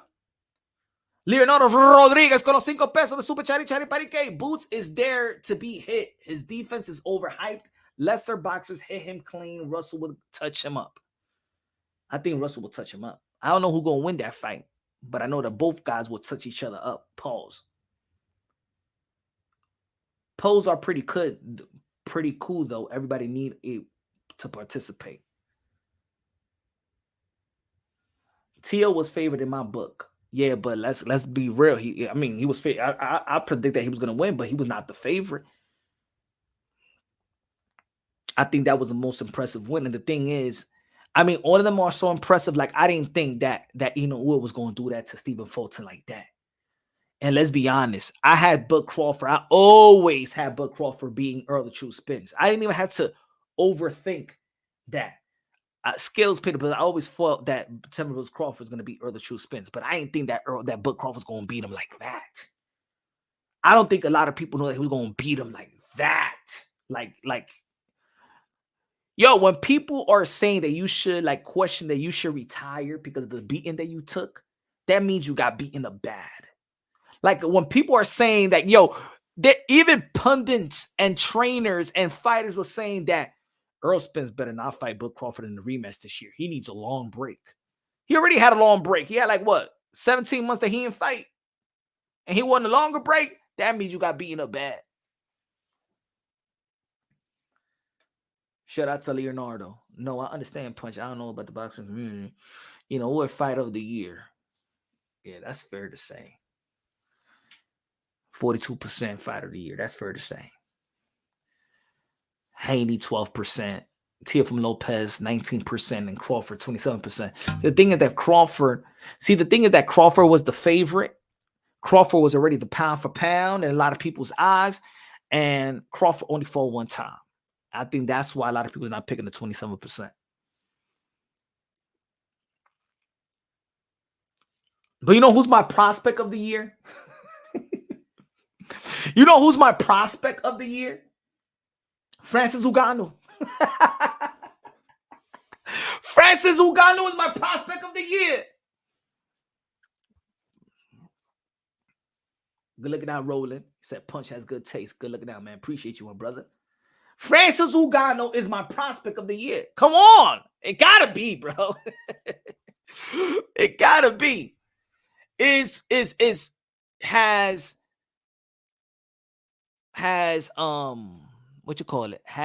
Floyd Schofield has moved from prospect to contender. Francis Ngannou is my prospect of the year. You got to give him that. You got to give Francis Ngannou prospect of the year. One fight, yes, prospect of the year. That performance, hell yeah, he's prospect of the year. He said Daniel slave to the moment. Okay, sure, you got me on that one, right? Has to be. Right? Has to be. It's a tough call. It's picking Ferrari and Lambo. Taylor not the same after Jack. We could say that. We could just say that it was a close performance. We didn't give Jack Catterall that much of a chance, and that's why people see it like that. But that's just the performance. Everybody has a bad performance. That doesn't mean. I think this is the problem, because we expect so much from Josh Taylor versus Jack Catterall. And y'all didn't expect Jack Catterall to even beat Josh Taylor going into the fight. Every time when the unexpected underdog gives a challenge to the favorite. So if the underdog meets the challenge right here, people automatically think the underdog got to win. I'm sorry, but Jack Catterall took his foot off the gas in the last 4 rounds. And I had that fight as a draw. So it could have gone to Josh Taylor, had it a draw. That's why when people say it was a robbery, it wasn't a robbery to me. It wasn't a robbery to me. I think that Jack Catterall took his foot off the gas. And I think a lot of people didn't expect anything from Jack. It was almost like the Sando Martin. Oh my God, Sando Martin. That's how you scored a foul. How? Teofimo Lopez actually landed more punches almost every round. So how did he win that fight? We knocked him down in the second round, and the referee didn't count on the night. That's how you got the win. How did he outbox Teofimo Lopez for 10 rounds? Okay, then. Shush. You know what I'm saying? When the underdog gives the favorite a challenge, people automatically think that the underdog won. But you want to cater to some people want to cater to. I like it when people sometimes cater to the you got to beat the champion to be the champion, right? Some people be like, well, Lomachenko ain't beat the champion. He didn't beat the champion to be a champion. Well, George Kambosos actually didn't either. Fight of the year. It was a split decision win. Why does he beat? He didn't beat it from the champion. Championship rounds. Teofimo Lopez knocked down George Kambosos in the 10th round. If it was somebody else, y'all would say he got to take it from the champion to be a champion. When is the championship rounds? Who did his thing in the championship rounds? Teofimo Lopez. So why do Teo lost? No. Go by with the same criteria y'all follow with everybody else. Y'all say Devin Haney and Lomachenko didn't take it from the champion. George Kambosos didn't take it from the champion. Let's be real. Let's be honest. He didn't take it from the champion. If y'all go for the same criteria, he didn't take it from the champion. Undefeated champion? No, let's go with the same criteria. He didn't take it from the champion. Championship rounds. When we talk about, Trinidad and Oscar de la Hoya, you know what I'm saying? Trinidad took the championship rounds, and that's why. Well, George Kambosos didn't take the championship rounds, so why did he win that fight? I'm just going by the criteria. Robbery of the year, the old man that lost to Rolly. It's funny that nobody knows the old man's name. If it wasn't for Teo getting KO in the first round, he would have lost. That's how close it was. But then he knocked him down in the 10th round. Right?